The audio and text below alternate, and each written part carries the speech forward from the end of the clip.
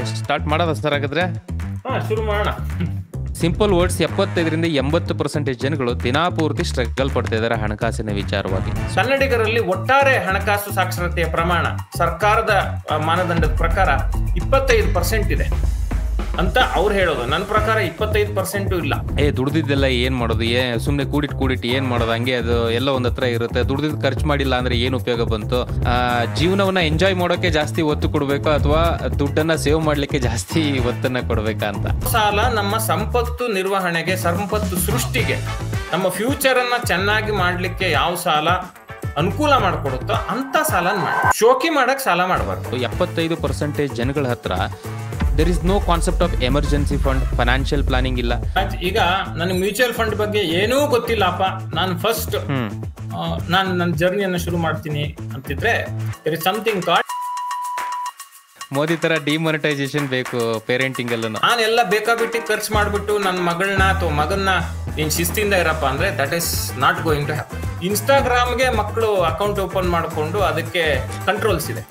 But ನಮ್ಮ ದೇಶದ ವ್ಯವಸ್ಥೆ ಹೆಂಗಿದೆ ಅಂದ್ರೆ ಮಕ್ಕಳು ಬ್ಯಾಂಕ್ ಅಕೌಂಟ್ ಓಪನ್ ಮಾಡಂಗಿಲ್ಲ. ದುಡ್ಡು ಉಳಿಸಬೇಕು ಅಥವಾ ಇನ್ವೆಸ್ಟ್ ಮಾಡಬೇಕು ಅಂತಂದ್ರೆ ಫಸ್ಟ್ ಜೇಬಲ್ಲಿ ದುಡ್ಡಿರಬೇಕು. Wealth without health doesn't make sense. ಒಂದು ಕಾಲದಲ್ಲಿ ದೇವತೆಗಳಿಗೆ ಹಾಗೆ ರಾಕ್ಷಸರಿಗೆ ಕಂಟಿನ್ಯೂಸ್ ಆಗಿ ಜಗಳಗಳಾಗ್ತಾ ಇರುತ್ತೆ. ಏನಕ್ಕೋಸ್ಕರ? ಅಫ್ಕೋರ್ಸ್ ಪವರ್ ಹಾಗೆ ಡಿಸೈರ್ಗೋಸ್ಕರ.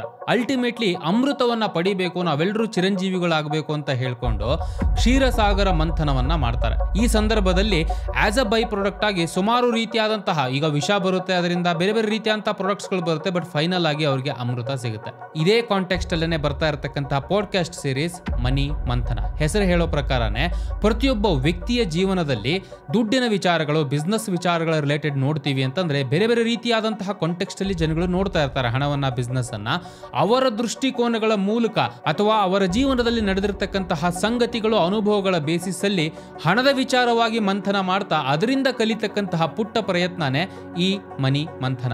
ಇವತ್ತಿನ ಎಪಿಸೋಡಿನ ಮೊದಲನೆಯ ಅತಿಥಿ ಬಹಳ ಖುಷಿ ಆಗ್ತದೆ ಇಂಟ್ರೊಡ್ಯೂಸ್ ಮಾಡ್ಲಿಕ್ಕೆ.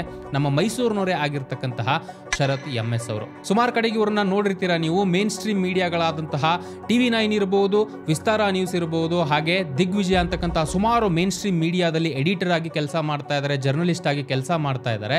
ಇದಷ್ಟೇ ಅಲ್ಲ, ಕನ್ನಡಕ್ಕೆ ಹಣಕಾಸಿನ ವಿಚಾರವಾಗಿ ನೋಡ್ತೀವಿ ಅಂತಂದ್ರೆ ತುಂಬಾ ಒಂದು ಸೇವೆಯನ್ನ ಈ ವ್ಯಕ್ತಿ ಸಲ್ಲಿಸಿದ್ದಾರೆ ಅಂತ ಹೇಳ್ಬೋದು. ಸತತವಾಗಿ ಪ್ರಜಾವಾಣಿಯಲ್ಲಿ ಅಂಕಣಗಳನ್ನ ಪಬ್ಲಿಷ್ ಮಾಡ್ತಾ ಇರ್ತಾರೆ. ಇದಷ್ಟೇ ಅಲ್ಲ, ರೀಸೆಂಟ್ ಆಗಿ 2 ಪುಸ್ತಕಗಳನ್ನು ಕೂಡ ಇವರು ಪ್ರಕಟಿಸಿರ್ತಾರೆ ಕನ್ನಡದಲ್ಲಿ. ಮೊದಲನೇದಾಗಿ ಮನಿ ಸೀಕ್ರೆಟ್ಸ್ ಹಾಗೆ ಸ್ಟಾಕ್ ಮಾರ್ಕೆಟ್ ಸೀಕ್ರೆಟ್, ಎರಡೂ ಒಂದರಲ್ಲೇ ಬರ್ತಕ್ಕಂತಹ ಪುಸ್ತಕ ಇದಾಗಿರುತ್ತೆ. ಹಾಗೆ ರೀಸೆಂಟ್ ಆಗಿ ಪಬ್ಲಿಷ್ ಆಗಿರ್ತಕ್ಕಂತಹ ಮ್ಯೂಚುವಲ್ ಫಂಡ್ ಗೈಡ್ ಅಂತ ಹೇಳ್ಬೋದು, ದುಡ್ಡು ಬಿತ್ತಿ ದುಡ್ಡು ಬೆಳೆಯಿರಿ ಅಂತ ಹೇಳ್ಕೊಂಡು ಅದ್ಭುತವಾಗಿ ಬಿಗಿನರ್ಸ್ಗೂ ಕೂಡ ಅರ್ಥ ಆಗೋ ರೀತಿಯಲ್ಲಿ ಬರೆದಿರ್ತಕ್ಕಂತಹ ಪುಸ್ತಕಗಳು. ಇವತ್ತಿನ ಎಪಿಸೋಡ್ ಅಲ್ಲಿ ಇವರ ಜೊತೆ ಸುಮಾರು ವಿಷಯಗಳನ್ನ ನಾನು ಮಾತಾಡಿದ್ದೀನಿ. ಬೇಸಿಕಲಿ ಫೈನಾನ್ಷಿಯಲ್ ಪ್ಲಾನಿಂಗ್ ಎಲ್ಲಿ ನಾವು ಎಡುತ್ತೀವಿ, ಹಾಗೆ ಚಿಕ್ಕವರಿದ್ದಾಗಿಂದಾನೆ ಯಾವ ರೀತಿ ನಮ್ಮ ಮಕ್ಕಳಿಗೆ ನಾವು ಫೈನಾನ್ಸ್ ಅನ್ನ ಹೇಳ್ಕೊಡ್ಬಹುದು, ಕಾಲೇಜಲ್ಲಿ ಇರ್ತಕ್ಕಂಥ ಸ್ಟೂಡೆಂಟ್ಸ್ಗಳು ಅವರ ಫೈನಾನ್ಸ್ ಅನ್ನ ಯಾವ ರೀತಿ ಪ್ಲಾನ್ ಮಾಡಬಹುದು, ಇವಾಗ ತಾನೇ ಜಾಬ್ ಹೋಗ್ತಾ ಇದ್ದಾರೆ ಅಂತಂದ್ರೆ ಅವರು ಯಾವ ರೀತಿ ಅವರ ಫೈನಾನ್ಸ್ ಅನ್ನ ಟೇಕ್ ಕೇರ್ ಮಾಡಬಹುದು, ಸಾಲದ ಶೂಲದಿಂದ ನಾವೇನಾದ್ರೂ ಸಿಗಾಕೊಂಡಿದೀವಿ ಸಾಲದ ಟ್ರ್ಯಾಪ್ ಅಲ್ಲಿ ಅಂತಂದ್ರೆ ಯಾವ ರೀತಿ ಸ್ಮಾರ್ಟ್ ಆಗಿ ಅದರಿಂದ ಹೊರಗಡೆ ಬರ್ಬೋದು, ಏನೇನೆಲ್ಲ ಪಾಸಿಬಿಲಿಟೀಸ್ಗಳಿದೆ, ಹಾಗೆ ಯಾವ ರೀತಿ ನಮ್ಮ ಎಡಿಷನಲ್ ಇನ್ಕಮ್ಸ್ಗಳನ್ನ ಎಡಿಷನಲ್ ಆಗಿ ತಗೊಂಡ್ಬರ್ಬೋದು, ಮ್ಯೂಚುವಲ್ ಫಂಡ್ಸ್ಗಳಲ್ಲಿ ಯಾವ ರೀತಿ ಇನ್ವೆಸ್ಟ್ ಮಾಡಬಹುದು. ಈ ರೀತಿಯಾಗಿ ಎಷ್ಟೋ ವಿಷಯಗಳನ್ನು ನಾವು ಇವತ್ತಿನ ಒಂದು ವಿಡಿಯೋದಲ್ಲಿ ಅಥವಾ ಈ ಒಂದು ಪಾಡ್ಕಾಸ್ಟ್ ಅಲ್ಲಿ ಡಿಸ್ಕಷನ್ ಮಾಡಿರ್ತೀವಿ. ಸೊ ನನ್ನ ಮೇನ್ ರಿಕ್ವೆಸ್ಟ್ ಏನಪ್ಪಾ ಅಂತ ಅಂದ್ರೆ ಈ ವಿಡಿಯೋನ ಕೊನೆವರೆಗೂ ನೋಡಿ. ನಾನು ಟೈಮ್ ಸ್ಟ್ಯಾಂಪ್ಸ್ ಗಳನ್ನ ಪ್ರೊವೈಡ್ ಮಾಡ್ತೀನಿ. ಒಂದು ಸೆಕ್ಷನ್ ಮುಗೀತು, ನಿಮ್ಗೆ ಆಗ್ತಿಲ್ಲ, ಕಂಫರ್ಟಬಲ್ ಟೈಮ್ ಇಲ್ಲ ಇವಾಗ ಅಂತ ಅಂದ್ರೆ ಮತ್ತೆ ನೀವು ವಾಪಸ್ ಬಂದು ಬೇರೆ ಬೇರೆ ಸೆಕ್ಷನ್ಸ್ ಗಳನ್ನ ನೋಡ್ಕೊಳ್ಬಹುದು. ಡಿಸ್ಕ್ರಿಪ್ಷನ್ ಅಲ್ಲಿ ನಾನು ಟೈಮ್ ಸ್ಟ್ಯಾಂಪ್ಸ್ ಅನ್ನ ಮೆನ್ಷನ್ ಮಾಡಿರ್ತೀನಿ. So I hope everything is clear. Let's straight away get into the discussion. Sir ನಮಸ್ತೆ, ಹೇಗಿದ್ದೀರಿ? ನಮಸ್ತೆ Nataraj, absolutely fine. Thank you so much. First of all ಹೇಳಿದ ತಕ್ಷಣ ಒಪ್ಕೊಂಡ್ರಿ ಒಂದು, ಆ್ಯಂಡ್ ಇನ್ನೊಂದು ಮೋರ್ ಇಂಪಾರ್ಟೆಂಟ್ಲಿ ನಿಮ್ಮ ಬಿಸಿ ಶೆಡ್ಯೂಲಲ್ಲಿ ಟೈಮ್ನ ಈ ಒಂದು ಸೆಷನ್ಗೋಸ್ಕರ ಕೊಡ್ತಾ ಇರೋದಕ್ಕೆ it means a lot. Thank you so much and welcome to money Manthana sir. Thanks Nataraj. So ಸುಮಾರು ವಿಷಯ ಇದೆ ಮಾತಾಡೋದು ಇವತ್ತು. ಬೇಸಿಕಲಿ ಫೈನಾನ್ಸ್ ವೈಸ್ ಆಲ್ರೆಡಿ ನಾನು ಇನಿಷಿಯಲೇ ಹೇಳಿದ್ದೀನಿ, ಸುಮಾರು ವರ್ಷಗಳಿಂದ ನೀವು ಇಂಡಸ್ಟ್ರಿಯಲ್ಲಿದ್ದೀರಾ.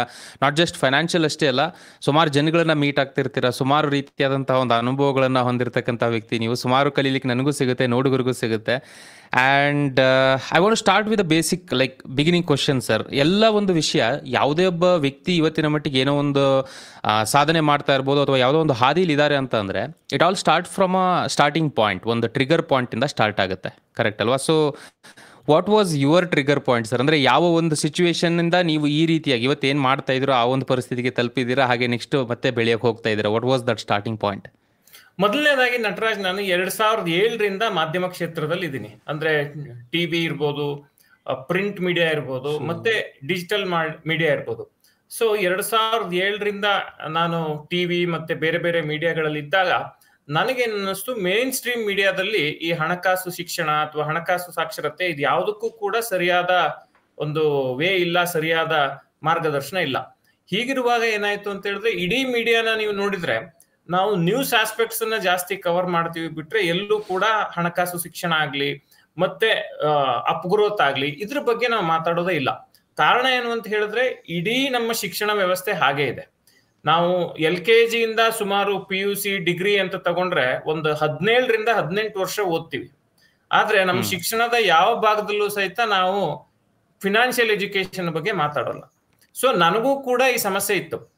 ಅಂದ್ರೆ ನಾನು ಸುಮಾರು 2017ರ ತನಕ ನಾನು ಮಾಧ್ಯಮ ಕ್ಷೇತ್ರದಲ್ಲೇ ಇದ್ದೆ. ಅಲ್ಲಿ ತನಕ ಏನಂತ ಹೇಳಿದ್ರೆ, ನಾವು ಬಂದ ಸಂಬಳದಲ್ಲಿ ಸ್ವಲ್ಪ ಉಳಿತಾಯ ಮಾಡೋದು, ಉಳಿತಾಯ ಮಾಡಿದ್ದನ್ನ ಇನ್ಶೂರೆನ್ಸ್ ಮತ್ತೊಂದು ಈ ರೀತಿಯ ಟ್ರೆಡಿಷನಲ್ ಇನ್ವೆಸ್ಟ್ಮೆಂಟ್ಸ್ ಅಂತ ಏನ್ ನಾವು ಕರಿತೀವಿ, FD ಇರ್ಬೋದು ಅಥವಾ ಮನಿ ಬ್ಯಾಕ್ ಇನ್ಶೂರೆನ್ಸ್ ಪಾಲಿಸಿ ಇರ್ಬೋದು, ಎಂಡೋಮೆಂಟ್ ಪಾಲಿಸಿ ಇರ್ಬೋದು, ಈ ರೀತಿಯಲ್ಲಿ ನಮಗೆ ಸಾಧ್ಯವಾದಷ್ಟನ್ನ ಉಳಿಸ್ಕೊಂಡು ಇದ್ದಂತ ಒಂದು ಪರಿಸ್ಥಿತಿ. ಆ ಸಂದರ್ಭದಲ್ಲಿ ನಾನು ಒಂದು ಹಣಕಾಸು ಶಿಕ್ಷಣ ಸಂಸ್ಥೆಗೆ ಸೇರ್ತೀನಿ. ಹಣಕಾಸು ಶಿಕ್ಷಣ ಸಂಸ್ಥೆಗೆ ಸೇರಿದಾಗ ಏನಾಗುತ್ತೆ, ಇಷ್ಟೆಲ್ಲ ಇದೆಯಾ ಹಣಕಾಸು ಶಿಕ್ಷಣದ ಬಗ್ಗೆ ಕಲೀಲಿಕ್ಕೆ ಅಂತ ನನಗನ್ಸುತ್ತೆ. ಅಂದ್ರೆ ಮೂಲತಃ ನಾನೇನು ಅಂತ ಹೇಳಿದ್ರೆ, ಸ್ಟಾಕ್ ಮಾರ್ಕೆಟ್ಗೆ ಪ್ರವೇಶ ಮಾಡೋದಾಗ್ಲಿ, ಮ್ಯೂಚುವಲ್ ಫಂಡ್ ಹೂಡಿಕೆ ಮಾಡೋದಾಗ್ಲಿ, ಅಥವಾ NPS ಹೂಡಿಕೆ ಮಾಡೋದಾಗ್ಲಿ, ಅಥವಾ ಒಂದು ಸಾಲವನ್ನ ತೆಗೆದುಕೊಂಡು ಅದನ್ನ ಹೇಗೆ ತೀರಿಸಬೇಕು ಅನ್ನೋ ವಿಚಾರ ಆಗ್ಲಿ, ಮತ್ತೆ ಸಾಲ ಯಾವ್ದಕ್ ತಗೋಬೇಕು ಅನ್ನೋದಾಗ್ಲಿ, ಈ ರೀತಿಯ ಸಾಮಾನ್ಯ ಪ್ರಶ್ನೆಗಳೇನಿದಾವೆ, ಜನಸಾಮಾನ್ಯರನ್ನ ಕಾಡುವಂತ ಪ್ರಶ್ನೆಗಳು, ಆ ಪ್ರಶ್ನೆಗಳು ನನ್ನನ್ನು ಕಾಡ್ತಾ ಇದ್ವು ಅಲ್ಲಿ ತನಕ. ಬಟ್ ನನ್ನ ಹತ್ರ ಉತ್ತರ ಇರಲಿಲ್ಲ. ನಾನು ಹಣಕಾಸು ಸಾಕ್ಷರತೆ ಅಥವಾ ಹಣಕಾಸು ಶಿಕ್ಷಣ ಕಂಪನಿಗೆ ಸೇರಿದ ನಂತರದಲ್ಲಿ ನನಗೆ ಇದು ಬಹಳ ಮುಖ್ಯವಾದ ವಿಚಾರ, ನಾವು ಪ್ರತಿಯೊಬ್ಬರಿಗೂ ಇದ್ರ ಬಗ್ಗೆ ತಿಳಿಸ್ಲೇಬೇಕು ಅಂತ ಅನ್ಸೋಕೆ ಶುರು ಆಯ್ತು. ನಾನು ಮೊದಲನೇದಾಗಿ ಅದನ್ನ ಅರಗಿಸ್ಕೊಳ್ಳಿಕ್ಕೆ ಶುರು ಮಾಡಿದೆ. ನಾನು ಅದಕ್ಕೆ ಅಂದ್ರೆ ಪ್ರತಿದಿನ ಒಂದಿಷ್ಟು ಸಮಯವನ್ನ ಈ ಹಣಕಾಸು ಶಿಕ್ಷಣಕ್ಕೆ, ನನ್ನ ವೈಯಕ್ತಿಕ ಅನುಕೂಲಕ್ಕೆ ಇದನ್ನ ಬಳಸ್ಕೊಳ್ಳೋಣ ಅನ್ನೋ ಹಾದಿಯಲ್ಲಿ ನಾನು ಶುರು ಮಾಡಿದೆ.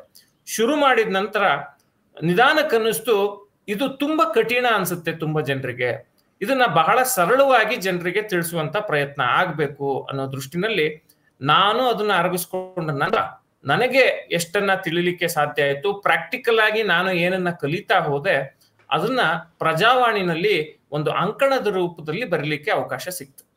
ಅಂಕಣದ ರೂಪದಲ್ಲಿ ಬರಲಿಕ್ಕೆ ಶುರು ಮಾಡಿದ ನಂತರ ನನಗೇನನ್ನಿಸ್ತು, ಇದನ್ನ ನಾವು ಹೆಚ್ಚು ಜನರಿಗೆ ತಲುಪಿಸುವಂತ ಕೆಲಸ ಆಗ್ಬೇಕು ಅಂತ ಹೇಳಿ ನಂತರ ನಾನು ವಿಸ್ತಾರ ಮೀಡಿಯಾದ ಎಕ್ಸಿಕ್ಯೂಟಿವ್ ಎಡಿಟರ್ ಆಗಿ ಜಾಯ್ನ್ ಆದೆ.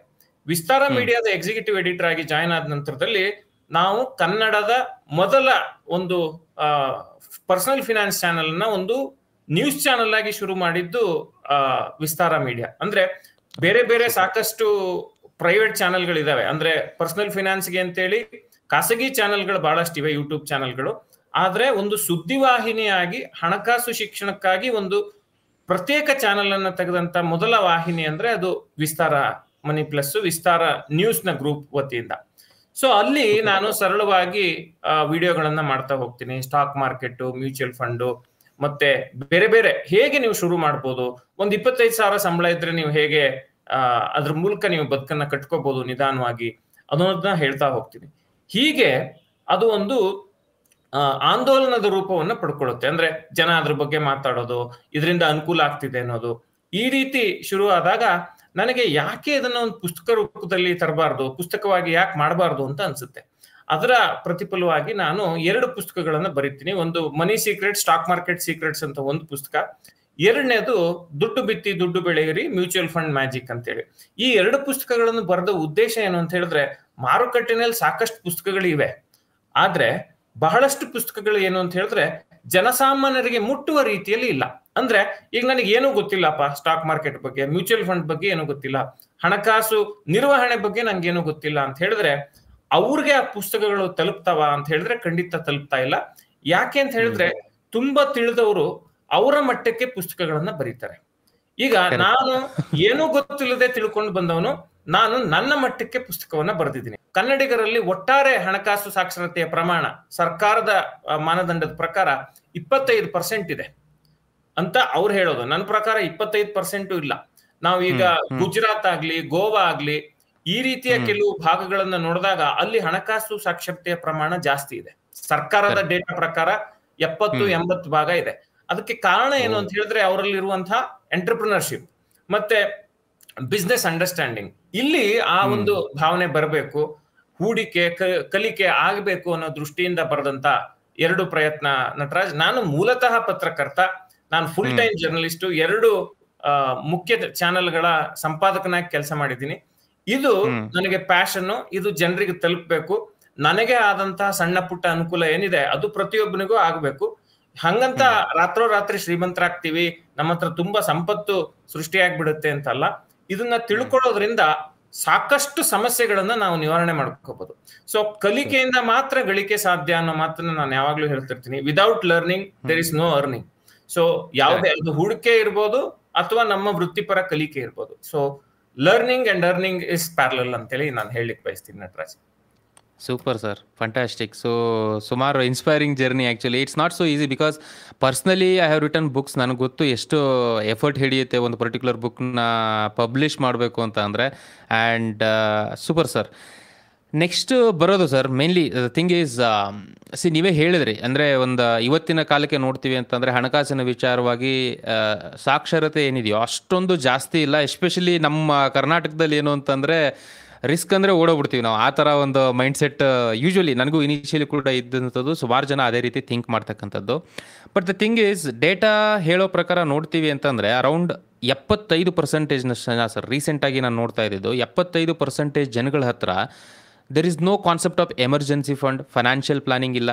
ಯಾವಾಗ ಬೇಕಾದರೂ ಏನೋ ಒಂದು ಹೆಚ್ಚು ಕಡಿಮೆ ಆಯಿತು, ಲೇ ಆಫ್ ಆಯಿತು ಅಥವಾ ಜಾಬಿಂದ ತೆಗೆದ್ರು ಅಂತ ಅಂದರೆ ಡಿಫಾಲ್ಟ್ಗೆ ಹೋಗೋ ಚಾನ್ಸಸ್ಗಳಿದೆ ಅರೌಂಡ್ 70-75% ಜನಗಳು. ಇದು ಒಂದು ಕಡೆಗಾದರೆ, ಇನ್ನೊಂದು ಫೈನಾನ್ಷಿಯಲಿ ಇಂಬ್ಯಾಲೆನ್ಸ್ ಏನಿದೆಯೋ ಭಾರತದಲ್ಲಿ ಸಿಕ್ಕಾಪಟ್ಟೆ ಇದೆ. ಅಂದರೆ ಒಂದು 10-20% ಜನಗಳು 80% ಫಂಡನ್ನು ಅಥವಾ 80% ವೆಲ್ತನ್ನು ಇವತ್ತಿನ ಮಟ್ಟಿಗೆ ಹೊಂದಿದ್ದಾರೆ. ಸೊ ಸಿಂಪಲ್ ವರ್ಡ್ಸ್, 75-80% ಜನಗಳು ದಿನಾಪೂರ್ತಿ ಸ್ಟ್ರಗಲ್ ಪಡ್ತಾ ಇದ್ದಾರೆ ಹಣಕಾಸಿನ ವಿಚಾರವಾಗಿ. ಸೊ ನಿಮ್ಮ ಒಂದು ಅನಿಸಿಕೆ ಏನು, ಏನಕ್ಕೆ ಇದಾಗುತ್ತೆ? What is the problem sir? ಏನಕ್ಕೆ ಆಗುತ್ತೆ ಇದು ಯೂಶುವಲಿ ಮೋಸ್ಟ್ ಆಫ್ ದ ಜನಗಳಿಗೆ? ನಾನು ಆಗ್ಲೇ ಹೇಳ್ದಂಗೆ ನಟರಾಜ್, ಮೂಲ ಸಮಸ್ಯೆ ಎಲ್ಲಿದೆ ನಮ್ಮ ದೇಶದಲ್ಲಿ ಹಣಕಾಸು ನಿರ್ವಹಣೆಯ ವಿಚಾರದಲ್ಲಿ ಅಂತ ಹೇಳಿದ್ರೆ, ನಮ್ಮ ಜನರಿಗೆ ಒಟ್ಟಾರೆಯಾಗಿ ನಮ್ಮ ಸಮಾಜದಲ್ಲಿ ಹಣಕಾಸು ಶಿಕ್ಷಣ ಅನ್ನೋದರ ಕೊರತೆ ಬಹಳ ದೊಡ್ಡ ಮಟ್ಟದಲ್ಲಿದೆ. ಇದು ನಮ್ಮ ದೇಶದ ಸಮಸ್ಯೆ ಮಾತ್ರ ಅಲ್ಲ, ಮುಂದುವರಿದ ದೇಶಗಳಲ್ಲೂ ಕೂಡ ಹಣಕಾಸು ಶಿಕ್ಷಣ, ಹಣಕಾಸು ನಿರ್ವಹಣೆಯ ಬಗ್ಗೆ ನಾಲೆಡ್ಜ್ ತುಂಬಾ ಕಡಿಮೆ ಇದೆ. ಅದಕ್ಕೆ ಅವ್ರು ಏನ್ ಮಾಡ್ತಿದ್ದಾರೆ ಅಂತ ಹೇಳಿದ್ರೆ, ಅವರು ಹಣಕಾಸು ಸಾಕ್ಷರತೆ ಅನ್ನೋದನ್ನ ಶಿಕ್ಷಣದ ಭಾಗ ಹಾಕ್ಸಿದ್ದಾರೆ. ನಾವೀಗ ಎನ್ವೈರನ್ಮೆಂಟಲ್ ಸೈನ್ಸು, ಕಾನ್ಸ್ಟಿಟ್ಯೂಷನ್ನು ಅಂತೇಳಿ ಒಂದು ಅಡಿಷನಲ್ ಸಬ್ಜೆಕ್ಟ್ಗಳನ್ನು ನಾವು ನಮ್ಮ ಶಿಕ್ಷಣದ ಸಂದರ್ಭದಲ್ಲಿ ಓದಿದ್ದೀವಿ. ಅದನ್ನ ಯಾಕೆ ಓದಿಸಿದ್ರು ಅಂದ್ರೆ, ನಮ್ಮ ದೇಶದ ಕಾನೂನು ವ್ಯವಸ್ಥೆ ಏನು, ಸಂವಿಧಾನ ಏನು, ಮತ್ತೊಂದು ಕಡೆ ನಾವು ಪರಿಸರ ಸಂರಕ್ಷಣೆಗೆ ನಮ್ಮ ಕೊಡುಗೆ ಏನಾಗಬೇಕು ಅನ್ನೋದನ್ನ ಇಂಪಾರ್ಟ್ ಮಾಡ್ಲಿಕ್ಕೆ ಇದನ್ನ ತಂದ್ರು.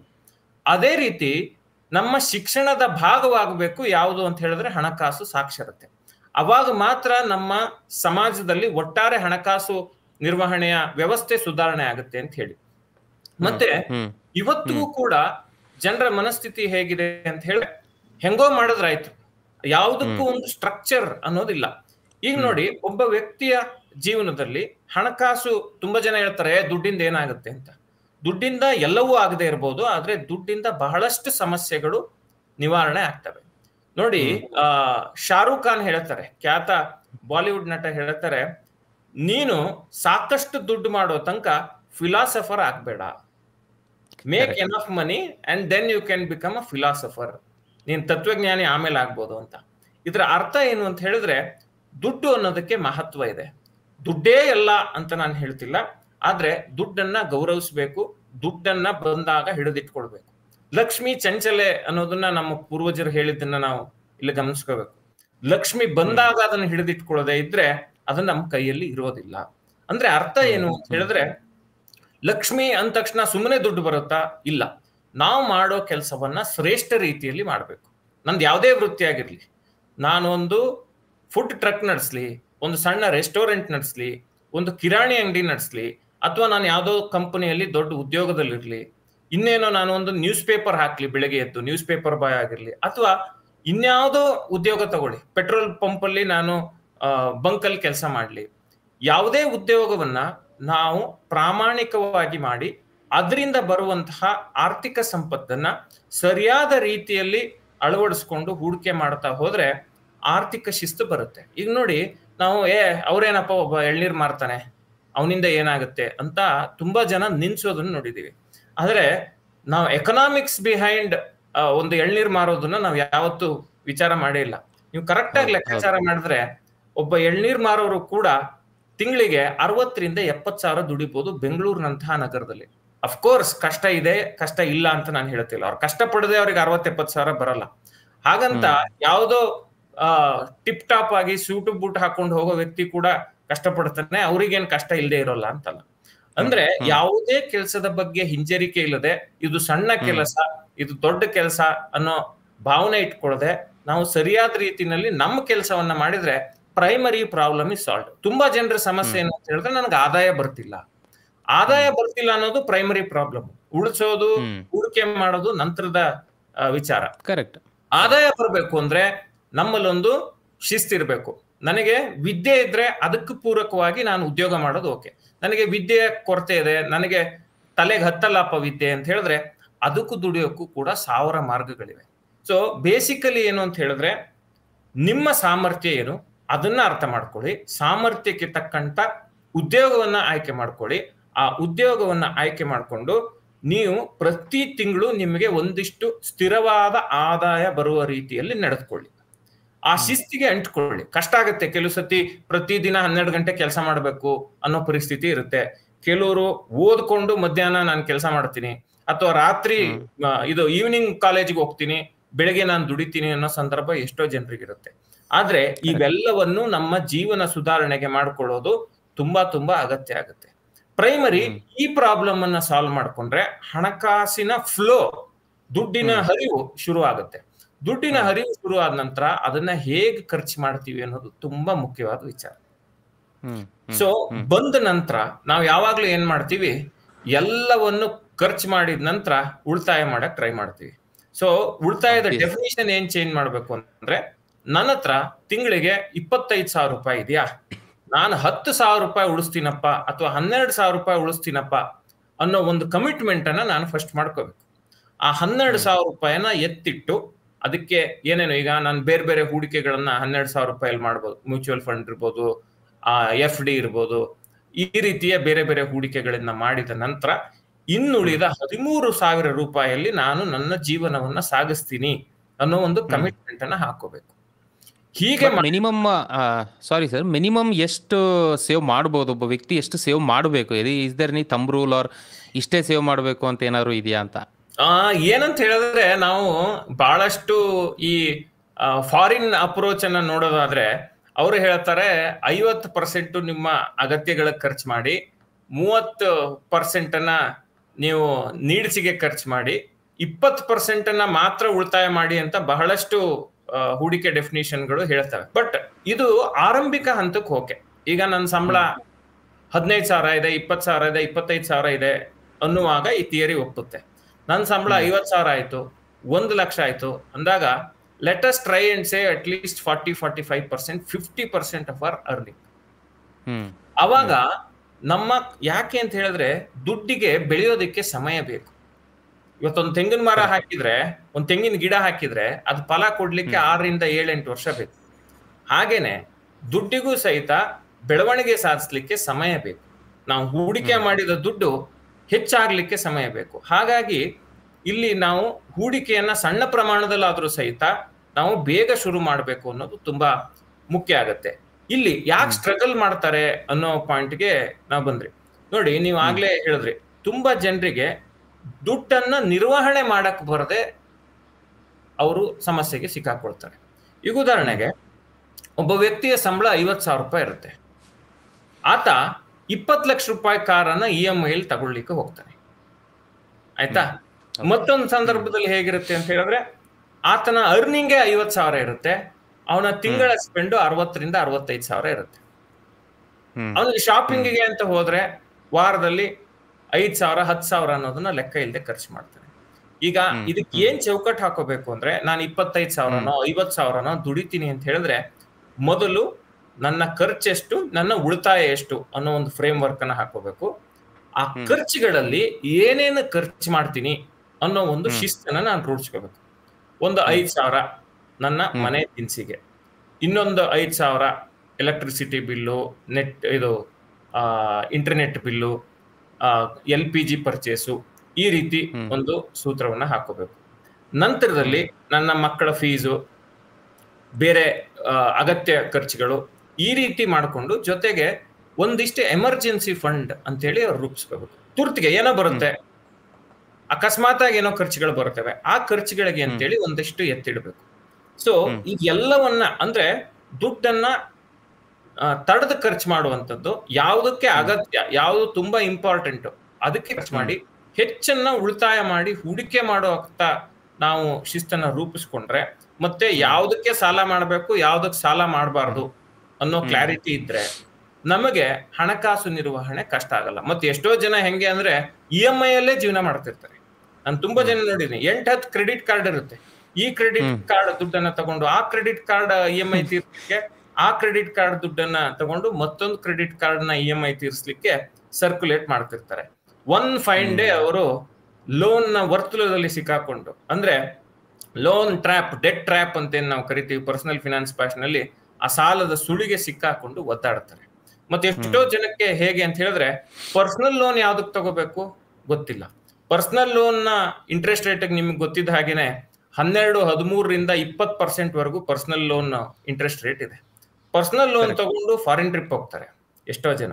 ಪರ್ಸನಲ್ ಲೋನ್ ತಗೊಂಡು ಮದುವೆ ಖರ್ಚಿಗೆ ಬಳಸ್ಕೋತಾರೆ. ಪರ್ಸನಲ್ ಲೋನ್ ತಗೊಂಡು ಸ್ಟಾಕ್ ಮಾರ್ಕೆಟ್ ಅಲ್ಲಿ ಹಾಕಕ್ ಹೋಗ್ತಾರೆ. ಸೊ ಯಾವ ಸಾಲವನ್ನ ಯಾವ ಉದ್ದೇಶಕ್ಕೆ ಮಾಡಬೇಕು, ಯಾವ ಉದ್ದೇಶಕ್ಕೆ ಬಳಸ್ಕೋಬೇಕು. ಪರ್ಸನಲ್ ಲೋನ್ ಇರೋದು ಏನಕ್ಕೆ? ಏನೋ ಎಮರ್ಜೆನ್ಸಿ ಆಯ್ತಪ್ಪ, ನನಗೆ ಬೇರೆ ಆದಾಯದ ಮೂಲ ಸಿಗ್ತಾನೆ ಇಲ್ಲ, ಮನೆಯಲ್ಲಿ ಯಾರಿಗೂ ತುಂಬಾ ಅನಾರೋಗ್ಯ ಇದೆ, ಈ ಕ್ಷಣಕ್ಕೆ ನನಗೆ ದುಡ್ಡು ಬೇಕೇ ಬೇಕು, ದುಡ್ಡು ಇಲ್ಲದೆ ನಾನು ಯಾರನ್ನು ಕೇಳೋ ಸಂದರ್ಭನೂ ಇಲ್ಲ ಅನ್ನೋ ಸ್ಥಿತಿ ಇದ್ರೆ ನಾವು ಪರ್ಸನಲ್ ಲೋನ್ ಹೋಗ್ಬೇಕು. ಪರ್ಸನಲ್ ಲೋನ್ ಆಫರ್ಸ್ ಕೂಡ ಬ್ಯಾಂಕ್ ಗಳಿಂದ ಹೇಗ್ ಬರ್ತವೆ ಅಂತ ಹೇಳಿದ್ರೆ, ನಿಮ್ಗೆ ಫೋನ್ ಮಾಡಿ ಹೇಳ್ತಾರೆ, ನೋಡಿ ನಿಮಗೆ 2 ಲಕ್ಷ ಪರ್ಸನಲ್ ಲೋನ್ ಆಫರ್ ಇದೆ ಅಂತ. ಒಂದೇ ಕ್ಲಿಕ್ ಮಾಡ್ಬಿಡಿ ಅಕೌಂಟಿಗೆ ಬಂದ್ಬಿಡುತ್ತೆ ಅಂತ. ಅಕೌಂಟಿಗೆ ಬಂದ್ಬಿಡುತ್ತೆ. ತುಂಬಾ ಜನ ಏನ್ ತಪ್ಪು ಮಾಡ್ತಾರೆ ಅಂತ ಹೇಳಿದ್ರೆ, ಇಟ್ ಇಸ್ ಫ್ರೀ ಮನಿ ಅನ್ನೋ ಕಾರಣಕ್ಕೆ ಅಂತ ಅವ್ರು ಯೋಚನೆ ಮಾಡ್ಕೊಂಡು ಆ ಲಿಂಕ್ ಅನ್ನು ಕ್ಲಿಕ್ ಮಾಡಿ ತಗೊಂಡ್ಬಿಡ್ತಾರೆ. ಆಮೇಲೆ ಅವ್ರಿಗೆ ರಿಯಲೈಸ್ ಆಗುತ್ತೆ ಅದು 14% 18% ಇಂಟ್ರೆಸ್ಟ್ ಇದೆ ಅಂತ. ಸೊ ಈ ರೀತಿಯ ಧೋರಣೆ ಟುವರ್ಡ್ಸ್ ಮನಿ, ನಮಗೆ ಆದಾಯ ಹೆಚ್ಚು ಮಾಡ್ಕೊಳ್ಳೋ ಬಗ್ಗೆ ನಮ್ಮ ಆಲೋಚನೆ ಜಾಸ್ತಿ ಆಗ್ಬೇಕೆ ಹೊರತು ನಮಗೆ ಸಾಲ ಜಾಸ್ತಿ ಮಾಡ್ಕೊಳ್ಳೋ ಕಡೆ ನಮ್ಮ ಆಲೋಚನೆ ಇರಬಾರ್ದು. ಸಾಲ ಯಾವ್ದಕ್ ಮಾಡ್ಬೇಕು ಅಂತ ಹೇಳಿದ್ರೆ, ಸಂಪತ್ತನ್ನ ಸೃಷ್ಟಿ ಮಾಡೋದಕ್ಕೆ ಸಾಲ ಮಾಡಿ. ಈಗ ನಿಮ್ಮ ಹತ್ರ ಒಂದು ಮನೆ ಇಲ್ವಾ, ನೀವೊಂದು ಮನೆಯನ್ನ ಖರೀದಿ ಮಾಡ್ಬೇಕು, ಫಸ್ಟ್ ಹೌಸ್ ಅನ್ನ ಖರೀದಿ ಮಾಡ್ಬೇಕು ಅಂದ್ರೆ ಅದಕ್ಕೆ ಸಾಲ ಮಾಡಿದ್ರೆ ಇಟ್ ಮೇಕ್ ಸೆನ್ಸ್. ಬಟ್ ನಾನು ಸಾಲ ಮಾಡಿ 2ನೇ ಕಾರ್ ತಗೋತೀನಿ, ಸಾಲ ಮಾಡಿ ಮತ್ತೇನೋ ಖರ್ಚು ಮಾಡ್ತೀನಿ, ಸಾಲ ಮಾಡಿ ಮದುವೆ ಮಾಡ್ತೀನಿ, ಯಾವ ಸಾಲ ನಮ್ಮ ಸಂಪತ್ತು ನಿರ್ವಹಣೆಗೆ, ಸಂಪತ್ತು ಸೃಷ್ಟಿಗೆ, ನಮ್ಮ ಫ್ಯೂಚರ್ ಅನ್ನ ಚೆನ್ನಾಗಿ ಮಾಡ್ಲಿಕ್ಕೆ ಯಾವ ಸಾಲ ಅನುಕೂಲ ಮಾಡ್ಕೊಡುತ್ತೋ ಅಂತ ಸಾಲನ್ ಮಾಡಿ. ಶೋಕಿ ಮಾಡಕ್ ಸಾಲ ಮಾಡಬಾರ್ದು. ಸೊ ಓವರ್ ಆಲ್ ಒಂದು ಸಮ್ಮಪ್ ಮಾಡೋದಾದ್ರೆ, ಮೊದಲನೇದಾಗಿ ಆದಾಯವನ್ನ ಪಡ್ಕೊಳ್ಳೋ ಹಂಗೆ ಮಾಡ್ಬೇಕು, ಆದಾಯ ಬರೋ ಹಂಗೆ ಮಾಡ್ಕೋಬೇಕು. ನಾವ್ ಯಾವ ಕೆಲಸವನ್ನ ಮಾಡ್ತೀವಿ ಅದನ್ನ ಶ್ರೇಷ್ಠ ರೀತಿಯಲ್ಲಿ, ಉತ್ತಮ ರೀತಿಯಲ್ಲಿ ಮಾಡಿದ್ರೆ ಯಾವುದೇ ಕೆಲಸ ಆಗಿರ್ಬೋದು ನಮಗೆ ಆದಾಯ ಬರುತ್ತೆ. ಬಂದ ಆದಾಯದಲ್ಲಿ ಉಳಿತಾಯ ಮಾಡಿದ ನಂತರ ಖರ್ಚು ಮಾಡ್ಬೇಕು. ಉಳಿತಾಯ ಮಾಡಿದ ದುಡ್ಡನ್ನ ಹೂಡಿಕೆ ಮಾಡ್ಬೇಕು. ಸಾಸಿವೆ ಡಬ್ಬಿಯಲ್ಲಿ ದುಡ್ಡಿಟ್ರೆ ದುಡ್ಡು ಬೆಳೆಯೋದಿಲ್ಲ ಅನ್ನೋ ಸತ್ಯ ನಮಗ್ ಗೊತ್ತಿರ್ಬೇಕು. ಆಮೇಲೆ ಎಮರ್ಜೆನ್ಸಿಗೆ ಅಂತ ಹೇಳಿ ನಾವು ಒಂದಷ್ಟು ದುಡ್ಡನ್ನ ಎತ್ತಿಡ್ಬೇಕು. ನಾವು ಬಂದ ಆದಾಯದಲ್ಲಿ ಏನೋ ಅಚಾತುರ್ಯಗಳಾಗ್ತವೆ, ಮನೆಯಲ್ಲಿ ದಿಢೀರ್ ಅಂತ ಖರ್ಚು ಬರುತ್ತೆ, ಆ ಖರ್ಚುಗಳನ್ನ ನಿಭಾಯಿಸ್ಲಿಕ್ಕೆ ನಾವು ಮತ್ತೆ ಸಾಲ ಮಾಡಬಾರ್ದಲ್ಲ. ಆ ಕಾರಣಕ್ಕೆ ನಾವು ಒಂದಿಷ್ಟು ಎಮರ್ಜೆನ್ಸಿ ಫಂಡ್ ಅನ್ನ ಇಟ್ಕೋಬೇಕು. ಮತ್ತೆ ಈಗ ನಾವು ಕಷ್ಟಪಟ್ಟು ಉಳಿಸಿದ ದುಡ್ಡೆಲ್ಲ ಆಸ್ಪತ್ರೆ ಪಾಲಾಗಬಾರ್ದಲ್ವಾ? ಹಾಗಾಗಿ ಒಂದು ಹೆಲ್ತ್ ಇನ್ಶೂರೆನ್ಸ್ ಅನ್ನ ನಾವು ಮಾಡಿಸಿಟ್ಕೋಬೇಕು. ನಮ್ಮ ಫ್ಯಾಮಿಲಿಗೆ, ನಮ್ಮ ತಂದೆ ತಾಯಿಗೆ ಒಂದು ಹೆಲ್ತ್ ಇನ್ಶೂರೆನ್ಸ್ ಅನ್ನ ಮಾಡಿಸಿಟ್ಕೊಂಡ್ರೆ ನಮ್ಮ ಪರಿಶ್ರಮದ ದುಡ್ಡು ಆಸ್ಪತ್ರೆ ಪಾಲಾಗೋದು ತಪ್ಪುತ್ತೆ. ನಾವೇನ್ ಮಾಡ್ತೀವಿ, ಈಗ 10 ಲಕ್ಷ 15 ಲಕ್ಷ ಖರ್ಚು ಒಂದೇ ಸತಿ ಬಂದ್ರೆ ನಾವು ನಮ್ಮ ಹಾರ್ಡ್ ಅರ್ನ್ಡ್ ಸೇವಿಂಗ್ಸ್ ಅನ್ನ ತಗೊಂಡೋಗಿ ಆಸ್ಪತ್ರೆ ಕಟ್ತೀವಿ. ಅದ್ರ ಬದಲು ಒಂದು ಹೆಲ್ತ್ ಇನ್ಶೂರೆನ್ಸ್ ಮಾಡಿಸ್ಕೊಂಡಿದ್ರೆ ಈ ಪ್ರಾಬ್ಲಮ್ ಅನ್ನ ಸಾಲ್ವ್ ಮಾಡ್ಕೋಬಹುದು.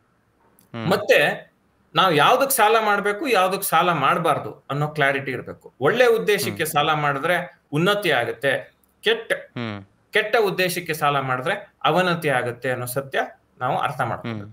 ಸೊ ಇದಿಷ್ಟನ್ನ ಅರ್ಥ ಮಾಡ್ಕೊಂಡ್ರೆ ಹಣಕಾಸು ನಿರ್ವಹಣೆ, ನಂತರ ದುಡ್ಡಿನ ಬೆಳವಣಿಗೆ, ಹೂಡಿಕೆ, ಸ್ಟಾಕ್ ಮಾರ್ಕೆಟ್, ಮ್ಯೂಚುವಲ್ ಫಂಡ್, ದುಡ್ಡನ್ನ ಬೆಳೆಸೋದು ಹೇಗೆ, ದುಡ್ಡಿನ ಜೊತೆ ನಾವು ಬೆಳೆಯೋದು ಹೇಗೆ ಅನ್ನೋದು ಗೊತ್ತಾಗುತ್ತೆ. Sure, super sir. So basically it all starts with education system. Obviously ಇವಾಗ ರೀಸೆಂಟ್ ಸುದ್ದಿಗಳ ಪ್ರಕಾರ mostly there will be a change, ಸ್ವಲ್ಪ ಏನೋ ಚೇಂಜಸ್ ಮಾಡ್ತಿದ್ದಾರೆ ಇದ್ರ related. And at the same time ಇನ್ನೊಂದು, ನಾವು ಭಾಳ ಸೋಂಬೇರಿಗಳಾಗಿದ್ದೀವಿ, ಸೋಂಬೇರಿಗಳಾಗಬಾರ್ದು, ಶಿಸ್ತಿಂದ ಕೆಲಸ ಮಾಡಿ ಫಸ್ಟ್ ದುಡ್ಡು ಮಾಡಿದ್ರೆ ಮಾತ್ರ ದುಡ್ಡನ್ನು ಮ್ಯಾನೇಜ್ ಮಾಡೋಕ್ಕಾಗುತ್ತೆ ಅಂತ ನೀವು ಹೇಳಿದ್ರಿ. ಹೌದೌದು. So that's really a good point. And ಇಲ್ಲಿ ಇನ್ನೊಂದು ಪ್ರಶ್ನೆ ಬರುತ್ತೆ ಸರ್. ಈಗ ಸುಮಾರು ನನ್ನ ಫ್ರೆಂಡ್ಸ್ಗಳು ಕೂಡ ಇದ್ದಾರೆ. ಏನಂದರೆ, ದುಡ್ದಿದ್ದೆಲ್ಲ ಏನು ಮಾಡೋದು, ಸುಮ್ಮನೆ ಕೂಡಿಟ್ಟು ಏನು ಮಾಡೋದು, ಹಂಗೆ ಅದು ಎಲ್ಲ ಒಂದು ಹತ್ರ ಇರುತ್ತೆ, ದುಡ್ದಿದ್ದು ಖರ್ಚು ಮಾಡಿಲ್ಲ ಅಂದರೆ ಏನು ಉಪಯೋಗ ಬಂತು, ದುಡಿಯೋದು ಖರ್ಚು ಮಾಡೋಕ್ಕೆ ತಾನೇ, ಇರೋವರೆಗೂ ಬಿಂದಾಸಾಗಿ ದುಡ್ಡು ಖರ್ಚು ಮಾಡ್ಬಿಡೋಣ, ಆಮೇಲೆ ನೋಡ್ಕೊಳ್ಳೋಣ ಮುಂದಿಂದು ಯಾರಿಗೆ ಬೇಕು ಅನ್ನೋ ಥರ ಒಂದು ಥಾಟ್ ಪ್ರೊಸೆಸ್ ಇಟ್ಕೊಂಡಿರ್ತೀವಿ, ಅಥವಾ ಇಟ್ಕೊಂಡಿರ್ತಾರೆ ಮೋಸ್ಟ್ ಆಫ್ ದ ಜನಗಳು. So what you think, like for example ಈ ಕೇಸಲ್ಲಿ ಈಗ ಒಂದು ಸರ್ಟನ್ ಸಂಬಳ ಬರ್ತಾ ಇದೆ ವ್ಯಕ್ತಿಗೆ ಅಂತಂದರೆ, ಸೇವ್ ಮಾಡಬೇಕು ಅದೆಲ್ಲ ಕರೆಕ್ಟ್, ಬಟ್ ಸೇವ್ ಮಾಡಬೇಕು, ಏನಕ್ಕೆ ಮಾಡಬೇಕು ಅನ್ನೋ ಒಂದು ರೀಸನ್ನೇ ಸುಮಾರು ಜನಕ್ಕೆ ಕ್ಲಾರಿಟಿ ಇರಲ್ಲ. ಸೊ ಹಾಗಾಗಿ ಅವರು ಆ ಒಂದು ನಿಟ್ಟಿನಲ್ಲಿ ಥಿಂಕೇ ಮಾಡಲ್ಲ ಮೋಸ್ಟ್ ಆಫ್ ದ ಜನಗಳು. So what you think about it sir? ಜೀವನವನ್ನು ಎಂಜಾಯ್ ಮಾಡೋಕ್ಕೆ ಜಾಸ್ತಿ ಒತ್ತು ಕೊಡಬೇಕಾ, ಅಥವಾ ದುಡ್ಡನ್ನು ಸೇವ್ ಮಾಡಲಿಕ್ಕೆ ಜಾಸ್ತಿ ಒತ್ತನ್ನು ಕೊಡಬೇಕಾ ಅಂತ? ನೋಡಿ, ಒಂದು ಹದವಾದ ಮಿಶ್ರಣ ಇರಬೇಕು ಅಂತೇಳಿ ನಾನು ಹೇಳಲಿಕ್ಕೆ ಬಯಸ್ತೀನಿ. ಯಾಕೆ ಅಂತ ಹೇಳಿದ್ರೆ, ದುಡ್ಡು ಹಿಂದೆ ಓಡಬಾರ್ದು ಅಂದ್ರೆ, ದುಡ್ಡಿನ ಹಿಂದೆ ಓಡಬಾರ್ದು ಅಂದ್ರೆ ದುಡ್ಡಿರ್ಬೇಕು. ಕರೆಕ್ಟ್. ದುಡ್ಡಿನ ಹಿಂದೆ ಓಡಬಾರ್ದು ಅಂದ್ರೆ ಮೊದಲು ದುಡ್ಡಿರ್ಬೇಕು. ಅಂದ್ರೆ ಯಾಕೆ ಅಂತೇಳಿ ನೀವು ಕೇಳ್ಬೋದು ನಟರಾಜ್. ನೋಡಿ, ನಮ್ಮ ಇಡೀ 150 ಕೋಟಿ ಜನರ ದೇಶ ನಮ್ಮದು. 150 ಕೋಟಿ ಜನರ ದೇಶದಲ್ಲಿ ಇನ್ಕಮ್ ಟ್ಯಾಕ್ಸ್ ರಿಟರ್ನ್ಸ್ ಅನ್ನ ಫೈಲ್ ಮಾಡುವಂತವ್ರು, ಅಂದ್ರೆ ತೆರಿಗೆಯನ್ನ ಕಟ್ಟುವಂತವ್ರು ಅಥವಾ ತೆರಿಗೆ ರಿಟರ್ನ್ಸ್ ಅನ್ನ ಫೈಲ್ ಮಾಡುವಂತವ್ರು ಒಂದು 5 ಕೋಟಿ ಜನ ಇರ್ಬೋದು. 150 ಕೋಟಿ. So it's hardly within 4% probably. ಒಂದು 5ರಿಂದ 6 ಕೋಟಿ ಜನ ರಿಟರ್ನ್ಸ್ ಅನ್ನ ಫೈಲ್ ಮಾಡ್ತಾರೆ. ಅಂದ್ರೆ ಉಳಿದವ್ರಿಗೆ ಆದಾಯ ಇಲ್ಲ ಅಂತಲ್ಲ, ಉಳಿದವ್ರಿಗೆ ಆದಾಯ ಇದೆ. ಅಂದ್ರೆ ಮುಖ್ಯವಾಹಿನಿ ಅಂತ ತಗೊಂಡ್ರೆ ಇಷ್ಟು ಜನ ರಿಟರ್ನ್ಸ್ ಫೈಲ್ ಮಾಡ್ತಾರೆ. ಸೊ ಇದ್ರ ಒಟ್ಟು ಚಿತ್ರಣ ಏನು ಅಂತ ಹೇಳಿದ್ರೆ, ನಮ್ಮ ಜನರ ಪೈಕಿ ಒಟ್ಟಾರೆ ಪಾಪ್ಯುಲೇಷನ್ ಅನ್ನ ಗಣನೆಗೆ ತೆಗೆದುಕೊಂಡ್ರೆ ತುಂಬಾ ದುಡ್ಡಿದೆ ಅನ್ನೋರ ಸಂಖ್ಯೆ ತುಂಬಾ ಕಡಿಮೆ. ಈಗ ನೋಡಿ, 25,000, 50,000, 60,000, 70,000, 1 ಲಕ್ಷ ದುಡಿಯೋರ ಸಂಖ್ಯೆ ಜಾಸ್ತಿ ಇದೆ ಅಷ್ಟೇ. 2 ಲಕ್ಷ, 3 ಲಕ್ಷ, 4 ಲಕ್ಷ ತಿಂಗಳಿಗೆ, 5 ಲಕ್ಷ, 10 ಲಕ್ಷ ಅನ್ನೋ ವರ್ಗ ತುಂಬಾ ಕಡಿಮೆ. ಹಾರ್ಡ್ಲಿ 1%, 2% ಪೀಪಲ್ ಅಷ್ಟೇ. ಸೊ ಇಷ್ಟಿರ್ಬೇಕಾರೆ ನಾವು ಆರಂಭಿಕ ಹಂತದಲ್ಲಿ, ಈಗ ಉದಾಹರಣೆಗೆ ಒಬ್ಬ ವ್ಯಕ್ತಿಯ ಸಂಬಳ 50,000 ರೂಪಾಯಿ ಅಂತ ಇಟ್ಕೊಳ್ಳಿ ನಟರಾಜ್. 50,000 ರೂಪಾಯಿ ಅಂತ ಇಟ್ಕೊಂಡ್ರೆ, ಆತ ಮದುವೆ ಆಗಿದ್ದಾನೆ, ಅವರ ಮಡದಿ ಕೆಲಸ ಮಾಡ್ತಿಲ್ಲ, 2 ಮಕ್ಕಳಿದ್ದಾರೆ ಅಂತ ಇಟ್ಕೊಳ್ಳಿ. ಈ 50,000 ರೂಪಾಯಲ್ಲಿ ಬಂದಿದ್ ಎಲ್ಲವನ್ನೂ ಆತ ಬೇರೆ ಬೇರೆ ದಾರಿಗೆ ಖರ್ಚು ಮಾಡ್ಕೊಂಡ್ರೆ, ಸೊ ಅವನು 60 ವರ್ಷ 70 ವರ್ಷದ ತನಕ ದುಡಿತಾನೆ ಇರ್ಬೇಕಾಗುತ್ತೆ. ಸೊ ಹಾಗಂತ ದುಡಿದೆ ಸುಮ್ಮನೆ ಕೂತ್ಕೊಳ್ಳಿ ಅನ್ನೋ ಉದ್ದೇಶ ಅಲ್ಲ. ದುಡಿತಾ ಇರ್ಬೇಕು ಅನ್ನೋ ಒತ್ತಡ ನಮ್ಮ ಮೇಲೆ ಇರಬಾರ್ದು. ನಮಗೆ ಇಷ್ಟವಾದದ್ದನ್ನೇನೋ ಕ್ರಿಯೇಟ್ ಮಾಡ್ಲಿಕ್ಕೆ ನಮ್ಗೆ ಸಮಯ ಬೇಕು ಅಂತ ಹೇಳಿದ್ರೆ, ಫಸ್ಟ್ ಸಂಪತ್ತನ್ನ ನಿರ್ಮಾಣ ಮಾಡ್ಕೋಬೇಕು. ಅಂದ್ರೆ ನಾವು ಆರಂಭಿಕ ಹಂತದಲ್ಲಿ ಒಂದಿಷ್ಟು ತ್ಯಾಗಗಳನ್ನ ಮಾಡಬೇಕು. ಮಧ್ಯಮ ವರ್ಗದ ಕುಟುಂಬಗಳು, ಕೆಳ ಮಧ್ಯಮ ವರ್ಗದ ಕುಟುಂಬಗಳು ಶ್ರೀಮಂತಿಕೆಯ ಹಾದಿಯತ್ತ ನಡಿಬೇಕು, ಶ್ರೀಮಂತಿಕೆಯತ್ತ ಸಾಗಬೇಕು ಅಂತ ಹೇಳಿದ್ರೆ, ಉಳಿತಾಯ ಆರಂಭಿಕ ಹಂತದಲ್ಲಿ ಬಹಳ ಬಹಳ ಮುಖ್ಯ. ಸೊ ಉಳಿತಾಯ ಮಾಡೋದಷ್ಟೇ ಅಲ್ಲ, ಹೂಡಿಕೆ ಮಾಡಬೇಕು. Basically it is okay to spend when you have enough to spend. ಈಗ ನೋಡಿ, ನಾನೊಂದು ಉದಾಹರಣೆ ಹೇಳ್ತೀನಿ. ನನ್ನ ಕೆರಿಯರ್ನ ಮೊದಲನೇ ಸಂಬಳ 7,000 ರೂಪಾಯಿ. 7,000 ರೂಪಾಯಿ 2007ರಲ್ಲಿ. 7,000 ರೂಪಾಯಲ್ಲಿ ನಾನು ತಿಂಗಳಿಗೆ 2,500 ರೂಪಾಯಿ ಉಳಿಸ್ತಿದ್ದೆ. ಹೇಗೆ ಉಳಿಸ್ತಿದ್ದೆ ಅನ್ನೋ ಉದಾಹರಣೆಯನ್ನು ತೆಗೆದುಕೊಂಡ್ರೆ, ನಾವು ಫ್ರೆಂಡ್ಸ್ ಎಲ್ಲ ಸೇರ್ಕೊಂಡು ಒಟ್ಟಿಗೆ ಕಲೆಕ್ಟಿವ್ ಆಗಿ ಒಂದು 1 BHK ನಲ್ಲಿ ವಾಸ ಇದ್ವಿ. ಒಂದು 4 ಜನ 1 BHK ರೂಮ್ ನಲ್ಲಿ. ಈಗ ಒಬ್ಬನೇ ಇದ್ರೆ ನನಗೆ ತಿಂಗಳಿಗೆ 7,000ರಿಂದ 8,000 ರೂಪಾಯಿ ಬಾಡಿಗೆ. 4 ಜನ ಇದ್ರೆ ಆ ಬರ್ಡನ್ ಶೇರ್ ಆಗುತ್ತೆ. ಅಡಿಗೆ ಮಾಡ್ಕೊಂಡ್ರೆ 4 ಜನ ಬರ್ಡನ್ ಶೇರ್ ಆಗುತ್ತೆ. ಸೊ ಈ ರೀತಿ ಆರಂಭಿಕ ಹಂತದಲ್ಲಿ ಒಂದಿಷ್ಟು ತ್ಯಾಗ ಮಾಡ್ತಾ ಬಂದ್ರೆ ನಾವು ಒಂದಿಷ್ಟು ಹಣವನ್ನ ಉಳಿತಾಯ ಮಾಡ್ಕೋಬಹುದು. ನಾನು ಆರಂಭಿಕದಲ್ಲಿ ಇಲ್ಲಪ್ಪ ಬಂದಿದ್ದು ಎಲ್ಲವನ್ನೂ ಖರ್ಚು ಮಾಡ್ತೀನಿ ಅಂತ ಅಂದ್ರೆ, so how can you create wealth? ಈಗ 1 ಕೋಟಿ ಮಾಡಕ್ಕೆ ಕಷ್ಟ ಆಗುತ್ತೆ, 2ನೇ ಕೋಟಿ, 3ನೇ ಕೋಟಿ, 4ನೇ ಕೋಟಿ ಮಾಡ್ಲಿಕ್ಕೆ ಕಷ್ಟ ಆಗಲ್ಲ. So to create that initial corpus it is very important. So ನಾನು ಏನು ಮಾಡಲ್ಲಪ್ಪ, ಸೇವಿಂಗೇ ಮಾಡಲ್ಲ, ಬರೀ ಉಳಿತಾಯ ಮಾಡಿ ಏನ್ ಪ್ರಯೋಜನ ಅಂತ ಹೇಳಿದ್ರೆ, ಎಮರ್ಜೆನ್ಸಿ ಬಂತು, ಕೆಲಸ ಕಳ್ಕೊಂಡ್ರಿ, ಯಾರನ್ನ ಕೇಳಕ್ ಹೋಗ್ತೀರಿ? ಪರ್ಸನಲ್ ಲೋನ್ ಅಲ್ಲಿ ಬದುಕಕ್ಕಾಗತ್ತಾ? ಅಲ್ಲ, ಅವರು ಕೊಡಲ್ಲ ಅವಾಗ. ಅವರು ಕೊಡಲ್ಲ, ಸಿಬಿಲ್ ಸ್ಕೋರ್ ಇಲ್ಲ ಅಂತ ಹೇಳ್ತಾರೆ. ಜಸ್ಟ್ ಇಮ್ಯಾಜಿನ್ ಮಾಡಿ, ನನ್ ಹೇರ್ ಕಟಿಂಗ್ ಶಾಪ್ಗೆ ಹೋಗಿದ್ದೆ, ಒಬ್ಬ ವ್ಯಕ್ತಿ ಬಂದ್ಬಿಟ್ಟು ನಂಗೆ ಇವಾಗ ಕಟಿಂಗ್ ಮಾಡ್ತೀರಾ, 7 ಗಂಟೆಗೆ ನಾನು ದುಡ್ಡು ಕೊಡ್ತೀನಿ ಅಂತ ಅವ್ರು ಕೇಳಿದ್ರು. ಇಲ್ಲ, ಆ ರೀತಿ ವರ್ಕ್ ಆಗಲ್ಲ, ಐಸಾ ನೈ ಚಲೆಗಾ ಅಂತ ಹೇಳಿ ಹೇಳೋದು. ಆತೆ ಅವ್ನು ದುಡ್ಡು ತಗೊಂಡು ವಾಪಸ್ ಬಂದು ಹೇರ್ ಕಟಿಂಗ್ ಮಾಡಿಸ್ಕೊಂಡು. ಅಂದ್ರೆ nothing works in this world without that real value. So ನಿಮ್ಮ ಕಷ್ಟಕ್ಕೆ, ನಿಮ್ಮ ಸಂಕಷ್ಟಕ್ಕೆ ನಿಮ್ಮ ಹತ್ರ ದುಡ್ಡನ್ನ ಕೂಡಿಟ್ಕೋಬೇಕು ಅನ್ನೋ ಅನಿವಾರ್ಯತೆ ಇದ್ದೇ ಇರುತ್ತೆ ಆರಂಭಿಕ ಹಂತದಲ್ಲಿ. ಈಗ ಸೇ ಫಾರ್ ಎಕ್ಸಾಂಪಲ್ ನಟರಾಜ್ ಯಾರೋ 1 ಕೋಟಿ 2 ಕೋಟಿ ಕಾರ್ಪಸ್ ಅನ್ನ ಕ್ರಿಯೇಟ್ ಮಾಡಿದ್ರು, ಅಥವಾ ಬೇಡಪ್ಪ 50 ಲಕ್ಷ ಕಾರ್ಪಸ್ ಅನ್ನ ಕ್ರಿಯೇಟ್ ಮಾಡಿದ್ರು, ಅವ್ರಿಗೆ ರೆಗ್ಯುಲರ್ ಇನ್ಕಮ್ ಫ್ಲೋ ಇತ್ತು, ಗಂಡ ಹೆಂಡತಿ ಇಬ್ರು ಕೆಲಸ ಮಾಡ್ತಿದ್ರು. ಅಂತ ಸಂದರ್ಭದಲ್ಲಿ ನಿಮ್ಮ ಖುಷಿಗಳಿಗೆ, ನಿಮ್ಮ ಒಂದಿಷ್ಟು ಪ್ಯಾಷನ್ಗಳಿಗೆ, ಅಂದ್ರೆ ನಿಮಗೆ ಪ್ರಪಂಚ ಪರ್ಯಟನೆ ಮಾಡಬೇಕು, ಬೇರೆ ಬೇರೆ ದೇಶಗಳನ್ನು ನೋಡ್ಬೇಕು ಅನ್ನೋ ಆಸಕ್ತಿ ಇರುತ್ತೆ, ನೋಡಿ ತಪ್ಪಲ್ಲ. ಇನ್ನೆಲ್ಲೋ ನಾನು ಹೋಗ್ಬಿಟ್ಟು ವೀಕೆಂಡ್ ಅಲ್ಲಿ ಒಳ್ಳೆ ರೆಸಾರ್ಟ್ ಅಲ್ಲಿ ವಾಸ ಮಾಡಬೇಕು ಅಂತ ಆಸೆ ಇರುತ್ತೆ, ತಪ್ಪಲ್ಲ, ಮಾಡಿ. ಆದ್ರೆ ನಿಮ್ಮ ಸಂಬಳ ಕಡಿಮೆ ಇರುವಾಗ, ನಿಮ್ಮ ಆದಾಯ ಕಡಿಮೆ ಇರುವಾಗ ಈ ಲಕ್ಸುರಿಗಳನ್ನ ಮಾಡ್ಲಿಕ್ಕೆ ಹೋದ್ರೆ you cannot create wealth. Nothing wrong in spending, but earn enough before spending. ಆದ್ರೆ ನಿಮ್ಮ ಅರ್ನಿಂಗ್ ಬಂದಿದ್ದಷ್ಟು ಖರ್ಚು ಮಾಡ್ತೀನಿ ಅಂದ್ರೆ you will get struck somewhere. ಆಮೇಲೆ ಖರ್ಚು ಮಾಡಕ್ಕೆ ಏನೂ ಇರಲ್ಲ,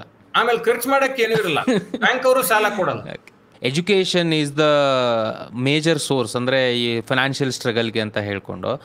so how can one teach their children? So ಅವ್ರ ಮಕ್ಕಳಿದ್ದಾರೆ, ಒಂದು ಮನೇಲಿ ಮಕ್ಕಳಿದ್ದಾರೆ ಅಂತ ಅಂದರೆ ಅವ್ರಿಗೆ ಫೈನಾನ್ಷಿಯಲ್ ವಿಚಾರವಾಗಿ ಫಸ್ಟ್ ಆಫ್ ಆಲ್ ಹೇಳಬೇಕು ಅಂತಂದರೆ, ಈ ಥರ ಫೈನಾನ್ಷಿಯಲ್ ಹಣಕಾಸಿನ ವಿಚಾರಗಳನ್ನು ಜನಗಳು ಮಕ್ಕಳ ಹತ್ರ ಮಾತಾಡಲಿಕ್ಕೆ ಭಾಳ ಹಿಂದೆ ಮುಂದೆ ನೋಡ್ಕೊಳ್ತಾರೆ.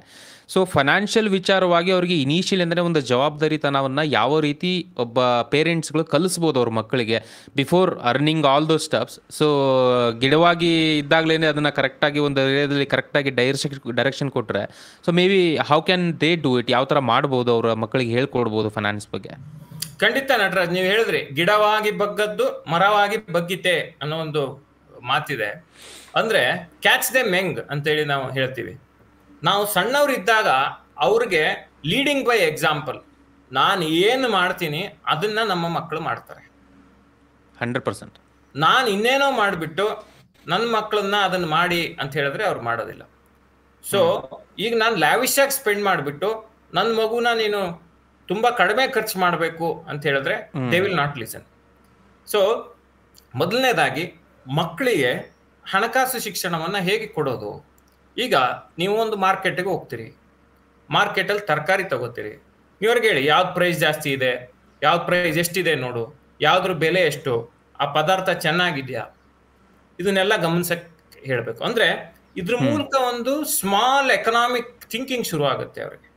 ಅಂದ್ರೆ ಇದ್ರ ಬೆಲೆ ಎಷ್ಟು, ಇದಕ್ಕೆ ಎಷ್ಟು ಕೊಡ್ಬೇಕು, ಇದ್ರ ಮೌಲ್ಯ ಎಷ್ಟು, ಇದಕ್ಕೆ ನಾನು ಕೊಡ್ತಿರೋ ದುಡ್ಡು ಸರಿನಾ, ಇದ್ರ ಚಿಂತನೆ ಬರುತ್ತೆ. ದಿನಸಿ ಅಂಗಡಿಗೆ ಹೋಗ್ತೀವಿ, ಅಲ್ಲಿ ಎಷ್ಟು ಖರ್ಚಾಗುತ್ತೆ ಅನ್ನೋದನ್ನ ಅವ್ರಿಗೆ ತೋರಿಸ್ಕೊಡಿ. ಅಥವಾ ಒನ್ ಫೈನ್ ಡೇ 200 ರೂಪಾಯಿ ಕೊಟ್ಬಿಟ್ಟು ನಂಗೆ ಇಷ್ಟೆಲ್ಲ ವಸ್ತುಗಳು ಬೇಕು, ನೀನ್ ತಗೊಂಡ್ ಬಾ ಅನ್ನೋ ಒಂದು ಟಾಸ್ಕ್ ಅನ್ನ ಕೊಡಿ. ಅಂದ್ರೆ ಈಗ ನಾವು ಪ್ರತಿ ತಿಂಗಳು ದಿನಸಿ ತರ್ತೀವಿ, ಪ್ರತಿ ತಿಂಗಳು ತರಕಾರಿ ತರ್ತೀವಿ, ಇದನ್ನ ಜೊತೆ ಕರ್ಕೊಂಡು ಹೋಗಿ ಅದನ್ನ ಅವರು ನೋಡ್ತಾ ನೋಡ್ತಾ ಕಲಿತಾರೆ. ಒಂದನೇದು. ಎರಡನೇದು, ಒನ್ ಫೈನ್ ಡೇ ಅವ್ರಿಗೆ ಒಂದಿಷ್ಟು ಜ್ಞಾನ ಬಂದ ನಂತರ, ನೋಡು 200 ರೂಪಾಯಿ ಕೊಡ್ತೀನಿ, ಹೋಗಿಬಿಟ್ಟು ಇದನ್ನೆಲ್ಲ ತಗೊಂಡ್ ಬಾ, ಒಂದು 5-6 ಐಟಮ್ ಹೇಳ್ಬಿಟ್ಟು ಇದನ್ನ ತಗೊಂಡ್ ಬಾ, you have to budget this, ಈ 200 ರೂಪಾಯಲ್ಲೇ ಇದಿಷ್ಟನ್ನು ತರಬೇಕು. ಅವಾಗ ಅವ್ರಿಗೆ ದುಡ್ಡನ್ನ ಹೆಂಗೆ ಹಿಡಿದು ಖರ್ಚು ಮಾಡೋದು, ನಮ್ಮ ಚೌಕಟ್ಟಿಗೆ ನಮ್ಮ ದುಡ್ಡನ್ನ ಬಳಸ್ಕೊಳ್ಳೋದು ಹೇಗೆ ಅನ್ನೋದು ಗೊತ್ತಾಗುತ್ತೆ. ಮತ್ತೆ ಯಾವುದೇ ವಸ್ತು ತಗೊಳ್ಳೋದಕ್ ಮುಂಚೆ ಅದ್ರ ಪ್ರೈಸ್ ನೋಡು. ಈಗ ಸೇ ಫಾರ್ ಎಕ್ಸಾಂಪಲ್ ನಮ್ಮ ಮಕ್ಳಿಗೆ ಒಂದು ಟ್ಯಾಬ್ ಕೊಡಿಸ್ಬೇಕು. ಒಂದು ಟ್ಯಾಬ್ ಕೊಡಿಸ್ಬೇಕಾರೆ we can ask them to research. Internet ಅಲ್ಲಿ ಹೋಗ್ಬಿಟ್ಟು ಯಾವ್ಯಾವ್ದು ಟ್ಯಾಬ್ ನ ಬೆಲೆ ಎಷ್ಟಿದೆ ನೋಡು, ಯಾವ ಟ್ಯಾಬ್ ನಿನಗೆ ಬೇಕು, ಅದ್ರ ಕಾನ್ಫಿಗರೇಷನ್ ಏನು ನೋಡು, ಯಾವ್ದು ಬೆಸ್ಟ್ ಪ್ರೈಸ್ ಇದೆ, ಯಾವ ಪ್ರೈಸ್ ಯಾವ ಕಡಿಮೆ ಆಗ್ಬೋದು, ಏನಾರು ಆಫರ್ಸ್ ಇದೆಯಾ ಚೆಕ್ ಮಾಡು. So basically we are developing. ಹಂಗಂದ ತಕ್ಷಣ ಅವ್ರಿಗೇನೋ ಹೋಗ್ಬಿಟ್ಟು ತುಂಬಾ ಮಾರ್ಜಿನ್ ಸಿಕ್ಬಿಡುತ್ತೆ, ತುಂಬಾ ಆಫರ್ ಸಿಗುತ್ತೆ ಅಂತಲ್ಲ. ಈ ಮೈಂಡ್ ಸೆಟ್ ಏನು ಅಂತ ಹೇಳಿದ್ರೆ, ನಾವ್ ಏನನ್ನೇ ತಗೊಳ್ಳೋಕ್ ಮುಂಚೆ ವಿಚಾರ ಮಾಡ್ಬೇಕು, ಅದ್ರ ಆಲೋಚನೆ ಇರಬೇಕು, ಇದು ಬೇಕಾ ಬೇಡವಾ ಅನ್ನೋ ಚಿಂತನೆ ಬರಬೇಕು ಅಂದ್ರೆ ಇದನ್ನ ಮಾಡ್ಬೇಕು. ಜೊತೆಗೆ ಈಗ ನೋಡಿ, ಮೈನರ್ ಬ್ಯಾಂಕ್ ಅಕೌಂಟ್ಸ್ ಅಂತೇಳಿ ನಾವು ಓಪನ್ ಮಾಡ್ಬೋದು. 12ನೇ ವರ್ಷ ಆದ ನಂತರ ಬ್ಯಾಂಕ್ ಅಲ್ಲಿ ಮಕ್ಕಳ ಹೆಸರಿನಲ್ಲಿ ನಾವು ಒಂದು ಅಕೌಂಟ್ ಓಪನ್ ಮಾಡಿ ಅದನ್ನ ಸೀನಿಯರ್ಸ್ ಅಂದ್ರೆ ತಂದೆ ತಾಯಿ ಮ್ಯಾನೇಜ್ ಮಾಡ್ಬೋದು. ಸೊ ಈ ಮೂಲಕ ಮಕ್ಕಳನ್ನ ನಾವು ಬ್ಯಾಂಕ್ ಕರ್ಕೊಂಡು ಹೋಗ್ತೀವಿ. ಈಗ ನೋಡಿ, ನಾನು ನಿನ್ನೆ ನಿಮ್ ಜೊತೆ ಮಾತಾಡ್ತಾ ಒಂದು ಎಕ್ಸಾಂಪಲ್ ಹೇಳ್ತಿದ್ದೆ. ಇನ್ಸ್ಟಾಗ್ರಾಮ್ಗೆ ಮಕ್ಕಳು ಅಕೌಂಟ್ ಓಪನ್ ಮಾಡ್ಕೊಂಡು ಅದಕ್ಕೆ ಬೇರೆ ಬೇರೆ ಇದಿದೆ, ಏನಂತ ಹೇಳಿದ್ರೆ ಕಂಟ್ರೋಲ್ಸ್ ಇದೆ. ಬಟ್ ನಮ್ಮ ದೇಶದ ವ್ಯವಸ್ಥೆ ಹೆಂಗಿದೆ ಅಂದ್ರೆ ಮಕ್ಕಳು ಬ್ಯಾಂಕ್ ಅಕೌಂಟ್ ಓಪನ್ ಮಾಡಂಗಿಲ್ಲ ಅಂತೆ. ನಾನು ಹೇಳೋದು, ಒಬ್ಬ 10ನೇ ಕ್ಲಾಸ್ ಹುಡುಗನಿಗೆ ಬ್ಯಾಂಕ್ ಅಕೌಂಟ್ ಓಪನ್ ಮಾಡಿ ನಾವು ಶಿಕ್ಷಣ ಕೊಡಕ್ ಆಗಲ್ವಾ? ನಾವು ಅವನಿಗೆ ಆಲ್ಜಿಬ್ರಾ, ಅರ್ಥಮೆಟಿಕ್, ಜಾಮೆಟ್ರಿ ಎಲ್ಲ ಹೇಳ್ಕೊಡ್ತೀವಿ. ಮತ್ತೆ ಇನ್ನೊಂದೇನಂತ ಹೇಳಿದ್ರೆ, ನೀವು ಆಗ್ಲೇ ಹೇಳ್ತಿದ್ರಿ, ಮನೆಯಲ್ಲಿ ನಾವು ಹಣಕಾಸಿನ ವಿಚಾರಗಳನ್ನ ಮಕ್ಕಳ ಮುಂದೆ ಮುಚ್ಚಿಡೋಕೆ ಪ್ರಯತ್ನ ಮಾಡ್ತೀವಿ. ಅಯ್ಯೋ, ನನಗಿರೋ ಕಷ್ಟ ನನ್ನ ಮಗನಿಗೆ ಬರಬಾರ್ದು, ಅಯ್ಯೋ ನನ್ನ ಕಷ್ಟ ಅವ್ರಿಗೆ ಗೊತ್ತಾಗ್ಬಾರ್ದು ಅಂತ. ಅದು ತಪ್ಪು.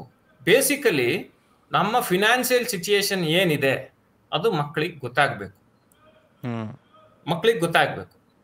ಅವಾಗ ಮಾತ್ರ ದೇ ಸ್ಟಾರ್ಟ್ ವ್ಯಾಲ್ಯೂಯಿಂಗ್ ಮನಿ. ಓ, ನಮ್ ತಂದೆಗೆ ಈ ಕಷ್ಟ ಇದೆ, ನಮ್ಮ ಹತ್ರ ಇಷ್ಟು ದುಡ್ಡಿದೆ, ಓ ನಮ್ ತಾಯಿಗೆ ಇಷ್ಟು ಕಷ್ಟ ಇದೆ, ಸೊ ನಾನು ಈ ಚೌಕಟ್ಟಿನಲ್ಲಿ ಬದುಕಬೇಕು. ಈಗ ನನ್ನ ಆನ್ಲೈನ್ ಕ್ಲಾಸ್ ಟೈಮ್ ನಲ್ಲಿ ನನ್ನ ಮಗಳಿಗೆ ಒಂದು ಲ್ಯಾಪ್ಟಾಪ್ ಬೇಕಿತ್ತು.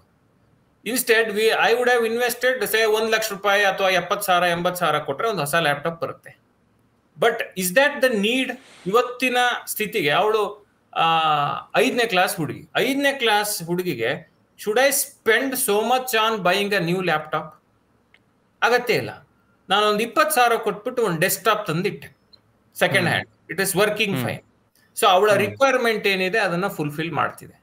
ಸೊ ನಾನು ಡೇ 1 ನಾನು ಮ್ಯಾಕ್ ಬುಕ್ ಕೊಡಿಸ್ಬಿಟ್ಟು ನೆಕ್ಸ್ಟ್ ನೀನು ಆಮೇಲೆ ಬಂದ್ಬಿಟ್ಟು ಸೆಕೆಂಡ್ ಹ್ಯಾಂಡ್ ಲ್ಯಾಪ್ಟಾಪ್ ತಗೋಪ್ಪ ಅಂದ್ರೆ ಅವ್ನು ತಗೊಳಲ್ಲ, ಅಥವಾ ಆಕೆ ತಗೊಳಲ್ಲ. So basically wise spending, making them think before what they are spending. ನಾನೆಲ್ಲ ಬೇಕಾಬಿಟ್ಟು ಖರ್ಚು ಮಾಡ್ಬಿಟ್ಟು ನನ್ನ ಮಗಳನ್ನ ಅಥವಾ ಮಗನ್ನ ನೀನ್ ಶಿಸ್ತಿಂದ ಇರಪ್ಪ ಅಂದ್ರೆ that is not going to happen. We should lead by example. So ಅಂದ್ರೆ ಸಣ್ಣ ಸಣ್ಣ ಸಣ್ಣ ಪಾಠಗಳ ಮೂಲಕ ಮಕ್ಕಳನ್ನ ಹಣಕಾಸನ್ನ ಗೌರವಿಸೋ ರೀತಿನಲ್ಲಿ ನಾವು ಕಲಿಸ್ಬೇಕು. ಸರ್, ಇದೇ ವಿಚಾರವಾಗಿ ಒಂದು ಪ್ರಶ್ನೆ ಇದೆ. ಸೊ ನೀವು ಆಗ್ಲೇ ಹೇಳ್ತಾ ಇದ್ರಿ ಅಂದ್ರೆ 12 ವರ್ಷದವ್ರಿಗೆ ಮೈನರ್ ಅಕೌಂಟ್ ಇವತ್ತಿನ ಮಟ್ಟಿಗೆ ಬ್ಯಾಂಕ್ ಅಕೌಂಟ್ ಓಪನ್ ಮಾಡಿಸ್ಬೋದು ಅಂತ. So in the same way, like ಅವರು ಡಿಮ್ಯಾಟ್ ಅಥವಾ ಟ್ರೇಡಿಂಗ್ ಅಕೌಂಟ್ ರಿಲೇಟೆಡ್ ಅವ್ರಿಗೆ ಯಾವಾಗ ನಾವು ಅಕೌಂಟ್ಸ್ಗಳನ್ನ ಓಪನ್ ಮಾಡಿಸ್ಕೊಡ್ಬೋದು? ಸೊ ಸ್ಟಾರ್ಟಿಂಗ್ ಅಲ್ಲಿ ಇದ್ದಾಗಿಂದಾಗೇನೆ ಅಂತ ಹೇಳಿದ್ರೆ ಯಾವಾಗಿಂದ ಮಾಡಿಸ್ಬೋದು ಸರ್? ನೋಡಿ ನಟರಾಜ್, ಈಗ 12ನೇ ವಯಸ್ಸಿನಿಂದ ಮೈನರ್ ಅಕೌಂಟ್ ಓಪನ್ ಮಾಡ್ಲಿಕ್ಕೆ ಅವಕಾಶ ಇದೆ.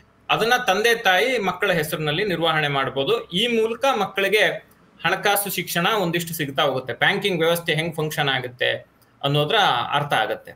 ನಂತರದಲ್ಲಿ 18 ತುಂಬಿದ್ರ ಮೇಲೆ ಪ್ಯಾನ್ ಕಾರ್ಡ್ ಅನ್ನ ಮಾಡಿಸ್ಬೇಕು ಮಕ್ಕಳ ಹೆಸರಿನಲ್ಲಿ. ಮೊದಲನೇದಾಗಿ ಒಂದು ಪ್ಯಾನ್ ಕಾರ್ಡ್ ಅನ್ನ ಮಾಡಿಸ್ಬೇಕು. ಬ್ಯಾಂಕ್ ಅಕೌಂಟ್ ಅನ್ನ ಮೇಜರ್ ಬ್ಯಾಂಕ್ ಅಕೌಂಟ್ ಆಗಿ ಕನ್ವರ್ಟ್ ಮಾಡಬೇಕು. ಕನ್ವರ್ಟ್ ಮಾಡಿದ ನಂತರ ಒಂದು ಡಿಮ್ಯಾಟ್ ಅಕೌಂಟ್ ಅನ್ನ, ಅಂದ್ರೆ ಮ್ಯೂಚುವಲ್ ಫಂಡ್ ಹೂಡಿಕೆಗೆ ಅಥವಾ ಸ್ಟಾಕ್ ಮಾರ್ಕೆಟ್ ಹೂಡಿಕೆಗೆ ಒಂದು ಡಿಮ್ಯಾಟ್ ಅಕೌಂಟ್ ಅನ್ನ ಓಪನ್ ಮಾಡಿಕೊಡ್ಬೇಕು. ಇದನ್ನ ಮಾಡಿಕೊಟ್ರೆ ಏನಾಗುತ್ತೆ ಅಂತ ಹೇಳಿದ್ರೆ ಮಕ್ಕಳಲ್ಲಿ ಒಂದು ಹಣಕಾಸಿನ ಪ್ರಜ್ಞೆ ಬರುತ್ತೆ. ನಾವು ನಮ್ಮ ದುಡ್ಡನ್ನ ನಿಭಾಯಿಸಬೇಕು ಇನ್ಮೇಲೆ ಅನ್ನೋ ಒಂದು ಜವಾಬ್ದಾರಿ ಬರೋಕ್ಕೆ ಶುರು ಆಗುತ್ತೆ. ಯಾಕೆ ಅಂತೇಳಿ ನೀವು ಹೇಳ್ಬೋದು. ತುಂಬಾ ಜನ ಮಕ್ಕಳು ಏನಾಗುತ್ತೆ, ಈಗ ಕಾಲೇಜ್ ಹಂತದಲ್ಲಿ, PU ಡಿಗ್ರಿ ಹಂತದಲ್ಲಿ ಅವರು ಮನೆಯಿಂದ ದುಡ್ಡು ತಗೊಂಡು ಹೋಗ್ತಿರ್ತಾರೆ. ಏನಕ್ಕೆ ಖರ್ಚು ಮಾಡಿದ್ದಾರೆ, ಯಾವ್ದಕ್ ಖರ್ಚು ಮಾಡಿದ್ದಾರೆ ಅನ್ನೋ ಟ್ರ್ಯಾಕ್ ನಮ್ಗೆ ಸಿಗೋದೇ ಇಲ್ಲ. ಒಳ್ಳೆ ಉದ್ದೇಶಕ್ಕೆ ಖರ್ಚು ಮಾಡ್ತಿದಾರ? ಯಾಕೆಂತ ಹೇಳಿದ್ರೆ ಸಾಮಾನ್ಯವಾಗಿ ಮಕ್ಕಳು ದಾರಿ ತಪ್ಪುವಂಥದ್ದು, ಎಡುವಂಥದ್ದು, ಈ ತರದ್ದೆಲ್ಲ ಡಿಗ್ರಿ ಹಂತದಲ್ಲಿ, PUC ಹಂತದಲ್ಲಿ ಆಗತ್ತೆ. ಅದು ಎಲ್ಲಾ ಮನೆಯಲ್ಲೂ ಆಗುತ್ತೆ ಅಂತಲ್ಲ, ಕೆಲವು ಮನೆಗಳೇ ಆಗುವಂತ ಸಂದರ್ಭ ಇರುತ್ತೆ. ಅದು ತಪ್ಪು ಅಲ್ಲ, ಯಾಕೆಂದ್ರೆ ಆ ವಯಸ್ಸಲ್ಲಿ ಆ ತಪ್ಪು ಮಾಡುವಂತ ಸಂದರ್ಭ ಇರುತ್ತೆ. ಅದನ್ನ ನಾವು ನಿಯಂತ್ರಣ ಮಾಡ್ಲಿಕ್ಕೆ ಈ ಬ್ಯಾಂಕ್ ಅಕೌಂಟ್ ಕೂಡ ಒಂದು ಟೂಲ್ ಆಗಿ ಕೆಲಸ ಮಾಡುತ್ತೆ. ಹೇಗೆ ಅಂತ ಹೇಳ್ತೀನಿ ನೋಡಿ. ನನ್ನ ಎಂಟೈರ್ ಡೀಟೇಲ್ಸ್ ಅನ್ನ, ಅಂದ್ರೆ ಈಗ ಮಗಳಿಗೆ ಕಟ್ಟೋ ಫೀಸ್ ಅನ್ನ ಅವಳ ಅಕೌಂಟ್ಗೆ ಟ್ರಾನ್ಸ್ಫರ್ ಮಾಡ್ತೀನಿ, ಮಾಡಿಬಿಟ್ಟು ನೀನು ಹೋಗಿ ಕಟ್ಟ ಅಂತ ಹೇಳ್ತೀನಿ. ಮತ್ತೆ ನನಗೆ ಪಾಕೆಟ್ ಮನಿಗೆ ದುಡ್ಡು ಬೇಕು ಅಂತೇಳಿ ಹೇಳ್ತಲ್ಲ ಇಟ್ಕೊಳ್ಳಿ. ನಾನು ಪ್ರತಿಯೊಂದು ದುಡ್ಡನ್ನ ಅಕೌಂಟ್ಗೆ ಟ್ರಾನ್ಸ್ಫರ್ ಮಾಡ್ತೀನಿ. So what ever gets taken out, ಅಥವಾ ಈಗ UPI ಪೇ ಮಾಡ್ತಾರೆ ಎಲ್ಲೋ ಹೋದಾಗ, ಏನಕ್ಕೆ ಖರ್ಚು ಮಾಡ್ತಿದ್ದಾರೆ ಅನ್ನೋ ಒಂದು ನಿಯಂತ್ರಣ ನನ್ನ ಹತ್ರ ಇರುತ್ತೆ. ನಾನು ಹಾರ್ಡ್ ಕ್ಯಾಶ್ ಅಲ್ಲಿ ಕೊಟ್ಬಿಟ್ಟು ಇದಕ್ಕೆ ಖರ್ಚು ಮಾಡು. ಈಗ ಒಂದು ಸ್ಟೇಷನರಿ ಬೈ ಮಾಡ್ಬೇಕು. ಈಗ ಮ್ಯಾಕ್ಸಿಮಮ್ ಕಾಲೇಜ್ ಮಕ್ಳಿಗೇನು ಯಾವಾಗ್ಲೂ ಎಲ್ಲ ಸೇರಿ ಒಂದು ಟೀ ಕುಡಿಯೋದಿರುತ್ತೆ, ಕಾಫಿ ಕುಡಿಯೋದಿರುತ್ತೆ, ಇಲ್ಲ ಒಂದು ಐಸ್ ಕ್ರೀಮ್ ತಿನ್ನೋದಿರುತ್ತೆ, ಈ ತರದಕ್ಕೂ ಖರ್ಚು ಮಾಡ್ಲಿ, no problem. But it has to be tracked. ಆ ಟ್ರ್ಯಾಕ್ ಮಾಡ್ಲಿಕ್ಕೆ ಬ್ಯಾಂಕಿಂಗ್ ಒಂದು ಉತ್ತಮ ವ್ಯವಸ್ಥೆ ಆಗುತ್ತೆ. ಈಗ ನೋಡಿ ಮೋದಿ ತರ ಡಿಮಾನಿಟೈಸೇಷನ್ ಬೇಕು ಪೇರೆಂಟಿಂಗ್ ಎಲ್ಲೂ. ಹೌದು ಪೇರೆಂಟಿಂಗ್ ಅಲ್ಲಿ. ಯಾಕೆ ಅಂತ ಹೇಳಿದ್ರೆ ಈಗ ನೋಡಿ ಬ್ಯಾಂಗ್ಳೂರ್ನಲ್ಲಿ ಮಕ್ಕಳು ಅಡ್ಡದಾರಿ ಹಿಡಿತಿದ್ದಾರೆ. ಇವನ್ನೆಲ್ಲ ನಾವು ಒಂದ್ ಹಂತದಲ್ಲಿ ಹಂಗಂತ ಎಲ್ಲ ಮಕ್ಕಳು ಹಂಗ ಹೋಗ್ಬಿಡ್ತಾರಲ್ಲ. ಸಂಸ್ಕಾರ ಇದೆಲ್ಲವೂ ಕೊಟ್ಟಿರ್ತೀವಿ, ಅದನ್ನ ಮೀರಿ ಕೂಡ ಹೊರಗಿನ ಒಂದು ಸಮಾಜದಿಂದ ಮಕ್ಕಳ ಹಾದಿ ತಪ್ಪೋ ಸಾಧ್ಯತೆ ಇರುತ್ತೆ. ದುಡ್ಡನ್ನ ನಾವು ಲೆಕ್ಕ ಮಿತಿ ಇಲ್ಲದೆ ಕೊಟ್ಟಾಗ ಮಕ್ಕಳು ಹಾದಿ ತಪ್ಪೋ ಸಾಧ್ಯತೆ ಇರುತ್ತೆ. ಇದನ್ನ ನಾವು ಒಂದು ಚಾನಲೈಸ್ಡ್ ಅಪ್ರೋಚ್ ಅಲ್ಲಿ ಕೊಟ್ರೆ, ಈಗ ನಾನು 10,000 ರೂಪಾಯಿ ಕೊಟ್ಟಿದ್ದೆಪ್ಪ ಲಾಸ್ಟ್ ತಿಂಗಳು, ಏನ್ ಮಾಡಿದೆ ಅಂತ ಕೇಳಿದ್ರೆ everything comes with a bank statement or UPI transaction. So ಮಕ್ಕಳಿಗೆ ಆ ಭಯ ಇರುತ್ತೆ. ಅಥವಾ ATM ಅಲ್ಲಿ ವಿತ್ಡ್ರಾ ಮಾಡಿದ್ರೆ ಏನಕ್ಕೆ ವಿತ್ಡ್ರಾ ಮಾಡಿದೆ, ಏನಕ್ಕೆ ಖರ್ಚು ಮಾಡಿದೆ ಅಂತ ಕೇಳ್ಬೋದು. ಕೇಳುವಂತ ಸಂದರ್ಭ ಇದ್ರೆ ಎಲ್ಲಾ ಸತಿನೂ ಕೇಳಿ ಅವ್ರಿಗೆ ಮೈಕ್ರೋ ಮ್ಯಾನೇಜ್ಮೆಂಟ್ ಮಾಡಬೇಕು ಅಂತ ನಾನು ಹೇಳ್ತಿಲ್ಲ. ಮಕ್ಕಳಿಗೆ ಒಂದು ಜವಾಬ್ದಾರಿಯನ್ನ ಕಲಿಸ್ಲಿಕ್ಕೂ ಕೂಡ ಬ್ಯಾಂಕಿಂಗ್ ಸಹಕಾರಿಯಾಗುತ್ತೆ ಇದ್ರ ಮೂಲಕ. ಈಗ ನೋಡಪ್ಪ, ಈಗ ಯಾರೋ ಅಜ್ಜ ಅಜ್ಜಿ ಬಂದಾಗ ಮೊಮ್ಮಕ್ಕಳಿಗೆ 1,000 ರೂಪಾಯಿ 2,000 ರೂಪಾಯಿ ಖುಷಿ ಕೊಟ್ರು, ಅಥವಾ ಇನ್ಯಾರೋ ಗೆಸ್ಟ್ ಬಂದಾಗ ಅವ್ರಿಗೆ ಖುಷಿ ಕೊಟ್ರು, ಅಥವಾ ಇನ್ನೇನೋ ಅವ್ರ ಬರ್ತ್ಡೇ ಟೈಮಲ್ಲಿ ಅವ್ರಿಗೆ ಗಿಫ್ಟ್ಸ್ ಬಂತು. So let us have that monetary value and give it to them. ನೋಡಪ್ಪ, ಇಷ್ಟು ಗಿಫ್ಟ್ಸ್ ಬಂದಿದೆ, ಇದನ್ನ take this and invest in a good stock, take this money and invest in a mutual fund. So they start learning. ಒಂದ್ ರೀತಿ carrot method ಅಂತೀವಿ. ಅವ್ರಿಗೆ ದುಡ್ಡಿಂದ ದುಡ್ಡು ಬೆಳೆಯುತ್ತೆ, ದುಡ್ಡಿಂದ ದುಡ್ಡನ್ನು ದುಡಿಸ್ಬಹುದು ಅನ್ನೋ ಮೈಂಡ್ ಸೆಟ್ ಅಲ್ಲಿಂದ ಶುರು ಆಗುತ್ತೆ. ಈಗ ತುಂಬಾ ಜನ ನಮ್ಮ ಕಾಲೇಜಲ್ಲಿ ಈ ಇವರು BBM ಮಾಡುವಂತವ್ರು ಮಾರ್ವಾಡಿ ಸಮುದಾಯದ ಮಕ್ಕಳಿದ್ರು. ಅವರೆಲ್ಲ ನಾನು ಮೈಸೂರಿನಲ್ಲಿ ಮಹಾಜನ ಕಾಲೇಜ್ನಲ್ಲಿ ಓದ್ಬೇಕಾರೆ ತುಂಬಾ ಜನ ಅವರು ಮ್ಯೂಚುವಲ್ ಫಂಡ್ಸ್ ನಲ್ಲಿ, ಸ್ಟಾಕ್ ಮಾರ್ಕೆಟ್ ನಲ್ಲಿ ಇನ್ವೆಸ್ಟ್ ಮಾಡಿ ಅವರ ಕಾಲೇಜ್ ಫೀಸ್ ಅನ್ನ ಕಟ್ತಿದ್ರು. ನಾವೆಲ್ಲ ಅದನ್ನ ತುಂಬಾ ಬೆರಗುಗಳಿಂದ ನೋಡ್ತಿದ್ವಿ ಅವಾಗ. ಹಿಂಗೆಲ್ಲ ಆಗತ್ತ ಅಂತ. ಮತ್ ನಮ್ಗೆ ಅವಾಗ ಇದ್ದ ಸೀಮಿತ ಜ್ಞಾನದಲ್ಲಿ ನಾವೇನು ಆಲೋಚನೆ ಮಾಡ್ತೀವಿ ಅಂದ್ರೆ, ಸ್ಟಾಕ್ ಮಾರ್ಕೆಟ್ ಅಂದ್ರೆ ಜೂಜು ಅಂತ. ನಮ್ಗೆ proper way of investing, legal way of investing. ಒಂದು ಕಂಪನಿ ಶೇರ್ ಅನ್ನು ಖರೀದಿ ಮಾಡಿ ಆ ಕಂಪನಿ ಬೆಳೆದಂಗೆ ನಮಗೂ ಲಾಭ ಆಗುತ್ತೆ ಅನ್ನೋ ಒಂದು ಆಲೋಚನೆನೇ ಇರ್ಲಿಲ್ಲ. ದುಡ್ಡಿಂದ ದುಡ್ಡು ಬೆಳಿಲಿಕ್ಕೆ ಸಾಧ್ಯ ಇದೆ, ಕ್ಯಾಪಿಟಲ್ ಹ್ಯಾಸ್ ಸಮ್ ವ್ಯಾಲ್ಯೂ ಅನ್ನೋ ಆಲೋಚನೆ ನಮ್ಗಿರ್ಲಿಲ್ಲ. ನೋಡಿ, ಅವ್ರು ಮಾಡ್ತಿದ್ರು, ನಮ್ಗೆ ಅರ್ಥ ಆಗಕ್ಕೆ ಇನ್ನು 15 ವರ್ಷ ಬೇಕಾಯ್ತು. ಸೊ ಅಂದ್ರೆ ಮನೆಯಲ್ಲಿ ವಾತಾವರಣ ನಿರ್ಮಾಣ ಮಾಡಿದ್ದಕ್ಕೆ ಮಾತ್ರ ಮಾರ್ವಾಡಿ ಸಮುದಾಯದ ಮಕ್ಕಳಿಗೆ ಅದು ಕಲೀಲಿಕ್ಕೆ ಸಾಧ್ಯ ಆಯ್ತು. ಇದನ್ನ ಬೇರೆಯವರು ಕಲಿಬಾರ್ದು ಅಂತಿಲ್ಲ. Good things can be learn from everywhere. So ಒಳ್ಳೆಯ ಉದ್ದೇಶಗಳನ್ನ, ಒಳ್ಳೆಯ ವಿಚಾರಗಳನ್ನ ನಾವು ಎಲ್ಲಾ ಕಡೆಯಿಂದನೂ ನಾವು ಕಲಿಬೇಕು ಅನ್ನೋದಕ್ಕೆ ಇದು ಉದಾಹರಣೆ. ಹೀಗಾಗಿ ಮಕ್ಕಳಿಗೆ ಒಂದು ಫಿನಾನ್ಷಿಯಲ್ ಚೌಕಟ್ಟನ್ನ ಹಾಕೊಡ್ಲಿಕ್ಕೆ ಇಷ್ಟು ವಿಚಾರಗಳನ್ನು ಮಾಡಿದ್ರೆ they will fall in line and they'll be rich. ದುಡ್ಡಿಗಾಗಿ ಜೀವನ ಅನ್ನೋ ತರ ಆಗ್ಬಾರ್ದು. ದುಡ್ಡಿಗಾಗಿ ಜೀವನ ಅನ್ನೋ ತರ ನಾವು ದಿನ ನಾನು ಈ ತಿಂಗಳು ದುಡಿದ್ರಷ್ಟೇ ಮುಂದಿನ ತಿಂಗಳು ಬದುಕಪ್ಪ ಅನ್ನೋ ಸ್ಥಿತಿ ಇರುವವರೆಗೂ ಮನುಷ್ಯನಿಗೆ ಮಾನಸಿಕ ನೆಮ್ಮದಿ ಇರಲ್ಲ.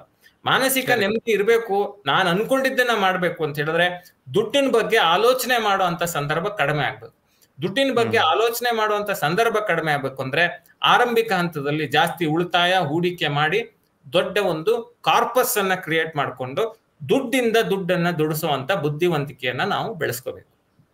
Super, fantastic sir. ಸೊ ಈ ವಿಚಾರದಲ್ಲಿ ಇನ್ನೊಂದು ಥಾಟ್ ಬರುತ್ತೆ. So basically like related to students ನಾನು ಹೇಳೋದು, ಬಿಕಾಸ್ ಒಂದ್ಸತಿ ಅವರು ಕಾಲೇಜ್ಗೆ ಹೋಗಿ ಸ್ಟಾರ್ಟ್ ಆದಮೇಲೆ ಈ ಒಂದು ಇನ್ವೆಸ್ಟಿಂಗ್ ಜ್ಞಾನ ಅವರಲ್ಲಿ ಬಂದಿದೆ, ಅಥವಾ ನಾವು ಏನೋ ಒಂದು ಹೇಳ್ಕೊಡ್ತಾ ಇದೀವಿ ಅಥವಾ ಅವ್ರು ಕಲಿತಿದ್ದಾರೆ ಅಂತ ಅಂದರೆ how can they can take control of the finance? Because ತುಂಬ ದುಡ್ಡು ಅವ್ರ ಹತ್ರ ಇರಲ್ಲ. ಸೊ ಪಾಕೆಟ್ ಮನಿ ಅದು ಇದು ಅಂತ ಬಂದಿರೋದ್ರಲ್ಲೇ ಒಂಚೂರು ಹೆಚ್ಚು ಕಡಿಮೆ ಸೇವ್ ಮಾಡ್ಕೊಳ್ಬೋದು, ಇನ್ವೆಸ್ಟ್ ಮಾಡ್ಬೋದು. ಸೊ ಅವರು ಯಾವ ರೀತಿ ಅವರ ಫೈನಾನ್ಸನ್ನು ಕಂಟ್ರೋಲ್ ತಗೊಳ್ಬಹುದು ಸರ್, ಸ್ಟೂಡೆಂಟ್ಸ್ ಲೆಕ್ಕದಲ್ಲಿದ್ದಾಗ, ಕಾಲೇಜ್ ಲೆವೆಲಲ್ಲಿ ಇದ್ದಾಗ? ಬೇಸಿಕಲಿ ನಟರಾಜ್, ಇದನ್ನ ನಾವು ತುಂಬಾ ಮನಿ ಅರ್ನಿಂಗ್ ಆಪರ್ಚುನಿಟಿ ಅಂತ ಕಾಲೇಜ್ ಸ್ಟೂಡೆಂಟ್ಸ್ ಹೇಳೋ ಅಗತ್ಯ ಇಲ್ಲ. ಕಾಲೇಜ್ ಸ್ಟೂಡೆಂಟ್ಸ್ಗೆ ಇಟ್ಸ್ ಅ ಲರ್ನಿಂಗ್ ಪ್ಲಾಟ್ಫಾರ್ಮ್. ಈಗ 18 ವರ್ಷ 20 ವರ್ಷದ ತನಕ let them learn. Say for example, ಈಗ ನಂಗೆ ಫಸ್ಟ್ ಸಂಬಳ ಬಂದ ತಕ್ಷಣ I am ready to do what I want to do. ಈಗ ಫಸ್ಟ್ ಸಂಬಳ ಬಂದ ತಕ್ಷಣ ಏನ್ ಮಾಡ್ಬೇಕು ಅಂತ ಅವಾಗ ಯೋಚನೆ ಮಾಡೋದಕ್ಕಿಂತ ಈ ಕಾಲೇಜು ಹಂತದಲ್ಲಿ, ಶಾಲಾ ಹಂತದಲ್ಲಿ ನಾವು ಇದನ್ನೆಲ್ಲ ಕಲ್ತ್ಕೊಂಡು ರೆಡಿ ಇದ್ರೆ we are ready to invest day one after getting my first salary. ಈಗ ಎಷ್ಟು ಅಂದ್ರೆ ಈ ಕಾಲೇಜು ಹಂತದಲ್ಲಿ ಅವ್ರ ಫಿನಾನ್ಸಸ್ ಅನ್ನ ಮ್ಯಾನೇಜ್ ಮಾಡೋದು ಅಂದ್ರೆ ಅನಗತ್ಯ ದುಂದು ವೆಚ್ಚ ಮಾಡಬಾರ್ದು. ಇರೋ ದುಡ್ಡನ್ನ ಎಫೆಕ್ಟಿವ್ ಆಗಿ ನಿಭಾಯಿಸೋದು ಹೇಗೆ ಅನ್ನೋದನ್ನ ಕಲಿಬೇಕು. ಯಾವ್ದಕ್ ಖರ್ಚು ಮಾಡ್ಬೇಕು, ಯಾವ್ದಕ್ ಖರ್ಚು ಮಾಡಬಾರ್ದು ಅನ್ನೋ ಕ್ಲಾರಿಟಿನ ತಗೋಬೇಕು. ಮತ್ತೆ ಖರ್ಚು ಮಾಡಿದ್ದನ್ನ ಲೆಕ್ಕ ಮಾಡಬೇಕು, ಲೆಕ್ಕ ಇಟ್ಕೋಬೇಕು ಅನ್ನೋದನ್ನ ಅರ್ಥ ಮಾಡ್ಕೋಬೇಕು. ಪಾಕೆಟ್ ಮನಿಯಿಂದ ನಾನು ಹೇಗೆ ಇನ್ವೆಸ್ಟ್ ಮಾಡ್ಬೋದು ಸಣ್ಣ ಪುಟ್ಟ ಮೊತ್ತ. ಇವತ್ತು ಸ್ಟಾಕ್ ಮಾರ್ಕೆಟ್ ಅಲ್ಲಿ ₹100 ಕೂಡ ಇನ್ವೆಸ್ಟ್ ಮಾಡ್ಬೋದು, ಮ್ಯೂಚುವಲ್ ಫಂಡ್ ಅಲ್ಲಿ ₹100 ಕೂಡ ಇನ್ವೆಸ್ಟ್ ಮಾಡ್ಬೋದು. That ₹100 can be ₹120 in next 6 months 1 year. So ಆ ಕಲಿಕೆ, ಅಥವಾ ₹100 ₹80 ಕೂಡ ಆಗ್ಬೋದು. ಅದು ಕೂಡ ಒಂದು ಲರ್ನಿಂಗ್ ಅವರಿಗೆ, ಹೆಂಗೆ ಸ್ಟಾಕ್ ಮಾರ್ಕೆಟ್ ಅಲ್ಲಿ ಅಥವಾ ಮ್ಯೂಚುವಲ್ ಫಂಡ್ ಅಲ್ಲಿ ಅಪ್ಸ್ ಅಂಡ್ ಡೌನ್ಸ್ ಇರುತ್ತೆ ಅಂತ. ಬೇಸಿಕಲಿ ಈ ಕಾಲೇಜ್ ಹಂತ ಏನಿದೆ ಇದು ಲರ್ನಿಂಗ್ ಅಂಡ್ ಎಕ್ಸ್ಪ್ಲೋರಿಂಗ್ ಸ್ಟೇಜ್ ಆಗಬೇಕು. ಒಂದು ಸತಿ ಕೆಲ್ಸಕ್ಕೆ ಸೇರಿದ ನಂತರ, ದುಡ್ಡು ಬಂದ ನಂತರ, they will be ready to handle their finances effectively, so that the entire financial journey of their family will be very good. Super. So ಈ ವಿಚಾರದಲ್ಲೇ ಸರ್, ನೆಕ್ಸ್ಟ್ ಈಗ ಫಾರ್ ಎಕ್ಸಾಂಪಲ್ ಸ್ಟೂಡೆಂಟ್ ಸ್ಟೇಜ್ ಮುಗ್ದಿದೆ ಅವ್ರದ್ದು, ಈಗ ಜಾಬ್ಗೆ ಹೋಗ್ತಿದ್ದಾರೆ, ಒಂದು ಲೆಟ್ಸೆ ಒಂದು 30,000-40,000 ಸಂಬಳ ಇವಾಗ ಆಲ್ರೆಡಿ ಇವತ್ತಿನ ಲೆಕ್ಕಕ್ಕೆ ಸಿಗ್ತಾ ಇದೆ ಮಿನಿಮಮ್ ಅವ್ರಿಗೆ ಅಂತ ಅಂದರೆ, ಸೊ ಅವರು ಸರ್ಟನ್ ಫಿನಾನ್ಷಿಯಲ್ ಫ್ರೀಡಮ್ ಅಥವಾ ಅವ್ರಿಗೆ ಬೇಕಾಗಿರ್ತಕ್ಕಂಥ ಯಾವುದೋ ಒಂದು ಆಸೆಗಳನ್ನು ಪೂರೈಸ್ಕೊಳ್ಳೋಕೆ ಇರ್ಬೋದು. ಸೊ ಆ ಒಂದು ವಿಚಾರವಾಗಿ ಅವರು ಯಾವ ರೀತಿಯಾಗಿ ರಿಯಲಿಸ್ಟಿಕ್ ಫೈನಾನ್ಷಿಯಲ್ ಪ್ಲಾನಿಂಗನ್ನು ಮಾಡ್ಕೊಳ್ಬೋದು ಒಂದ್ಸತಿ ಅವ್ರಿಗೆ ಸಂಬಳ ಬರೋಕ್ಕೆ ಸ್ಟಾರ್ಟ್ ಆಗಿದೆ ಅಂತ ಅಂದರೆ, ಏನೇನೆಲ್ಲ ಪಾಯಿಂಟ್ಸ್ಗಳನ್ನು ಕನ್ಸಿಡರ್ ಮಾಡಬೇಕು ಅವರು? ನಟರಾಜ್, ತುಂಬಾ ಜನ ಏನ್ ತಪ್ಪು ಮಾಡ್ತಾರೆ, ಮೊದಲನೇ ಸಂಬಳ ಬಂದ ತಕ್ಷಣ ಇನ್ನೊಂದು 6 ತಿಂಗಳು ವರ್ಷ ಫುಲ್ ಮಜಾ ಮಾಡೋಣಪ್ಪ, ಬಂದು ಮಜಾ ಮಾಡ್ಬಿಡೋಣ ಅಂತ ಅನ್ನೋ ಮೈಂಡ್ ಸೆಟ್ ಇರುತ್ತೆ. ಸಹಜ ಕೂಡ, ಕಾಲೇಜಿಂದ ಬಂದಿರ್ತಾರೆ, ಅವ್ರಿಗೆ ಏನೋ ನನ್ನ ಹತ್ರ ದುಡ್ಡು ಬರ್ತಿದೆ ಅನ್ನೋ ಖುಷಿ ಇರುತ್ತೆ. ಸೊ ಅಫ್ಕೋರ್ಸ್ ಅದನ್ನ ಮಾಡ್ಲೇಬಾರದು ಅಂತ ಹೇಳ್ತಿಲ್ಲ ನಾನು, ಅದಕ್ಕೆ ಎಷ್ಟು ಖರ್ಚು ಮಾಡ್ಬೇಕು ಅನ್ನೋ ವಿವೇಚನೆ ಇರಬೇಕು. ಈಗ ಕಾಲೇಜಿಂದ ಕೆಲ್ಸಕ್ಕೆ ಸೇರಿದ ತಕ್ಷಣ ಖುಷಿ ಪಡಬಾರ್ದು ಅಥವಾ ಫ್ರೆಂಡ್ಸ್ ಜೊತೆ ಸಂಭ್ರಮಿಸಬಾರ್ದು ಅನ್ನೋದನ್ನ ನಾನು ಹೇಳ್ತಿಲ್ಲ. ಅದ್ರ ಜೊತೆಗೆ ನಮ್ಮ ಹಣಕಾಸಿನ ನಿಯಂತ್ರಣ ಕೂಡ ನಮ್ಮ ಕೈಯಲ್ಲಿ ಇರಬೇಕು. ಈಗ ಒಬ್ಬ ಕಾಲೇಜಿಂದ ಪಾಸ್ ಆಗಿ ಒಬ್ಬ ವ್ಯಕ್ತಿ ಕೆಲ್ಸಕ್ಕೆ ಸೇರ್ದ, ಆತ ಅಥವಾ ಆಕೆಯ ಸಂಬಳ 35,000 ಅಂತ ಇಟ್ಕೊಳ್ಳಿ. 35,000ದಲ್ಲಿ ನಾನು ಎಷ್ಟನ್ನು ಉಳಿಸ್ಬೇಕು? ಕನಿಷ್ಠ ನನ್ನ ಪ್ರಕಾರ 35,000ದಲ್ಲಿ ಇವತ್ತಿನ ಬೆಂಗಳೂರು ಲೈಫ್ ಸ್ಟೈಲ್ ಅನ್ನ ಕನ್ಸಿಡರ್ ಮಾಡಿದ್ರೆ ನನ್ನ ಪ್ರಕಾರ ನಾನು ಬಹಳ ಸರಳವಾಗಿ ಬದುಕ್ತೀನಿ, ಒಂದು ಇತಿಮಿತಿಯಲ್ಲಿ ಲೆಕ್ಕಾಚಾರ ಮಾಡಿ ಖರ್ಚು ಮಾಡ್ತೀನಿ ಅಂದ್ರೆ ನನ್ನ ಪ್ರಕಾರ 35,000 ಟೇಕ್ ಸ್ಯಾಲರಿಯಲ್ಲಿ ಆರಾಮಾಗಿ 18,000 ರೂಪಾಯಿ ಉಳಿಸ್ಬೋದು. ಸರಿಯಾಗಿ ಪ್ಲಾನ್ ಮಾಡ್ಕೊಂಡ್ರೆ 15ರಿಂದ 18,000 ರೂಪಾಯಿ ಉಳಿಸ್ಬೋದು. 15ರಿಂದ 18,000 ರೂಪಾಯಿ ಹೇಗೆ ಅಂತ ಹೇಳ್ಬೋದು. ಆಯ್ತಪ್ಪ, ನೀವೊಂದು ಒಳ್ಳೆ PGಗೆ ಸೇರ್ಕೊಂಡ್ರಿ, ನಿಮ್ಮ ಟೋಟಲ್ ಕಾಸ್ಟ್ ಎಷ್ಟು? ಒಂದು 10,000 ರೂಪಾಯಿ ಅಂತ ಇಟ್ಕೊಳ್ಳೋಣ. ಒಂದು ಒಳ್ಳೆ 3 ಹೊತ್ತು ಕೂಡ ಕರೆಕ್ಟ್ ಊಟ ಕೊಡುವಂತ ಒಂದು PGಗೆ ಸೇರ್ಕೊಂಡ್ರೆ ಒಂದು 10,000 ರೂಪಾಯಿ PGಗೆ ಹೋಗುತ್ತೆ. ನಾನು ಹೇಳ್ತಿರೋ 10,000 ರೂಪಾಯಿ ಇರಲ್ಲ, ಎಷ್ಟೋ ಕಡೆ 8,000 ರೂಪಾಯಿ 7,000 ರೂಪಾಯಿ PGಗಳು ಸಿಗ್ತವೆ. 10,000 ರೂಪಾಯಿ PG. ಆ ನಂತರ ನಿಮ್ಮ ಮೇಜರ್ ಕಾಸ್ಟ್ ಏನು? ಕೆಲ್ಸಕ್ಕೆ ಹೋಗಕ್ಕೆ ಬರಕ್ಕೆ ಟ್ರಾವೆಲ್ ಕಾಸ್ಟ್. ಎಷ್ಟೋ ಸತಿ ಕಂಪ್ನಿನೇ ಟ್ರಾವೆಲ್ ಅನ್ನ ಪ್ರೊವೈಡ್ ಮಾಡ್ತಿರುತ್ತೆ, ಕೆಲವು ಕೇಸ್ಗಳಲ್ಲಿ ಟ್ರಾವೆಲ್ ಪ್ರೊವೈಡ್ ಮಾಡಲ್ಲ, ಮತ್ತೆ ಇನ್ನೆಷ್ಟೋ ಕೇಸ್ಗಳಲ್ಲಿ ವರ್ಕ್ ಫ್ರಮ್ ಹೋಮ್ ಇರುತ್ತೆ. So there is only internet cost which company will take care. So ನಿಮ್ಗೆ ಕೆಲವು ಕಡೆ ಟ್ರಾವೆಲ್ ಕಾಸ್ಟ್ ಇರುತ್ತೆ, ಕೆಲವು ಕಡೆ ಟ್ರಾವೆಲ್ ಕಾಸ್ಟ್ ಇರಲ್ಲ. ಓವರ್ ಹೆಡ್ಸ್ ನಿಮಗೆ ನಾನು 10,000 ರೂಪಾಯಿ PGಗೆ ಹೇಳಿದೆ, ಟ್ರಾವೆಲಿಂಗಿಗೆ ನಿಮ್ ಸ್ವಂತ ಬೈಕ್ ಇದೆ ಅಥವಾ ಇಲ್ಲ ಬಸ್ಸಲ್ಲಿ ಹೋಗ್ತೀನಿ ಅಂದ್ರೆ 4,000 ರೂಪಾಯಿ ಇಟ್ಕೊಳ್ಳಿ, 14,000 ರೂಪಾಯಿ ಆಯ್ತು. 10,000 ರೂಪಾಯಿ PGಗೆ, 4,000 ರೂಪಾಯಿ ಟ್ರಾವೆಲಿಂಗ್ಗೆ, ನೀವು ಒಂದ್ ಮೇಲೆ ಒಂದು 3,000 ರೂಪಾಯಿ, 4,000 ರೂಪಾಯಿ ನಿಮ್ಗೆ ಖುಷಿಗೆ. ವೀಕೆಂಡ್ ನಾನು ಥಿಯೇಟರ್ಗೆ ಹೋಗ್ಬೇಕು, ಫ್ರೆಂಡ್ಸ್ ಜೊತೆ ಸಿನಿಮಾ ನೋಡ್ಬೇಕು, ಅದಕ್ಕೆ ಇಟ್ಕೊಳ್ಳಿ. ಇನ್ನು ಅಲ್ಪ ಸ್ವಲ್ಪ ಓವರ್ ಹೆಡ್ಸ್, ಇನ್ನೇನೋ ಹುಷಾರ್ ತಪ್ಪಿತು, ಆ ಖರ್ಚುಗಳಿಗೆ ಇನ್ನೊಂದು 4,000 ಇಟ್ಕೊಳ್ಳಿ. ಅಲ್ಲಿಗೆ ನಾನು ಹೇಳಿದ 15ರಿಂದ 18,000 ಉಳಿಸ್ಲಿಕ್ಕೆ ಸಾಧ್ಯ ಆಯ್ತು. ಈ 15ರಿಂದ 18,000 ರೂಪಾಯಿ ಏನ್ ಮಾಡ್ಬೇಕು ಫಸ್ಟ್ ಅಂತ ಹೇಳಿದ್ರೆ, ಆ 15ರಿಂದ 18,000 ರೂಪಾಯಿಲಿ ಮೊದಲು ಮಾಡಬೇಕಾಗಿರೋ ಕೆಲಸ, ನೀವು ಒಂದು ಹೆಲ್ತ್ ಇನ್ಶೂರೆನ್ಸ್ ಅನ್ನ ತಗೊಳ್ಳಿ.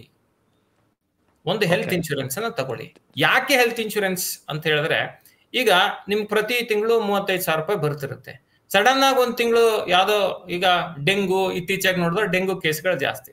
ಒಂದ್ಸತಿ ಅಡ್ಮಿಟ್ ಆದ್ರೆ 3 ಲಕ್ಷ ರೂಪಾಯಿ 4 ಲಕ್ಷ ರೂಪಾಯಿ ಲೆಕ್ಕ ಇಲ್ದಂಗೆ ಖರ್ಚಾಗ್ಬಿಡುತ್ತೆ. ಆ 3-4 ಲಕ್ಷ ರೂಪಾಯಿಯನ್ನ ನೀವು ನಿಮ್ ಸಂಬಳದಲ್ಲೇ ತೀರಿಸಬೇಕು ಅಂದ್ರೆ it will take another 1 year. ಸಾಲ ತೀರಿಸಬೇಕು ಅಂದ್ರೆ ರಾದರ್ ಒಂದು ತಿಂಗಳಿಗೆ, ವರ್ಷಕ್ಕೆ, ಈಗ 24 ವರ್ಷದ ವಯಸ್ಸಿನ ವ್ಯಕ್ತಿಗೆ ಒಬ್ಬ ಹೆಲ್ತ್ ಇನ್ಶೂರೆನ್ಸ್ ತಗೋಬೇಕು ಅಂದ್ರೆ ಇಟ್ ವಿಲ್ ಬಿ ಒಂದು 3 ಲಕ್ಷ ರೂಪಾಯಿ 4 ಲಕ್ಷ ರೂಪಾಯಿ ಕವರೇಜ್ ತಗೋತೀನಿ ಅಂದ್ರೆ it will be hardly 8,000 to 9,000 rupees annually. ತಿಂಗಳಿಗೆ ಒಂದು 500 ಏಜ್ ಕಡಿಮೆ ಇದ್ದಾಗ ಇನ್ಶೂರೆನ್ಸ್ ಕಾಸ್ಟ್ ಕಡಿಮೆ ಇರುತ್ತೆ. ಈಗ 500 ರೂಪಾಯಿ ತೆಗೆದಿಡಿ ತಿಂಗಳಿಗೆ, 500ರಿಂದ 600 ರೂಪಾಯಿ ಹೆಲ್ತ್ ಇನ್ಶೂರೆನ್ಸ್ ತೆಗೆದಿಡಿ. So your health is taken care. ಸ್ವಲ್ಪ ಅದ್ರಲ್ಲಿ ಒಂದು 3,000 ರೂಪಾಯಿ, ನಾನು 18,000 ರೂಪಾಯಲ್ಲಿ ನಾನು ಹೇಳ್ತಿರೋದು 1,000 ರೂಪಾಯಿನೇ ಹೆಲ್ತ್ ಇನ್ಶೂರೆನ್ಸ್ ತೆಗ್ದಿಡಿ.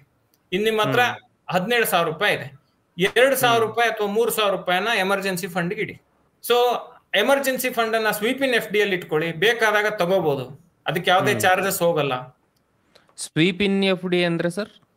ಸ್ವೀಪ್ ಇನ್ FD ಅಂದ್ರೆ ಬೇಸಿಕಲಿ ನಮ್ಗೆ ಬೇಕಾದಾಗ ದುಡ್ಡು ತಗೊಳ್ಕೊಳ್ಳೋಂಥದ್ದು. ಈಗ ತುಂಬಾ ಜನ ಲಾಕ್ ಇನ್ FD ಗಳು ಇರ್ತವೆ, ಅಂದ್ರೆ ಇಷ್ಟು ಪೀರಿಯಡ್ ಒಳಗಡೆ ನೀವು ದುಡ್ಡು ತೆಗೆದ್ರೆ ನಿಮ್ಗೆ ಎಷ್ಟೋ ಡಿಡಕ್ಟ್ ಮಾಡ್ತೀವಿ ಅಂತ. ಈ ಸ್ವೀಪ್ ಇನ್ FD ಅಲ್ಲಿ ಏನು ಅಂತ ಹೇಳಿದ್ರೆ ನಿಮ್ಗೆ ಯಾವಾಗ ದುಡ್ಡು ತಗೊಂಡ್ರು ಕೂಡ ಏನು ಚಾರ್ಜಸ್ ಅನ್ನ ಅವ್ರು ಹಾಕೋಲ್ಲ. ಆ ತರದ ಅವಕಾಶಗಳು ಕೂಡ ಬ್ಯಾಂಕ್ ಇವೆ.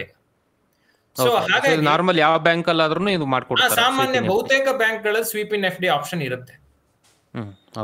ಸೊ ಈಗ ನೋಡಿ 35,000 ರೂಪಾಯಲ್ಲಿ ಎಷ್ಟು ಸೊಗಸಾಗಿ ಬದುಕಬಹುದು ಅನ್ನೋದನ್ನ ನಾವು ತೋರಿಸ್ಕೊಡ್ತೀವಿ. ಸೊ ಈ 35,000ಕ್ಕೂ ಹಿಂಗ್ ಪ್ಲಾನ್ ಮಾಡ್ಬೋದು, 3.5 ಲಕ್ಷಕ್ಕೂ ಹಿಂಗ್ ಪ್ಲಾನ್ ಮಾಡ್ಬೋದು.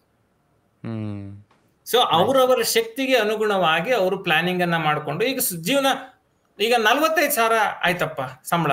ತುಂಬಾ ಜನ ಏನ್ ತಪ್ಪು ಮಾಡ್ತಾರೆ, ಅದಕ್ಕೆ ತಕ್ಕಂಗೆ ಲೈಫ್ ಸ್ಟೈಲ್ ಚೇಂಜ್ ಮಾಡ್ಕೋತಾರೆ ಬಿಗಿನಿಂಗ್ ಡೇಸ್ ಅಲ್ಲಿ. ಅದಕ್ಕೆ ತಕ್ಕಂಗೆ ಲೈಫ್ ಸ್ಟೈಲ್ ಚೇಂಜ್ ಮಾಡೋ ಬದಲು ಅದಕ್ಕೆ ತಕ್ಕಂಗೆ ಇನ್ವೆಸ್ಟ್ಮೆಂಟ್ ಅನ್ನ ಟಾಪ್ ಅಪ್ ಮಾಡಿ. ಸ್ಟೆಪ್ ಅಪ್ SIP ಅಂತಿದೆ, ನಿಮಗೆ ಗೊತ್ತೇ ಇರುತ್ತೆ ನಟರಾಜ್.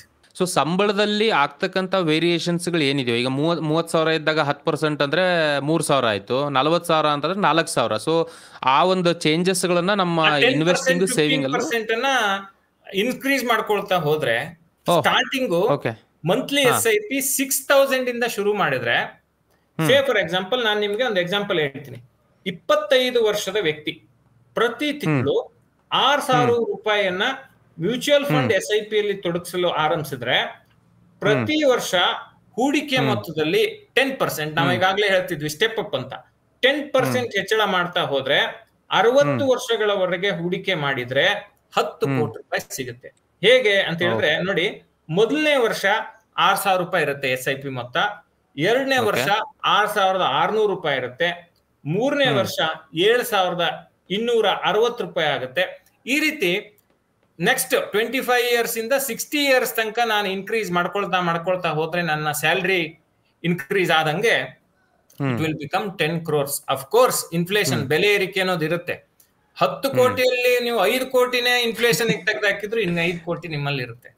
ಡೆಟ್ ಟ್ರ್ಯಾಪ್ ಬಗ್ಗೆ ನೀವೇನು ಮೆನ್ಷನ್ ಮಾಡ್ತಾ ಇದ್ರೋ, ಮೋಸ್ಟ್ ಆಫ್ ದ ಜನಗಳು ಎಸ್ಪೆಷಲಿ ಈಗಿರೋ ಲ್ಯಾವಿಶ್ ಲೈಫ್ ಸ್ಟೈಲ್ಗೆ ಕ್ರೆಡಿಟ್ ಕಾರ್ಡ್ ಎಲ್ಲ ಒಂದು ಸುಮ್ಮನೆ ಕ್ಲಿಕ್ಕಲ್ಲಿ ಸಿಕ್ಬಿಡುತ್ತೆ. ಇವಾಗ ಸುಮ್ಮನೆ ಬೇಕು ಅಂದ ತಕ್ಷಣ ಮನೆ ಕಳಿಸ್ಬಿಡ್ತಾರೆ. ಕ್ರೆಡಿಟ್ ಕಾರ್ಡ್ ಅದೆಲ್ಲ 2-3 ಲಕ್ಷ ಏನು ದೊಡ್ಡ ವಿಷಯ ಅಲ್ಲ, ಸುಮ್ಮನೆ ಖರ್ಚು ಮಾಡ್ತಾ ಇರ್ತಾರೆ. ಅನ್ನೆಸೆಸರಿ ಖರ್ಚು ಮಾಡೋದು, ಗೊತ್ತಿಲ್ಲದೇನೋ ಡೆಟ್ ಟ್ರ್ಯಾಪಲ್ಲಿ ಸಿಕ್ಕಾಕೊಳ್ತಾರೆ ಜನಗಳು. ಸಪೋಸ್ ಆಲ್ರೆಡಿ ಅವರು ಈ ರೀತಿಯಾದಂಥ ಒಂದು ಜಾಲದಲ್ಲಿ ಬಿದ್ದುಬಿಟ್ಟಿದ್ದಾರೆ, ಟ್ರ್ಯಾಪಿಗೆ ಬಿದ್ದುಬಿಟ್ಟಿದ್ದಾರೆ ಡೆಟ್ ಅಂತಂದರೆ ಯಾವ ರೀತಿ ಕ್ವಿಕ್ ಆಗಿ ಅವ್ರು ಹೊರಗಡೆ ಬರ್ಬೋದು ಸರ್ ಅದರಿಂದ? It could be personal loan ಇರ್ಬೋದು, ಕ್ರೆಡಿಟ್ ಬಿಲ್ ಇರ್ಬೋದು, anything what ever it is. So ಒಂದು ಸಾಲ ಅವ್ರಿಗಿದೆ, ಅದರಿಂದ ಅವ್ರು ಆದಷ್ಟು ಬೇಗ ಯಾವ ರೀತಿ ಹೊರಗಡೆ ಬರ್ಬೋದು ಒಬ್ಬ ವ್ಯಕ್ತಿ? ಈ ಸಾಲ ಅಂತ ಬಂದಾಗ ಒಳ್ಳೆ ಸಾಲ, ಕೆಟ್ಟ ಸಾಲ, ನೀವು ಆಗ್ಲೇ ನಂಗೆ ಕೇಳಿದ್ರಿ ಇವು ಹೋಮ್ ಲೋನು ಒಳ್ಳೆ ಸಾಲನ ಕೆಟ್ಟ ಸಾಲನ ಅಂತ. ಹೋಮ್ ಲೋನ್ ಅನ್ನೋದು for your first home, if you are taking loan it's a good loan. So ಆಮೇಲೆ ನಾನು ಬಾಡಿಗೆ ಕೊಡೋಕ್ಕೋಸ್ಕರ ಎರಡನೇ ಮನೆಗೆ ನಾನು ಸಾಲ ತಗೋತೀನಿ ಅಂದ್ರೆ it's not a good loan. So ಒಳ್ಳೆ ಸಾಲ ಹೋಮ್ ಲೋನ್ ಇರ್ಬೋದು, ಎಜುಕೇಶನ್ ಲೋನ್ ಇರ್ಬೋದು, ಕಮರ್ಷಿಯಲ್ ವೆಹಿಕಲ್ ಲೋನ್ ಇರ್ಬೋದು. ಈಗ ನಾನು ಎಲ್ಲೋ ಬೋರ್ಡ್ ವೆಹಿಕಲ್ ತಗೊಂಡು ನಾನು ಅದನ್ನ ಓಡಿಸಿ ಅದರಿಂದ ಆದಾಯ ಮಾಡಿ ನನ್ನ ಜೀವನ ಕಟ್ಕೋತೀನಿ ಅನ್ನೋದಕ್ಕೆ ಸಾಲ ಮಾಡೋದು ಕೂಡ ತಪ್ಪಲ್ಲ. ಅಥವಾ ಕಮರ್ಷಿಯಲ್ ಪ್ರಾಪರ್ಟಿ ಬೈ ಮಾಡ್ಲಿಕ್ಕೆ ನಾನು ಲೋನ್ ತಗೋತೀನಿ, ತಪ್ಪಲ್ಲ. ಬಿಸ್ನೆಸ್ ಕಟ್ಟೋದಕ್ಕೆ ನಾನು ಲೋನ್ ಮಾಡ್ತೀನಿ, ತಪ್ಪಲ್ಲ. ಪರ್ಸನಲ್ ಲೋನ್ ಅನ್ನ ನಾನು ಫಾರಿನ್ ಟೂರ್ಗೆ ಹೋಗಕ್ ತಗೋತೀನಿ, ರಾಂಗ್ ಡಿಸಿಷನ್. ನಾನು ಕ್ರೆಡಿಟ್ ಕಾರ್ಡ್ ತಗೊಂಡು ನನ್ನದಲ್ಲದ ದುಡ್ಡನ್ನ ನಾನು ಖರ್ಚು ಮಾಡ್ತೀನಿ, ನನಗೆ ಆದಾಯನೇ ಇಲ್ಲ ಅಷ್ಟು, ನನ್ನದಲ್ಲದ ದುಡ್ಡನ್ನ ನಾನು ಕ್ರೆಡಿಟ್ ಕಾರ್ಡ್ ತಗೊಂಡು ಖರ್ಚು ಮಾಡ್ತೀನಿ, ರಾಂಗ್. ಒಂದು ಕ್ರೆಡಿಟ್ ಕಾರ್ಡ್ ಅನ್ನ ಸಾಲ ತೀರ್ಸಕ್ಕೆ ಇನ್ನೊಂದು ಕ್ರೆಡಿಟ್ ಕಾರ್ಡ್ ತಗೋತೀನಿ, ರಾಂಗ್. ಮತ್ತೆ ನನ್ನ ಒಟ್ಟು ತಿಂಗಳಲ್ಲಿ ಒಬ್ಬ ವ್ಯಕ್ತಿಯ ಸಾಲ ಆದಾಯ 1 ಲಕ್ಷ ಇದೆ ಅಂತ ಇಟ್ಕೊಳ್ಳಿ ನಟರಾಜ್. 1 ಲಕ್ಷದಲ್ಲಿ ಮ್ಯಾಕ್ಸಿಮಮ್ 30,000 ರಿಂದ 35,000 ಅವನ ಒಟ್ಟು EMI ಗಳ ಮೊತ್ತ ಇರಬೇಕು. EMI ಕಟ್ಟೋದು, ಒಟ್ಟು EMI ಮ್ಯಾಕ್ಸಿಮಮ್ ನಾನು ಹೇಳ್ತಿರೋದು 20,000 ರಿಂದ 25,000 ಇದ್ರೆ ಬಹಳ ಒಳ್ಳೇದು. ಇಲ್ಲ ನಾನು ಸ್ವಲ್ಪ ಸ್ಟ್ರೆಚ್ ಮಾಡ್ತೀನಪ್ಪ ಅಂದ್ರೂ 1 ಲಕ್ಷ ಆದಾಯ ಇದ್ರೆ ಮ್ಯಾಕ್ಸಿಮಮ್ 30,000 ರಿಂದ 35,000 EMI ಹೋಗ್ಬೇಕು. ಅದು ಒಂದು EMI ಗಲ್ಲ, ಎಲ್ಲ EMI ಗೆ. ಈಗ ಪರ್ಸನಲ್ ಲೋನ್ ತಗೊಂಡಿದ್ರೆ, ಹೋಮ್ ಲೋನ್ ತಗೊಂಡಿದ್ರೆ, ಟಿವಿ ಅಥವಾ ಫ್ರಿಡ್ಜ್ ನ EMI ತಗೊಂಡಿದ್ರೆ, ಕ್ರೆಡಿಟ್ ಕಾರ್ಡ್ ತಗೊಂಡಿದ್ರೆ, ಎಲ್ಲಾ ಸಾಲಗಳ ಒಟ್ಟು EMI ಮೊತ್ತ ತಿಂಗಳಿಗೆ ಗರಿಷ್ಠ 35,000. 35 ಕರೆಕ್ಟ್ ಅಲ್ಲ, 25 ಅನ್ನೋದು ಕರೆಕ್ಟ್. ಬಟ್ ಇಲ್ಲ ನಾನು ಸ್ವಲ್ಪ ಅಡ್ಜಸ್ಟ್ ಮಾಡ್ಕೋತೀನಿ ಅಂದ್ರೆ 35,000 ತನಕ ಹೋಗ್ಬೋದು. ಅದನ್ನ ಮೀರಿದ್ರೆ ಇನ್ವೆಸ್ಟ್ಮೆಂಟ್ ಮಾಡಕ್ಕಾಗಲ್ಲ, ಮನಿ ಮ್ಯಾನೇಜ್ಮೆಂಟ್ ಅನ್ನ ತಿಂಗಳು ಮಾಡಕ್ಕಾಗಲ್ಲ, ಕಷ್ಟಕ್ಕೆ ಸಿಗಾಕೋತೀವಿ. ಸೊ ಮತ್ತೆ ಈ ಕಷ್ಟಕ್ಕೆ ಸಿಗಾಕೊಂಡು ನಾವು ಲೋನ್ ನ ಡ್ಯೂಗಳನ್ನ ಕ್ಲಿಯರ್ ಮಾಡದೇ ಇದ್ರೆ ಸಿಬಿಲ್ ಸ್ಕೋರ್ ಬಿದ್ದು ಹೋಗುತ್ತೆ. ನಮ್ಗೆ ಹೆಂಗೆ ಸ್ಕೂಲು ಕಾಲೇಜಲ್ಲಿ ನಾವ್ ಹೆಂಗ್ ಪರ್ಫಾರ್ಮ್ ಮಾಡ್ತೀವಿ ಅನ್ನೋದ್ರ ಮೇಲೆ ಮಾರ್ಕ್ಸ್ ಕೊಡ್ತಾರೋ, ನಾವು ತಗೊಂಡ್ ಸಾಲನ ಸರಿಯಾಗಿ ಕಟ್ಟಿದೀವಾ ಇಲ್ವಾ ಅನ್ನೋದಕ್ಕೆ ಸಿಬಿಲ್ ಸ್ಕೋರ್ ಅನ್ನೋದನ್ನ ಕೊಡ್ತಾರೆ. ಸೊ ಈ ಸಿಬಿಲ್ ಸ್ಕೋರ್ ಅನ್ನ ಮೇಂಟೈನ್ ಮಾಡದೇ ಇದ್ರೆ, ಸರಿಯಾದ ರೀತಿಯಲ್ಲಿ ಸಾಲವನ್ನ ಕಟ್ಟದೇ ಇದ್ರೆ ಸಿಬಿಲ್ ಸ್ಕೋರ್ ಕಡಿಮೆ ಆಗುತ್ತೆ. ಸಿಬಿಲ್ ಸ್ಕೋರ್ ಕಡಿಮೆ ಆದ್ರೆ ಅಂದ್ರೆ ಸಾಲ ಪೇಮೆಂಟ್ ಸರಿಯಾದ ಟೈಮಿಂಗ್ ಮಾಡದೇ ಇದ್ರೆ ಅಥವಾ ಡ್ಯೂಸ್ ಅನ್ನ ಕ್ಲಿಯರ್ ಮಾಡದೇ ಇದ್ರೆ ಸಿಬಿಲ್ ಸ್ಕೋರ್ ಕಡಿಮೆ ಆಗುತ್ತೆ. ಸಿಬಿಲ್ ಸ್ಕೋರ್ ಕಡಿಮೆ ಆಗ್ತಾ ಹೋದ್ರೆ ಮುಂದೆ ಸಾಲ ಸಿಗೋದಿಲ್ಲ, ಸಾಲವನ್ನ ಕೊಡ್ಲಿಕ್ಕೆ ಬ್ಯಾಂಕ್ಗಳು ಮುಂದೆ ಬರೋದಿಲ್ಲ. ಸೊ ನೀವು ಅಟ್ ಎನಿ ಕಾಸ್ಟ್ ಈ ಡೆಟ್ ಟ್ರ್ಯಾಪ್ ಅಲ್ಲಿ ಸಿಕ್ಕಾಕೊಂಡಿದ್ರೆ ಮೊದಲನೇದು ಏನ್ ಮಾಡಿ, ಸಾಧ್ಯ ಆದಷ್ಟು ಮೊದಲು ನಿಮ್ಮ ಮನೆಯವರಿಗೆ ನಿಮ್ಮ ಪರಿಸ್ಥಿತಿಯನ್ನ ಹೇಳಿ. ನಾನು ಈ ರೀತಿ ಒಂದು ಸಂಕಷ್ಟಕ್ಕೆ ಸಿಕ್ಕಾಕೊಂಡಿದ್ದೀನಿ, ನನ್ನ ಹತ್ರ ಎಷ್ಟೊಂದು ಸಾಲ ಮಾಡ್ಬಿಟ್ಟಿದೀನಿ, ನಂಗೆ ಸಾಲ ತೀರ್ಸಕ್ಕೆ ದೊಡ್ಡ ಚಾಲೆಂಜ್ ಆಗಿದೆ ಅನ್ನೋ ಸತ್ಯವನ್ನ ಹೇಳಿ ಮನೆಯಲ್ಲಿ ಹೇಳಿದ ನಂತರ ನೀವು ಇನ್ನು ಮುಂದೆ ಈ ತರದ ಸಾಲದ ಸುಳಿಗೆ ಸಿಕ್ಕಾಕೊಳ್ಳೋದಿಲ್ಲ, ನಾನು ಮತ್ತೆ ಮಾಡಿದ ತಪ್ಪನ್ನ ಮಾಡೋದಿಲ್ಲ ಅಂತ ನೀವು ಕಮಿಟ್ ಆದ ನಂತರ ಮನೆಯವ್ರ ಹತ್ರ ಸಾಧ್ಯ ಆದ್ರೆ, ನೋಡಿ ಇಷ್ಟೆಲ್ಲ ನಾನು ಸಾಲ ಮಾಡಿದ್ದೀನಿ, I will give you back, ನಿಮ್ಗೆ ಕೊಡೋಕೆ ಎಷ್ಟು ಸಾಧ್ಯ, ನೀವೇನಾದ್ರೂ ಉಳಿತಾಯ ಮಾಡಿದ್ರೆ ಹೆಂಡತಿ ಹತ್ರ ಇರ್ಬೋದು, ತಂದೆ ಹತ್ರ ಇರ್ಬೋದು, ತಾಯಿ ಹತ್ರ ಇರ್ಬೋದು. ನಾನೊಂದು ಎಕ್ಸಾಂಪಲ್ ಕೊಡ್ತಿದ್ದೀನಿ. ಅವ್ರ ಹತ್ರ ತಗೊಂಡು ಎಷ್ಟು ಸಾಲವನ್ನ ತೀರ್ಸ್ಲಿಕ್ಕೆ ಸಾಧ್ಯ ಅದನ್ನ ತೀರ್ಸಿ. ಮೊದಲನೇದು, ಯಾವ್ದು ಬಡ್ಡಿ ಜಾಸ್ತಿ ಇರುತ್ತೆ ಆ ಸಾಲವನ್ನ ಫಸ್ಟ್ ತೀರ್ಸಿ. ಯಾವುದೇ ಕಾರಣಕ್ಕೂ ಸೆಟಲ್ಮೆಂಟ್ಗೆ ಹೋಗ್ಬೇಡಿ. ನಿಮಗೆ EMI ಕಟ್ಟಕ್ಕೆ, ಈಗ ಸೇ ಫಾರ್ ಎಕ್ಸಾಂಪಲ್ ಯಾವ್ದೋ ಒಂದು ಹೋಮ್ ಲೋನ್ ನ EMI ತಿಂಗಳಿಗೆ 30,000 ರೂಪಾಯಿ ಇದೆ ಅಂತ ಇಟ್ಕೊಳ್ಳಿ. ನಿಮಗೆ 15,000 ರೂಪಾಯಿ ಅಷ್ಟೇ ಕಟ್ಟಕ್ ಸಾಧ್ಯ. ಬ್ಯಾಂಕ್ ಅವ್ರ ಹತ್ರ ಹೋಗಿ ಮಾತಾಡಿ ನಿಮ್ಮ ಲೋನ್ ರೀಪೇಮೆಂಟ್ ಡ್ಯೂರೇಷನ್ ಅನ್ನ ಜಾಸ್ತಿ ಮಾಡಿಸ್ಕೊಳ್ಳಿ. ಅವಾಗ EMI ಮೊತ್ತ ಕಡಿಮೆ ಆಗುತ್ತೆ. ಆ ತರ ಪಾಸಿಬಿಲಿಟಿ ಇದೆಯಾ ಸರ್? ಪಾಸಿಬಿಲಿಟಿ ಇರುತ್ತೆ, ಎಕ್ಸ್ಟೆಂಡ್ ಮಾಡ್ಕೊಡ್ತಾರೆ. ಅಂದ್ರೆ ಈಗ ನೋಡಿ, ಐ ಹ್ಯಾವ್ ಫೈನಾನ್ಷಿಯಲ್ ಡಿಫಿಕಲ್ಟಿ, ನನ್ನ ಲೋನ್ ಡ್ಯೂರೇಷನ್ ಅನ್ನ ಜಾಸ್ತಿ ಮಾಡ್ಕೊಡಿ, ನನ್ನ EMI obviously they will get more interest ಅಲ್ಲ. Okay, got it. So loan period extension ಅನ್ನು ಮಾಡ್ಕೊಡ್ತಾರೆ only when you request for it. So ಈ ರೀತಿ ಏನೇನು ಎಲ್ಲಾ ಬ್ಯಾಂಕ್ಗಳು ಕೊಡ್ತವೆ ಅಂತಲ್ಲ, ಕೆಲವು ಬ್ಯಾಂಕ್ಗಳು ಅದನ್ನ ಒಪ್ಪಿ ಕಸ್ಟಮರ್ಗೆ ಅನುಕೂಲ ಆಗೋ ರೀತಿ ಮಾಡ್ಕೊಡುವಂತ ಸಾಧ್ಯತೆ ಇರುತ್ತೆ. ಈಗ ಹೆಂಗೆ ನಾನು EMI ಜಾಸ್ತಿ ಮಾಡ್ಲಿಕ್ಕೆ ಹೋಮ್ ಲೋನ್ ಅಲ್ಲಿ ಅವಕಾಶ ಇರುತ್ತೋ, EMI ಪ್ರಮಾಣನ ಕಮ್ಮಿ ಮಾಡಿ ಅಂತ ಹೇಳೋಕ್ಕೂ ಅವಕಾಶ ಇರುತ್ತೆ. ಬಟ್ ಪ್ರಾಬ್ಲಮ್ ಏನಂತ ಹೇಳಿದ್ರೆ, EMI ನ ಕಮ್ಮಿ ಮಾಡ್ಕೊಂಡ್ರೆ ಓವರ್ ದಿ ಲಾಂಗ್ ಪೀರಿಯಡ್ ನಾವು ಜಾಸ್ತಿ ಬಡ್ಡಿನ ಕಟ್ತೀವಿ as home loan taker. So ಈ ರೀತಿಯ ಮಾಡ್ಯುಲೇಷನ್ ಗಳನ್ನ ಮಾಡಿಕೊಂಡು ನಿಧಾನವಾಗಿ ಡೆಟ್ ಟ್ರ್ಯಾಪ್ ಇಂದ ಬರಬೇಕು. ಸಾಲ ತೀರ್ಸ್ಲಿಕ್ಕೆ ಜಾಸ್ತಿ ಹಣ ನಮ್ಮ ಹತ್ರ ಇಲ್ಲ ಅಂತ ಹೇಳಿದ್ರೆ ಪರ್ಯಾಯ ಉದ್ಯೋಗದ ಆಯ್ಕೆಗಳನ್ನ ಪರಿಗಣಿಸ್ಬೇಕು. ನಾನು ಪಾರ್ಟ್ ಟೈಮ್ ಏನಾದ್ರು ಕೆಲಸ ಮಾಡ್ಬೋದಾ ಏನು ಅನ್ನೋದ್ರ ಬಗ್ಗೆ ಆಲೋಚನೆ ಮಾಡಬೇಕು. ಸೆಕೆಂಡರಿ ಇನ್ಕಮ್ ಸ್ಟ್ರೀಮ್ ಕ್ರಿಯೇಟ್ ಮಾಡ್ಕೋಬೋದಾ ಅಂತೇಳಿ ವಿಚಾರ ಮಾಡಬೇಕು. ಒಟ್ಟಾರೆ ಆದಾಯದ ಮೂಲವನ್ನ ಹೆಚ್ಚಿಸ್ಕೊಂಡು ಮತ್ತೆ ಅದಕ್ಕಿಂತ ಕಡಿಮೆ ಬಡ್ಡಿ ಸಾಲ ಸಿಗುತ್ತಾ ಅನ್ನೋದನ್ನ ನೋಡ್ಕೋಬೇಕು. ಕಡಿಮೆ ಬಡ್ಡಿಗೆ ಸಾಲ ಸಿಕ್ಕರೆ ಅಲ್ಲಿಂದ ಸಾಲ ತಗೊಂಡು ಜಾಸ್ತಿ ಬಡ್ಡಿ ಇರೋ ಸಾಲನ ತೀರ್ಸಕ್ಕೆ ಸಾಧ್ಯ. ಯಾಕೆಂದ್ರೆ ಸಿಬಿಲ್ ಸ್ಕೋರ್ ಕಡಿಮೆ ಆಗಿದ್ದಾಗ ಸಾಲ ಸಿಗೋದು ಕಷ್ಟ, ಬಟ್ ಎಲ್ಲೋ ಸಿಗೋ ಸಾಧ್ಯತೆ ಇದೆ ಅಂತ ಹೇಳಿದ್ರೆ ಅದನ್ನ ಬಳಸಿ. ಬೇಸಿಕಲಿ ಹೋಮ್ ಲೋನ್ ಅಥವಾ ಯಾವುದೇ ಲೋನ್ ಇರ್ಲಿ, ಯಾವುದೇ ಲೋನ್ ನ ನೀವು ಅಡ್ಜಸ್ಟ್ ಮಾಡ್ಕೊಂಡು ಇಲ್ಲ ಕಾಂಪ್ರಮೈಸಿಗೆ ಬಂದು ಸೆಟ್ಲ್ಮೆಂಟ್ ಮಾಡ್ಕೊಳ್ಳಿಕ್ಕೆ ಹೋದ್ರೆ ಮತ್ತೆ ಲೋನ್ ಸಿಗೋದು ಕಷ್ಟ ಆಗುತ್ತೆ. ಸೆಟ್ಲ್ಮೆಂಟ್ ಮಾಡ್ಕೋಬೇಡಿ, ಗೋ ಆಸ್ ಪರ್ ಸಿಬಿಲ್ ಸ್ಕೋರ್. ಏನೇನ್ ನೀವು ಇಂಟ್ರೆಸ್ಟ್ ಮತ್ತೊಂದು ಏನ್ ಕಟ್ಟಬೇಕು ಎಲ್ಲವನ್ನ ಕಟ್ಟಿದ್ರೆ ಮಾತ್ರ ನಿಮ್ ಸಿಬಿಲ್ ಸ್ಕೋರ್ ಸರಿ ಆಗತ್ತೆ, ಇಲ್ಲಾಂದ್ರೆ ಸರಿ ಆಗಲ್ಲ. ಹಾಗಾಗಿ ದಯವಿಟ್ಟು ಸಾಲದ ಸುಳಿಯಲ್ಲಿ ಸಿಕ್ಕಾಕೋಬೇಡಿ. ಸಿಕ್ಕಾಕೊಂಡಿದ್ರೆ ಹೆದರಬೇಡಿ. ನೀವು ಸಿಕ್ಕಾಕೊಂಡಿದ್ರೆ ಅದರಿಂದ ಪಾರಾಗ್ಲಿಕ್ಕೆ ಪ್ರಯತ್ನ ಮಾಡಿ. ಪಾರಾಗೋಕ್ ಅವಕಾಶನೇ ಇಲ್ಲ ಅಂದ್ರೆ ನಂಗೆ ಪರವಾಗಿಲ್ಲಪ್ಪ, ನಂಗೆ ಯಾವತ್ತೂ ಸಾಲ ಬೇಡ ಅಂದ್ರೆ ಸೆಟ್ಲ್ಮೆಂಟ್ಗೂ ನೀವು ಒಪ್ಕೊಳ್ಳಿ. ಸೊ ವರ್ಸ್ಟ್ ಕೇಸ್ ಅಲ್ಲಿ ಬ್ಯಾಂಕ್ರಪ್ಸಿ ಘೋಷಣೆ ಮಾಡ್ಕೊಳ್ಳಿಕ್ಕೂ ಅವಕಾಶ ಇದೆ. ಬಟ್ ಅದಕ್ಕೆ ಬೇರೆ ಬೇರೆ ಅದು ಕೋರ್ಟಲ್ಲಿ ಸೆಟ್ಲ್ ಆಗುತ್ತಲ್ಲ ಸರ್ ಅದು ಹೌದು process? ರೀತಿ ರಿವಾಜುಗಳಿರುತ್ತೆ. ಈಗ ನಾವು ಘೋಷಣೆ ಮಾಡಿದ ತಕ್ಷಣ ಅವ್ರು ಎಕ್ಸೆಪ್ಟ್ ಮಾಡ್ಕೊಳ್ಳಲ್ಲ, ದೇ ವಿಲ್ ವ್ಯಾಲಿಡೇಟ್. ಸಾಕಷ್ಟು ಇದಿರುತ್ತೆ, ಹಿನ್ನೆಲೆ ತನಿಖೆ ಎಲ್ಲ ಆಗುತ್ತೆ, ಆದ ನಂತರ ಅದನ್ನ ಅಕ್ಸೆಪ್ಟ್ ಮಾಡ್ಕೋತಾರೆ. ದಾರಿಗಳಿದೆ, ದಾರಿಗಳನ್ನ ಹುಡ್ಕೊಂಡ್ರೆ ಬೇರೆ ಬೇರೆ ದಾರಿಗಳನ್ನ solutions ಹುಡ್ಕೊಂಡು ಅದರಿಂದ ಪಾರಾಗುವಂತ ಪ್ರಯತ್ನವನ್ನ ಮಾಡಬೇಕು. Okay, super sir. So for ಅಂದರೆ ಲೈಕ್ ದುಡ್ಡನ್ನು ಉಳಿಸ್ಕೊಳ್ಳೋದು, ಹಾಗೆ ಯಾವ ರೀತಿ ದುಡ್ಡಿನ ಟ್ರ್ಯಾಪಲ್ಲಿ ಅಥವಾ ಈ ಒಂದು ಡೆಟ್ ಟ್ರ್ಯಾಪಲ್ಲಿ ಸಿಕ್ಕೋಕೆ ಆಗಬಾರ್ದು ಅನ್ನೋದ್ರ ಬಗ್ಗೆ ನಾವು ಮಾತಾಡಿದ್ವಿ. ಸೊ ಇವಾಗ ದುಡ್ಡನ್ನು ಬೆಳೆಸ್ತಕ್ಕಂಥ ವಿಚಾರವಾಗಿ ನೋಡ್ತೀವಿ ಅಂತಂದರೆ ಸುಮಾರು ಆಪ್ಷನ್ಸ್ಗಳಿದೆ ಇವತ್ತಿನ ಮಟ್ಟಿಗೆ. ಸೊ ಅದರಲ್ಲಿ ನಿಮ್ಮ ಪ್ರೆಫರ್ಡ್ ಆಪ್ಷನ್ಸ್ಗಳಿಗೆ ಯಾವುದು? ಇನ್ವೆಸ್ಟ್ಮೆಂಟಿಗೆ ನನ್ನ ಹತ್ರ ದುಡ್ಡಿದೆ, ನಾನು ಸೇವ್ ಮಾಡ್ತಾ ಇದ್ದೀನಿ, ಇನ್ವೆಸ್ಟ್ ಮಾಡಿ ಬೆಳೆಸಬೇಕು ಅಂತಂದರೆ ನನಗೇನೂ ಗೊತ್ತಿಲ್ಲ ಇದ್ರ ಬಗ್ಗೆ ಅಂತಂದ್ರೆ how can I start my journey? Immediately ನನ್ನ ದುಡ್ಡನ್ನ ಇನ್ವೆಸ್ಟ್ ಮಾಡಬೇಕು ಅಂತಂದ್ರೆ ಯಾವ ರೀತಿ ನನ್ನ ಜರ್ನಿ ಸ್ಟಾರ್ಟ್ ಮಾಡ್ಬೋದು? ನೋಡಿ ನಟರಾಜ್, ಈಗ ಇವತ್ತಿನ ಹೂಡಿಕೆಗಳು ಯಾವಾಗ್ಲೂ ಬೆಲೆ ಏರಿಕೆಯನ್ನ ಮೀರಿ ನಿಲ್ಲಬೇಕು ಅಂತೇಳಿ ನಾನು ಹೇಳ್ತೀನಿ. ನಾನು ನ್ಯೂ ಏಜ್ ಇನ್ವೆಸ್ಟ್ಮೆಂಟ್ಸ್ ಅಂತೇಳಿ ಕರಿತೀನಿ.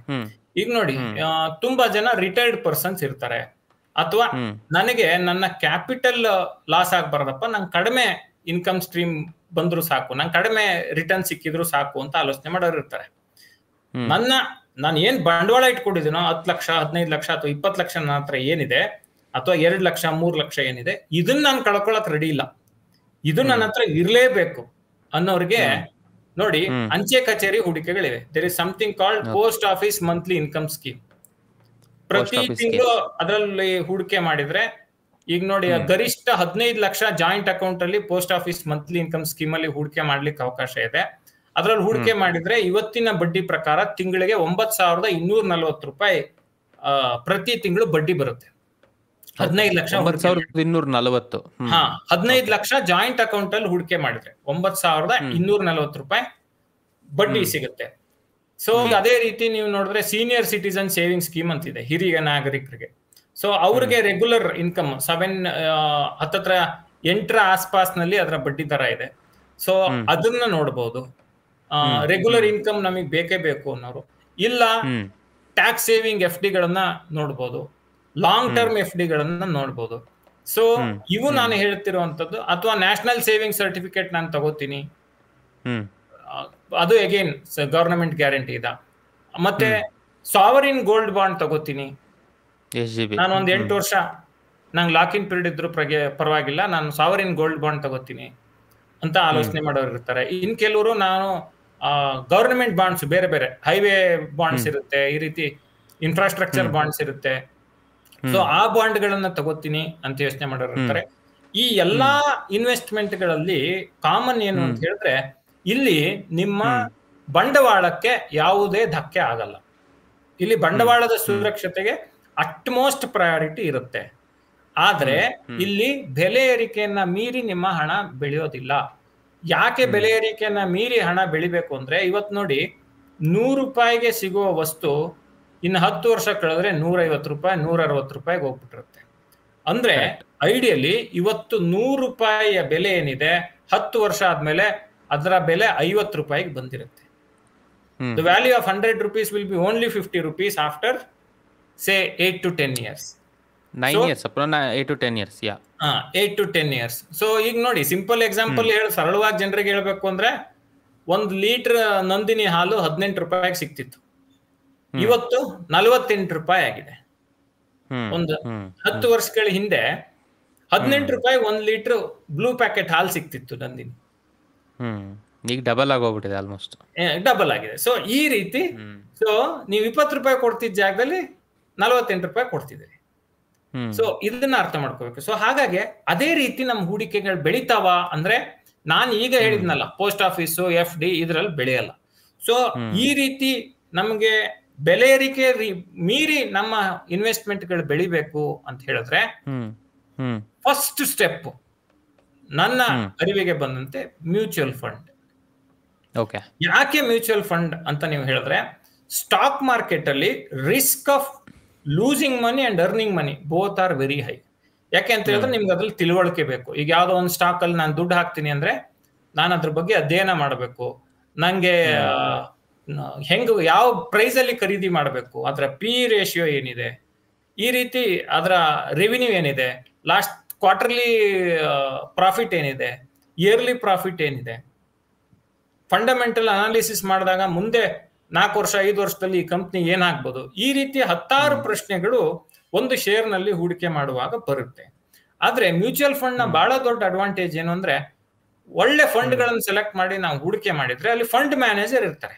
ನಾವು ಹಾಕಿದ ದುಡ್ಡನ್ನ ಎಲ್ಲಿ ಹೂಡಿಕೆ ಮಾಡಬೇಕು ಅನ್ನೋದನ್ನ ತೀರ್ಮಾನ ಮಾಡ್ಲಿಕ್ಕೆ ಮ್ಯೂಚುವಲ್ ಫಂಡ್ ಗಳಲ್ಲಿ ಫಂಡ್ ಮ್ಯಾನೇಜರ್ ಗಳು ಇರ್ತಾರೆ. ಅಫ್ಕೋರ್ಸ್ ಅದಕ್ಕೆ ಕಮಿಷನ್ ಎಲ್ಲ ಹೋಗುತ್ತೆ. ಆದ್ರೆ ಇಲ್ಲಿಯೂ ಕೂಡ ದೀರ್ಘಾವಧಿಯಲ್ಲಿ ಈಕ್ವಿಟಿ ಮ್ಯೂಚುವಲ್ ಫಂಡ್ಗಳಲ್ಲಿ 12ರಿಂದ 14% ಲಾಭವನ್ನ ನಿರೀಕ್ಷೆ ಮಾಡಬಹುದು. ಮತ್ತೆ worst of the worst performing mutual fund ಕೂಡ 8% ರಿಟರ್ನ್ಸ್ ಕೊಟ್ಟಿದೆ ಹಿಸ್ಟಾರಿಕಲ್ ಡೇಟಾವನ್ನ ನೋಡಿದಾಗ. ವರ್ಸ್ಟ್ ಆಫ್ ದಿ ವರ್ಸ್ಟ್ ಅಂದ್ರೆ ನಷ್ಟ ಆಗಿದೆ ಅನ್ನೋದಕ್ಕೆ ಉದಾಹರಣೆಗಳು ಇಲ್ಲ ಇಲ್ಲಿ ತನಕ. ಸೊ ಹಾಗಾಗಿ ಮ್ಯೂಚುವಲ್ ಫಂಡ್ ಕೂಡ ಒಳ್ಳೆ ಆಯ್ಕೆ. ಮತ್ತೆ good part of mutual fund ಏನು ಅಂತ ಹೇಳಿದ್ರೆ, ಈಗ ನನ್ನ ಹತ್ರ 1,000 ರೂಪಾಯಿ ಇದ್ರೆ ನಟರಾಜ್ 100 ರೂಪಾಯಿದ 10 ಶೇರ್ ಖರೀದಿ ಮಾಡಬಹುದು, ಅಥವಾ 1000 ರೂಪಾಯಿದ 1 ಶೇರ್ ಖರೀದಿ ಮಾಡಬಹುದು. ಆದ್ರೆ ಮ್ಯೂಚುವಲ್ ಫಂಡ್ ಅಲ್ಲಿ ನಾನು ಹಾಕೋ 1,000 ರೂಪಾಯಿ 50, 60, 70 ಅಥವಾ 90 ಕಂಪನಿಗಳವರೆಗೆ ಮ್ಯೂಚುವಲ್ ಫಂಡ್ಗಳು ಅದನ್ನ ಆ 1000 ರೂಪಾಯಿನ ಇನ್ವೆಸ್ಟ್ ಮಾಡ್ತವೆ ಫ್ರಾಕ್ಷನ್ಸ್ ಅಲ್ಲಿ. ಸೊ ಡೈವರ್ಸಿಫಿಕೇಶನ್ ಆಗುತ್ತೆ, ರಿಸ್ಕ್ ಈಕ್ವಲಿ ಶೇರ್ ಆಗುತ್ತೆ. ಹಾಗಾಗಿ ನಷ್ಟದ ಸಾಧ್ಯತೆ ಇಲ್ಲಿ ತೀರಾ ಕಡಿಮೆ. ಹಾಗಾಗಿ ಈಗ ನಾನು ಸ್ವಲ್ಪ ರಿಸ್ಕ್ ತಗೊಳಕ್ ರೆಡಿ ಇದ್ದೀನಿ, ನನ್ನ ಹಣ ವೇಗವಾಗಿ ಬೆಳಿಬೇಕು ಅಂದ್ರೆ ಮೊದಲನೇ step mutual fund, equity mutual fund. Equity mutual ಫಂಡ್ಗಳ ಮೂಲಕ ನಿಧಾನವಾಗಿ ಷೇರು ಮಾರುಕಟ್ಟೆಯನ್ನ ಪ್ರವೇಶ ಮಾಡಬಹುದು. ಒಳ್ಳೊಳ್ಳೆ ಕಂಪ್ನಿಗಳು ಅಂದ್ರೆ ಮೊದಲನೇ ಹಂತದ ಪ್ರವೇಶ ಹೇಗೆ ಅಂತ ನೀವು ಕೇಳ್ಬೋದು. ಈಗ ನಿಮ್ಮ ಮನೆಯಲ್ಲಿ ಇರೋ ಬೆಸ್ಟ್ ಪ್ರಾಡಕ್ಟ್ ಗಳು ಯಾವುವು ಅಂತ ಲಿಸ್ಟ್ ಮಾಡ್ಕೊಂಡು ಆ ಕಂಪ್ನಿ, ಬೆಸ್ಟ್ ಬ್ಯಾಂಕ್ ಯಾವುದು, ಬೆಸ್ಟ್ ಶೂ ಕಂಪ್ನಿ ಯಾವುದು, ಬೆಸ್ಟ್ ಕುಕ್ಕರ್ ಕಂಪ್ನಿ ಯಾವುದು, ಬೆಸ್ಟ್ FMCG ಕಂಪ್ನಿ ಯಾವುದು ಅಂತ ಹುಡ್ಕೊಂಡು ಹೋದ್ರೆ ಒಂದೊಂದು ಹೆಸರು ಸಿಗುತ್ತೆ. ಆರಂಭಿಕ ಹಂತದಲ್ಲಿ ಬರೀ ಆ ಕಂಪ್ನಿಗಳನ್ನ ಆಯ್ಕೆ ಮಾಡ್ಕೊಂಡು ಹೂಡಿಕೆ ಮಾಡಿದ್ರು ಸ್ಟಾಕ್ ಮಾರ್ಕೆಟ್ ನ ಪಯಣವನ್ನ ಶುರು ಮಾಡ್ಲಿಕ್ಕೆ ಸುಲಭ ಆಗುತ್ತೆ. So these are the very important new age investments. ಇನ್ನು ಕ್ರಿಪ್ಟೋ ಅದು ಇದು ಎಲ್ಲ ಹೇಳ್ತಾರೆ, but there is high risk, nobody knows what happens. ಮತ್ತೆ ಟ್ರೇಡಿಂಗ್ ಅಂತ ಹೇಳ್ತಾರೆ, trading is an expert game. ಅಲ್ಲಿ ಎಲ್ಲರೂ ಗೆಲ್ಲಕ್ಕಾಗಲ್ಲ. ತುಂಬಾ ಜನ ಸ್ಟಾಕ್ ಮಾರ್ಕೆಟ್ ಅಲ್ಲಿ ದುಡ್ಡು ಕಳ್ಕೊಂಡಿವಿ ಅಂತ ಹೇಳೋರು ಯಾರು ಅಂತ ಹೇಳಿದ್ರೆ, ಏನೂ ಗೊತ್ತಿಲ್ಲದೆ ಡೈರೆಕ್ಟ್ ಟ್ರೇಡಿಂಗ್ ಹೋದ್ರು, ಇನ್ವೆಸ್ಟ್ ಮಾಡಿದ್ರೆ. ಸೊ ಹಾಗಾಗಿ ನೀವು ರಾತ್ರೋರಾತ್ರಿ ಶ್ರೀಮಂತರಾಗ್ಬಿಡ್ತೀವಿ ಅನ್ನೋ ಭ್ರಮೆ ಬೇಡ. Money wealth building is a process. ನಿಧಾನಗತಿಯಲ್ಲಿ ಹಣ ಗಳಿಸೋದು ಕೂಡ ಸಾಧ್ಯ ಇದೆ. ಆದ್ರೆ ರಾತ್ರೋರಾತ್ರಿ ನಾವು ದುಡ್ಡು ಮಾಡ್ಬಿಡ್ಬೇಕು ಅಂದ್ರೆ ಅದು ಸಾಧ್ಯ ಇಲ್ಲ. Wealth building is a process. It happens bit by bit with consistency and discipline ಅನ್ನೋದನ್ನ ಪ್ರತಿಯೊಬ್ರು ಅರ್ಥ ಮಾಡ್ಕೊಂಡ್ರೆ I think they can be wealthy. So it's a mind set. ನಾವು ಫಸ್ಟ್ ನಾನು ಶ್ರೀಮಂತ ಅಂದ ತಕ್ಷಣ ನಾನು ಯಾವಾಗ್ಲೂ ಹೇಳ್ತಿರ್ತೀನಿ, ನಾವೆಲ್ಲ ಟಾಟಾ, ಬಿರ್ಲಾ ಅಥವಾ ಇನ್ಯಾರೋ ಆಗರ್ಭ ಶ್ರೀಮಂತರಾಗ್ತೀವಿ ಅಂತಲ್ಲ. ನಮ್ಮ ಜೀವನ ನೆನ್ನೆ ಇದ್ದಿದ್ದಕ್ಕಿಂತ ಇವತ್ತು ಎಷ್ಟು ಚೆನ್ನಾಗಿದೆ, ನಾಳೆ ಇನ್ನೆಷ್ಟು ಚೆನ್ನಾಗಿ ಆಗ್ಬೋದು, ನಾಳಿದ್ದು ಇನ್ನೆಷ್ಟು ಸುಧಾರಿಸ್ಕೊಳ್ಬಹುದು, ನಮ್ಮ ಭಾವನೆಗಳು ಎಷ್ಟರ ಮಟ್ಟಿಗೆ ತಗ್ಬಹುದು ಅನ್ನೋದೇ ಶ್ರೀಮಂತಿಕೆಯ ಪಯಣ. That's the journey. Fantastic sir. ಇದರಲ್ಲೇ ಒಂದು ಪಾಯಿಂಟ್ ಕ್ಲಾರಿಟಿ ನನಗೂ ಕೂಡ ಪರ್ಸನಲ್ ಆಗಬೇಕು. Because the thing is, usually mutual fund start ಮಾಡ್ತೀವಿ ಅಂತಂದರೆ there are hundreds of mutual fund ಯಾವ ಅದರಲ್ಲಿ ಮತ್ತೆ ಬೇರೆ ಬೇರೆ ವಿಧಗಳು ಬರುತ್ತೆ, ಅದು ಇದು ಎಲ್ಲ ಬರುತ್ತೆ. ಸೊ ಇನ್ ಸಿಂಪಲ್ ಶಾರ್ಟಲ್ಲಿ ಒಬ್ಬ ಬಿಗಿನರ್ ಏನೂ ಗೊತ್ತಿಲ್ಲ ಅವ್ರಿಗೆ ಅಂತ ಅಂದರೆ ಯಾವ ರೀತಿಯಾದಂಥ ಮ್ಯೂಚುವಲ್ ಫಂಡ್ಸ್ಗಳಲ್ಲಿ ಅವ್ರು ಇನ್ವೆಸ್ಟ್ ಮಾಡ್ಬೋದು, ಯಾವ ಕ್ರೈಟೀರಿಯಾನ ನೋಡಬೇಕು, ಇನ್ ಡೀಟೇಲ್ ಆಗಲ್ಲ ಅಂತಂದ್ರೂ ಯಾವ ಮ್ಯೂಚುವಲ್ ಫಂಡ್ಸ್ಗಳನ್ನು ಅವ್ರು ಇಟ್ಕೊಂಡು ಇನ್ವೆಸ್ಟ್ ಮಾಡಬಹುದು, ಅವ್ರ ಜರ್ನಿ ಸ್ಟಾರ್ಟ್ ಮಾಡ್ಬೋದು ಒಂದು. ಆ್ಯಂಡ್ ಎಷ್ಟು ಅಮೌಂಟಿಂದ ಅವರ ಓವರಾಲ್ ಜರ್ನಿನ ಇವತ್ತಿನ ಮಟ್ಟಿಗೆ ಮ್ಯೂಚುವಲ್ ಫಂಡಲ್ಲಿ ಸ್ಟಾರ್ಟ್ ಮಾಡ್ಬೋದು ಸರ್ ಅವರು? ಸೊ ಒಂದೇದು ನಟರಾಜ್, ಈಗ ನನಗೆ ಮ್ಯೂಚುವಲ್ ಫಂಡ್ ಬಗ್ಗೆ ಏನೂ ಗೊತ್ತಿಲ್ಲಪ್ಪ, ನಾನು ಫಸ್ಟ್ ನಾನು ನನ್ನ ಜರ್ನಿಯನ್ನು ಶುರು ಮಾಡ್ತೀನಿ ಅಂತಿದ್ರೆ there is something called index mutual fund. ಈಗ index mutual fund stock market ಅಲ್ಲಿ 2 ಮೇಜರ್ ಇಂಡೆಕ್ಸ್ ಗಳಿದಾವೆ, ಒಂದು ಸೆನ್ಸೆಕ್ಸ್ ಮತ್ತೊಂದು ನಿಫ್ಟಿ. ಸೆನ್ಸೆಕ್ಸ್ ಅಲ್ಲಿ ಟಾಪ್ 30 ಕಂಪನೀಸ್ ಇರುತ್ತೆ, ನಿಫ್ಟಿ 50 ಅಲ್ಲಿ ಟಾಪ್ 50 ಕಂಪನೀಸ್ ಇರುತ್ತೆ. ಸೊ ಈ ಇಂಡೆಕ್ಸ್ ಮ್ಯೂಚುವಲ್ ಫಂಡ್ ಗಳು ಏನು ಅಂದ್ರೆ, ಇನ್ನು ಬೇರೆ ಬೇರೆ ಇಂಡೆಕ್ಸ್ ಗಳನ್ನು ಇಂಡೆಕ್ಸ್ ಮ್ಯೂಚುವಲ್ ಫಂಡ್ ಗಳು ಕನ್ಸಿಡರ್ ಮಾಡ್ತವೆ, but these are the major indexes. So ಈ 2 ಇಂಡೆಕ್ಸ್ ಗಳನ್ನ ಅನುಕರಣೆ ಮಾಡಿ, ಎಕ್ಸಾಕ್ಟ್ಲಿ ಆ ಇಂಡೆಕ್ಸ್ ಅಲ್ಲಿ ಏನೇನ್ ಕಂಪ್ನಿಗಳು ಇರ್ತವೆ, 30 ಕಂಪ್ನಿ, ಇಲ್ಲಿ ನಿಫ್ಟಿ ಅಂತ ಬಂದಾಗ 50 ಕಂಪ್ನಿ, ಅದನ್ನ ಅನುಕರಣೆ ಮಾಡಿ ಹೂಡಿಕೆ ಮಾಡೋದು ಇಂಡೆಕ್ಸ್ ಮ್ಯೂಚುವಲ್ ಫಂಡ್. ಸೊ ಅಲ್ಲಿ ಬೆಸ್ಟ್ ಕಂಪ್ನೀಸ್ ಇರ್ತವೆ, ಅಗ್ರಮಾನ್ಯ ಶ್ರೇಷ್ಠ ಭಾರತದ ಟಾಪ್ 30 ಟಾಪ್ 50 ಕಂಪ್ನೀಸ್ ಇರ್ತವೆ. ಸೊ ಅವುಗಳ ಮೇಲೆ ಹೂಡಿಕೆ ಮಾಡೋದ್ರಿಂದ ಸ್ಟಾರ್ಟಿಂಗ್ ಯಾರು ನಮ್ಮ ಜರ್ನಿಯನ್ನ ಶುರು ಮಾಡಬೇಕು ಅಂತ ಅನ್ಕೋತಾರೆ ಮ್ಯೂಚುವಲ್ ಫಂಡ್ ಅಲ್ಲಿ, ಅವರಿಗೆ index mutual fund first best. ಎರಡನೇದು, ಈಗ ನಾನು ಟ್ಯಾಕ್ಸ್ ಸೇವಿಂಗ್ ಮಾಡಬೇಕು, ಅದಕ್ಕೆ ಒಳ್ಳೆ ಮ್ಯೂಚುವಲ್ ಫಂಡ್ ಆಪ್ಷನ್ ಇದೆಯಾ ಅಂದ್ರೆ ಅದು ಕೂಡ one of the best journey ಯಾವುದು ಅಂದ್ರೆ ELSS tax saver fund. So 3 ವರ್ಷ ಲಾಕ್ ಇನ್ ಪೀರಿಯಡ್ ಇರುತ್ತೆ. ಟ್ಯಾಕ್ಸ್ ಸೇವಿಂಗ್ 3 ವರ್ಷ ಲಾಕ್ ಇನ್ ಇರುತ್ತೆ ELSS tax saver mutual fund ಅಲ್ಲಿ. ಜೊತೆಗೆ ಟ್ಯಾಕ್ಸ್ 80 ಸೆಕ್ಷನ್ 80C ಅಂದ್ರಲ್ಲಿ ಟ್ಯಾಕ್ಸ್ ಬೆನಿಫಿಟ್ ಅನ್ನ ಕೊಡುತ್ತೆ. ಅದು 1.5 ಲಕ್ಷದವರೆಗೆ ಟ್ಯಾಕ್ಸ್ ಬೆನಿಫಿಟ್. ಈಗೇನಂದ್ರೆ ತುಂಬಾ ಜನ ಸೆಕ್ಷನ್ 80C ಅಲ್ಲಿ ಯಾವ್ದು ಇನ್ವೆಸ್ಟ್ ಮಾಡ್ತಾರೆ ಅಂದ್ರೆ ಇನ್ಶೂರೆನ್ಸ್, PPF. ಸೊ ಅದರಲ್ಲಿ ಅಫ್ಕೋರ್ಸ್ ಟ್ಯಾಕ್ಸ್ ಬೆನಿಫಿಟ್ ಸಿಗುತ್ತೆ, ಆದ್ರೆ ರಿಟರ್ನ್ಸ್ ಕಡಿಮೆ. ಇದರಲ್ಲಿ ಟ್ಯಾಕ್ಸ್ ಬೆನಿಫಿಟ್ ಸಿಗೋ ಜೊತೆಗೆ ನೀವು 13-14% ರಿಟರ್ನ್ಸ್ ಅನ್ನ ನೀವು ಈಸಿಯಾಗಿ ELSS ಟ್ಯಾಕ್ಸ್ ಸೇವರ್ ಫಂಡ್ ಅಲ್ಲಿ ಎಕ್ಸ್ಪೆಕ್ಟ್ ಮಾಡಬಹುದು. ಇದು ಇನಿಷಿಯಲ್ ಜರ್ನಿ. ಆ ನಂತರ ಲಾರ್ಜ್ ಕ್ಯಾಪ್ ಮ್ಯೂಚುವಲ್ ಫಂಡ್ ಅಂದ್ರೆ ಸ್ಟಾಕ್ ಮಾರ್ಕೆಟ್ ನಲ್ಲಿರೋ ದೊಡ್ಡ ಕಂಪನಿಗಳ ಮೇಲೆ ಹೂಡಿಕೆ ಮಾಡೋದು ಲಾರ್ಜ್ ಕ್ಯಾಪ್ ಫಂಡ್. ಇನ್ನೊಂದು ಮಿಡ್ ಕ್ಯಾಪ್ ಫಂಡ್, ಮಧ್ಯಮ ಗಾತ್ರದ ಕಂಪನಿಗಳ ಮೇಲೆ ಹೂಡಿಕೆ ಮಾಡೋದು ಮಿಡ್ ಕ್ಯಾಪ್ ಮ್ಯೂಚುವಲ್ ಫಂಡ್. ಸಣ್ಣ ಗಾತ್ರದ ಕಂಪನಿಗಳ ಮೇಲೆ ಹೂಡಿಕೆ ಮಾಡೋದು ಸ್ಮಾಲ್ ಕ್ಯಾಪ್ ಫಂಡ್. ಈ ಎಲ್ಲಾ ಕಂಪನಿಗಳನ್ನ ಒಟ್ಟುಗೂಡಿಸಿ ಬೇಕಾದಂಗೆ large cap, mid cap, small cap ಇವೆಲ್ಲವನ್ನ ಗೂಡಿಸಿ ಹೂಡಿಕೆ ಮಾಡುವಂತ ಫ್ಲೆಕ್ಸಿ ಕ್ಯಾಪ್ ಮ್ಯೂಚುವಲ್ ಫಂಡ್. ಈ ಕ್ಯಾಟಗರಿಗಳನ್ನ ಹೂಡಿಕೆ ಮಾಡಿಕೊಂಡು ಫಸ್ಟ್ ಅಂದ್ರೆ ಆಯ್ಕೆ ಮಾಡಿಕೊಂಡು ಹೂಡಿಕೆ ಜರ್ನಿಯನ್ನ ಶುರು ಮಾಡಬಹುದು. ಮೊದಲನೇ ಹಂತ ಇಂಡೆಕ್ಸ್ ಮ್ಯೂಚುವಲ್ ಫಂಡ್, ಮೊದಲನೇ ಹಂತ ಇಂಡೆಕ್ಸ್ ಮತ್ತೆ tax saver ELSS tax saver mutual fund, ಎರಡನೇ ಹಂತ large cap, mid cap, small cap, flexi cap. ಇವಿಷ್ಟನ್ನು ಹಂತ ಹಂತವಾಗಿ ಮಾಡಿಕೊಂಡು ಬಂದ್ರೆ ಮ್ಯೂಚುವಲ್ ಫಂಡ್ ಜರ್ನಿಯನ್ನ ಶುರು ಮಾಡಬಹುದು. ನೀವು ಹೇಳ್ದಾಗೆ ಯಾವ ಫಂಡ್ ಅಂತ ಹೆಂಗ್ ಸೆಲೆಕ್ಟ್ ಮಾಡ್ಕೊಳ್ಳೋದು, ನೀವು ಒಟ್ಟಾರೆ ನೀವು ಮ್ಯೂಚುವಲ್ ಫಂಡ್ ಅಂತ ನೋಡಿದಾಗ ಹತ್ತಾರು ಕಂಪ್ನಿಗಳಿವೆ, ಸಾವಿರಾರು ಮ್ಯೂಚುವಲ್ ಫಂಡ್ ಇವೆ. ಸೊ ಬೇಸಿಕಲಿ ಯಾವುದೇ ಕಂಪನಿಯ ಮ್ಯೂಚುವಲ್ ಫಂಡ್ ಅನ್ನ ಸೆಲೆಕ್ಟ್ ಮಾಡೋದಕ್ಕೆ ಮುಂಚೆ ಆ ಕಂಪನಿಯ ವಿಶ್ವಾಸಾರ್ಹತೆಯನ್ನ ನೋಡಿ. ಈ ಕಂಪನಿ ಎಷ್ಟು ವರ್ಷದಿಂದ ಇದೆ, ಈ ಕಂಪನಿ ಬಗ್ಗೆ ನೀವು ಹಿಂದೆ ಕೇಳಿದಿರಾ, ಈ ಕಂಪನಿ ಇದೆಯಾ ಅನ್ನೋದನ್ನ ನೋಡಿ. ಎರಡನೇದು ಅಸೆಟ್ ಅಂಡರ್ ಮ್ಯಾನೇಜ್ಮೆಂಟ್, ಎಷ್ಟು ಜನ ಈ ಕಂಪನಿಯ ಮೇಲೆ ವಿಶ್ವಾಸ ಇಟ್ಟು ದುಡ್ಡನ್ನ ಹಾಕಿದ್ದಾರೆ ಅನ್ನೋದನ್ನ ನೋಡ್ಕೊಂಡು. ಮೂರನೇದು ಎಕ್ಸ್ಪೆನ್ಸ್ ರೇಷಿಯೋ, ಅಂದ್ರೆ ಎಕ್ಸ್ಪೆನ್ಸ್ ರೇಷಿಯೋ ಅಂತ ಬಂದಾಗ ಏನು, ಎಷ್ಟು ಕಮಿಷನ್ ಅನ್ನ ಈ ಮ್ಯೂಚುವಲ್ ಫಂಡ್ ತಗೊಳುತ್ತೆ ಅನ್ನೋ ಡೀಟೇಲ್ ಅಲ್ಲಿರುತ್ತೆ. ಅದನ್ನ ಅವ್ರು ಡಿಸ್ಕ್ಲೋಸ್ ಮಾಡಬೇಕು. ಅದ್ರಲ್ಲಿ ಏನೇ ಚೇಂಜಸ್ ಆದ್ರೂ ಕೂಡ ಇನ್ವೆಸ್ಟರ್ಗೆ ಅದನ್ನ ಕಮ್ಯುನಿಕೇಟ್ ಮಾಡ್ತಾರೆ ಮ್ಯೂಚುವಲ್ ಫಂಡ್ ಹೌಸ್ಗಳು. ಸೊ ಎಕ್ಸ್ಪೆನ್ಸ್ ರೇಷಿಯೋ ಅನ್ನ ನೋಡ್ಕೋಬೇಕು. ಮತ್ತೆ ಇಂಡೆಕ್ಸ್ ಗಳಿಗೆ ಹೋಲಿಸಿದ್ರೆ ಈ ಮ್ಯೂಚುವಲ್ ಫಂಡ್ ಅಂದ್ರೆ ನಿಫ್ಟಿ, ಸೆನ್ಸೆಕ್ಸ್ ಇಂಡೆಕ್ಸ್ ಗಳಿಗೆ ಹೋಲಿಸಿದ್ರೆ ಈ ಮ್ಯೂಚುವಲ್ ಫಂಡ್ ಎಷ್ಟು ಚೆನ್ನಾಗಿ ಲಾಭ ಕೊಟ್ಟಿದೆ ಅನ್ನೋದನ್ನ ನೋಡ್ಕೋಬೇಕು. ಮತ್ತೆ ಇನ್ನೊಂದು ಬಹಳ ಮುಖ್ಯವಾದ ಏನಂತ ಹೇಳಿದ್ರೆ ಕನ್ಸಿಸ್ಟೆನ್ಸಿ ಎಷ್ಟಿದೆ ರಿಟರ್ನ್ಸ್ ಅಲ್ಲಿ. ಈಗ ಯಾವ್ದೋ 10 ವರ್ಷದಿಂದ ಎಷ್ಟು ಕೊಟ್ಟಿದೆ ಅಂದ್ರೆ 3 ವರ್ಷದಿಂದ ಎಷ್ಟು ಕೊಟ್ಟಿದೆ, 5 ವರ್ಷದಿಂದ ಎಷ್ಟು ಕೊಟ್ಟಿದೆ, 1 ವರ್ಷದಲ್ಲಿ ಎಷ್ಟು ಲಾಭಾಂಶ ಕೊಟ್ಟಿದೆ, ಇದೆಲ್ಲವನ್ನು ತಾಳೆ ಹಾಕೊಂಡು ಒಂದು ಮ್ಯೂಚುವಲ್ ಫಂಡ್ ಅನ್ನ ಸೆಲೆಕ್ಟ್ ಮಾಡ್ಕೋಬಹುದು. ಅಗೇನ್ ಮ್ಯೂಚುವಲ್ ಫಂಡ್ ಇನ್ವೆಸ್ಟ್ ಮಾಡಕ್ಕೆ 2 ಮಾರ್ಗಗಳಿದೆ ನಟರಾಜ್. ಒಂದನೇದು ಡೈರೆಕ್ಟ್, ಎರಡನೇದು ರೆಗ್ಯುಲರ್. ಡೈರೆಕ್ಟ್ ಅಂದ್ರೆ ನಾನೇ ಉತ್ತಮ ಫಂಡ್ ಗಳನ್ನ ಸೆಲೆಕ್ಟ್ ಮಾಡ್ಕೊಂಡು ಲಾರ್ಜ್ ಕ್ಯಾಪ್, ಸ್ಮಾಲ್ ಕ್ಯಾಪ್, ನನಗೆ ಯಾವ್ದು ಸರಿ ಅನ್ಸುತ್ತೆ ಅದನ್ನ ಸೆಲೆಕ್ಟ್ ಮಾಡ್ಕೊಂಡು ನಾನೇ ನೇರವಾಗಿ ಮ್ಯೂಚುವಲ್ ಫಂಡ್ ಕಂಪನಿಯ ವೆಬ್ಸೈಟ್ ಮೂಲಕ ಅಥವಾ ಆಪ್ಗಳ ಮೂಲಕ, ನ್ಯೂ ಏಜ್ ಆಪ್ಗಳು, ಎಷ್ಟೊಂದು ನ್ಯೂ ಏಜ್ ಇನ್ವೆಸ್ಟ್ಮೆಂಟ್ಸ್ ಆಪ್ಸ್ ಇದೆ. ಸೊ ಈಗ ಝೀರೋದಾದವ್ರದ್ದಿದೆ, ಗ್ರೋ ಅವ್ರದ್ದಿದೆ, ಈ ರೀತಿ ನಾವು ನೋಡ್ಕೊಂಡು ಹೋದ್ರೆ ಅಪ್ಸ್ಟಾಕ್ ಅವ್ರದ್ದಿದೆ. ಈ ರೀತಿ ತುಂಬಾ ಪ್ಲಾಟ್ಫಾರ್ಮ್ಸ್ ಇದೆ. ಯಾವ್ದು ಝೀರೋ ಕಮಿಷನ್, ಇದ್ಯಾವುದು ಪೇಡ್ ಅಲ್ಲ. ನಾವು ಹೇಳಿದ ಹೆಸರೆಲ್ಲ it is only as examples. You can consider whichever is good for you. ಈ zero commission platforms, mutual fund platforms ಏನಿದೆ ಅದ್ರ ಮೂಲಕ ಇನ್ವೆಸ್ಟ್ ಮಾಡಿದ್ರೆ ಕಮಿಷನ್ ಕಡಿಮೆ ಇರುತ್ತೆ. ಬಟ್ ಇದ್ರ ಬಗ್ಗೆ ಸ್ವಲ್ಪ ತಿಳುವಳಿಕೆ ಇದ್ರೆ ನೀವು ಡೈರೆಕ್ಟ್ ಮ್ಯೂಚುವಲ್ ಫಂಡ್ಸ್ಗೆ ಹೋಗಿ. ಇಲ್ಲಪ್ಪ ನಮ್ಗೆ ಏನು ಗೊತ್ತಾಗಲ್ಲ, ಬಟ್ ನಾವು ಮ್ಯೂಚುವಲ್ ಫಂಡ್ ಅಲ್ಲಿ ಇನ್ವೆಸ್ಟ್ ಮಾಡ್ಬೇಕು ಅಂದ್ರೆ ಬ್ಯಾಂಕ್ಗಳ ಮೂಲಕ ಹೋಗಿ. SBI ಹೋಗಿ ಕೇಳಿದ್ರೆ ಅವ್ರ ಆಪ್ಷನ್ ಕೊಡ್ತಾರೆ, ಕೋಟಕ್ ಹೋಗಿ ಕೇಳಿದ್ರೆ ಅವ್ರ ಆಪ್ಷನ್ ಕೊಡ್ತಾರೆ, ICICI ಹೋದ್ರೆ ಅವ್ರ ಆಪ್ಷನ್ ಕೊಡ್ತಾರೆ. ಬಟ್ ಅಲ್ಲಿ ಒಂದು ಪ್ರಾಬ್ಲಮ್ ಏನಂದ್ರೆ ಅವರ ಕಂಪನಿಯ ಮ್ಯೂಚುವಲ್ ಫಂಡ್ ಗಳನ್ನ ಮಾತ್ರ ಅವ್ರು ಕೊಡ್ತಾರೆ. So because there is less option. So regular ಅಂದ್ರೆ ಅದೇ ನಾನು ಹೇಳಿದ್ದು, ಆ ಕಂಪನಿಗಳಿಗೆ ಹೋಗಿ ಅಥವಾ ಏಜೆಂಟ್ ಮೂಲಕ ಇನ್ವೆಸ್ಟ್ ಮಾಡೋದು ರೆಗ್ಯುಲರ್ ಮ್ಯೂಚುವಲ್ ಫಂಡ್ ಆಗುತ್ತೆ. ಇಲ್ಲಿ ಕಮಿಷನ್ ಜಾಸ್ತಿ ಇರುತ್ತೆ.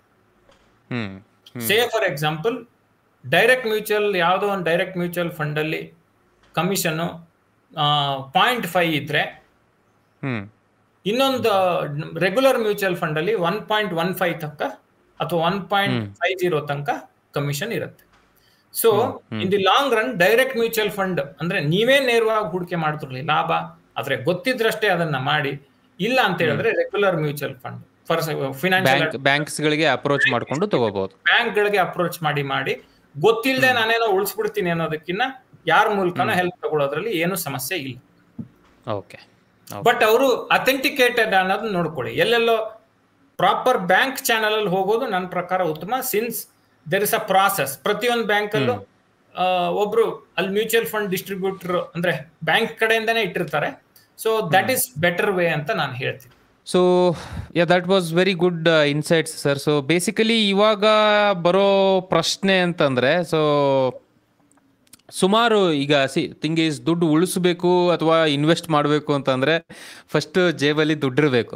ಸೊ ನಿಮ್ಮ ಅನಿಸಿಕೆಯ ಪ್ರಕಾರ, ಬಿಕಾಸ್ ನೀವು ಒಂದೇ ಆಸ್ಪೆಕ್ಟಲ್ಲೇ ನೋಡಿರಲ್ಲ, ಸುಮಾರು ಒಂದು ದೃಷ್ಟಿಕೋನಗಳಲ್ಲಿ ಸುಮಾರು ರೀತಿಯಾದ ಜನಗಳ ಜೊತೆ ಬೆರೆತಿರ್ತೀರ.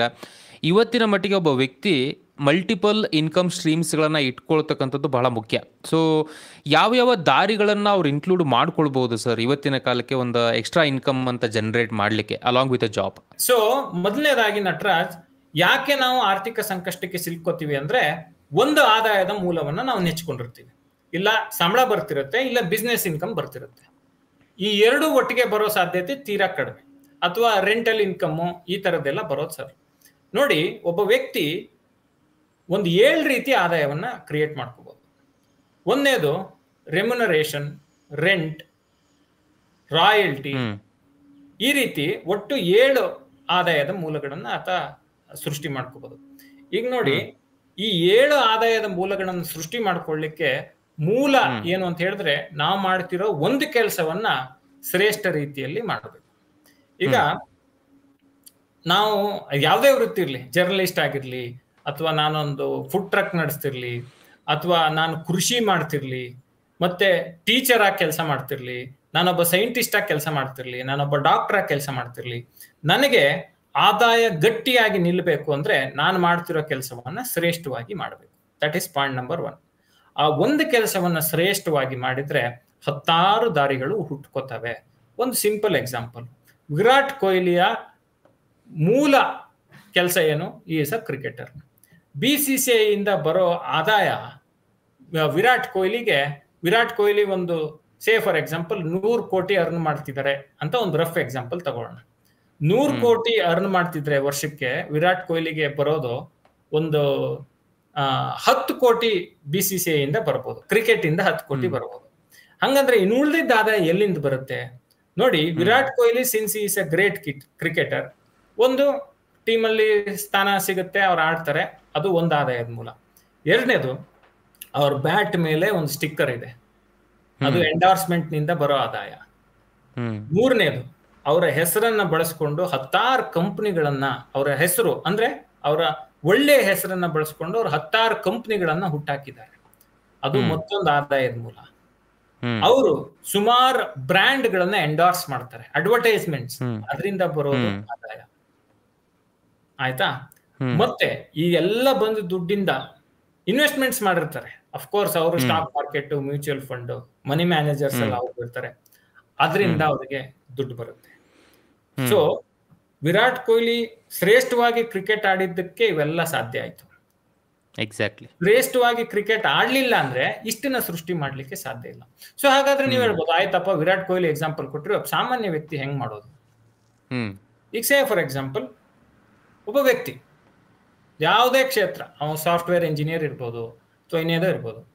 For example, software engineering field ಅಲ್ಲಿ ಆ ನಿರ್ದಿಷ್ಟ ಭಾಷೆಯಲ್ಲಿ, ಉದಾಹರಣೆಗೆ ಒಬ್ಬ ಕನ್ನಡಿಗ ಸಾಫ್ಟ್ವೇರ್ ಇಂಜಿನಿಯರ್ ಇದ್ದಾರೆ ಅಂತ ಇಟ್ಕೊಳ್ಳಿ. ಸೊ ಅವ್ರಿಗೆ ಸಾಫ್ಟ್ವೇರ್ ಕೋಡಿಂಗು, ಡೆವಲಪ್ಮೆಂಟು ಎಲ್ಲದ್ರ ಬಗ್ಗೆ ಅವ್ರಿಗೆ ಜ್ಞಾನ ಇದೆ. ಬಟ್ ಎಷ್ಟು ಜನ ಸಾಮಾನ್ಯ ಜನರಿಗೆ ಒಂದು ಒಳ್ಳೆ ಮೊಬೈಲ್ ತಗೊಳ್ಳೋದು ಹೆಂಗೆ, ಒಂದು ಒಳ್ಳೆ ಲ್ಯಾಪ್ಟಾಪ್ ತಗೊಳ್ಳೋದು ಹೆಂಗೆ ಅಂತ ಗೊತ್ತಿದೆ?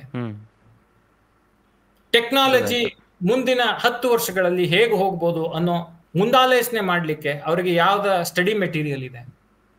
ಅಥವಾ ಕೋಡಿಂಗ್ ಬಗ್ಗೆನೂ ಗೊತ್ತಿರಲ್ಲ. ಕೋಡಿಂಗ್ ಬಗ್ಗೆ. ಸೊ ಒಬ್ಬ ಒಳ್ಳೆ ಸಾಫ್ಟ್ವೇರ್ ಇಂಜಿನಿಯರ್ ಆದ್ರೆ ಆತ ಒಂದು ಒಳ್ಳೆ ಯೂಟ್ಯೂಬ್ ಚಾನಲ್ ಶುರು ಮಾಡ್ಬೋದು, ಒಂದು ಒಳ್ಳೆ ಪುಸ್ತಕ ಬರಿಬೋದು.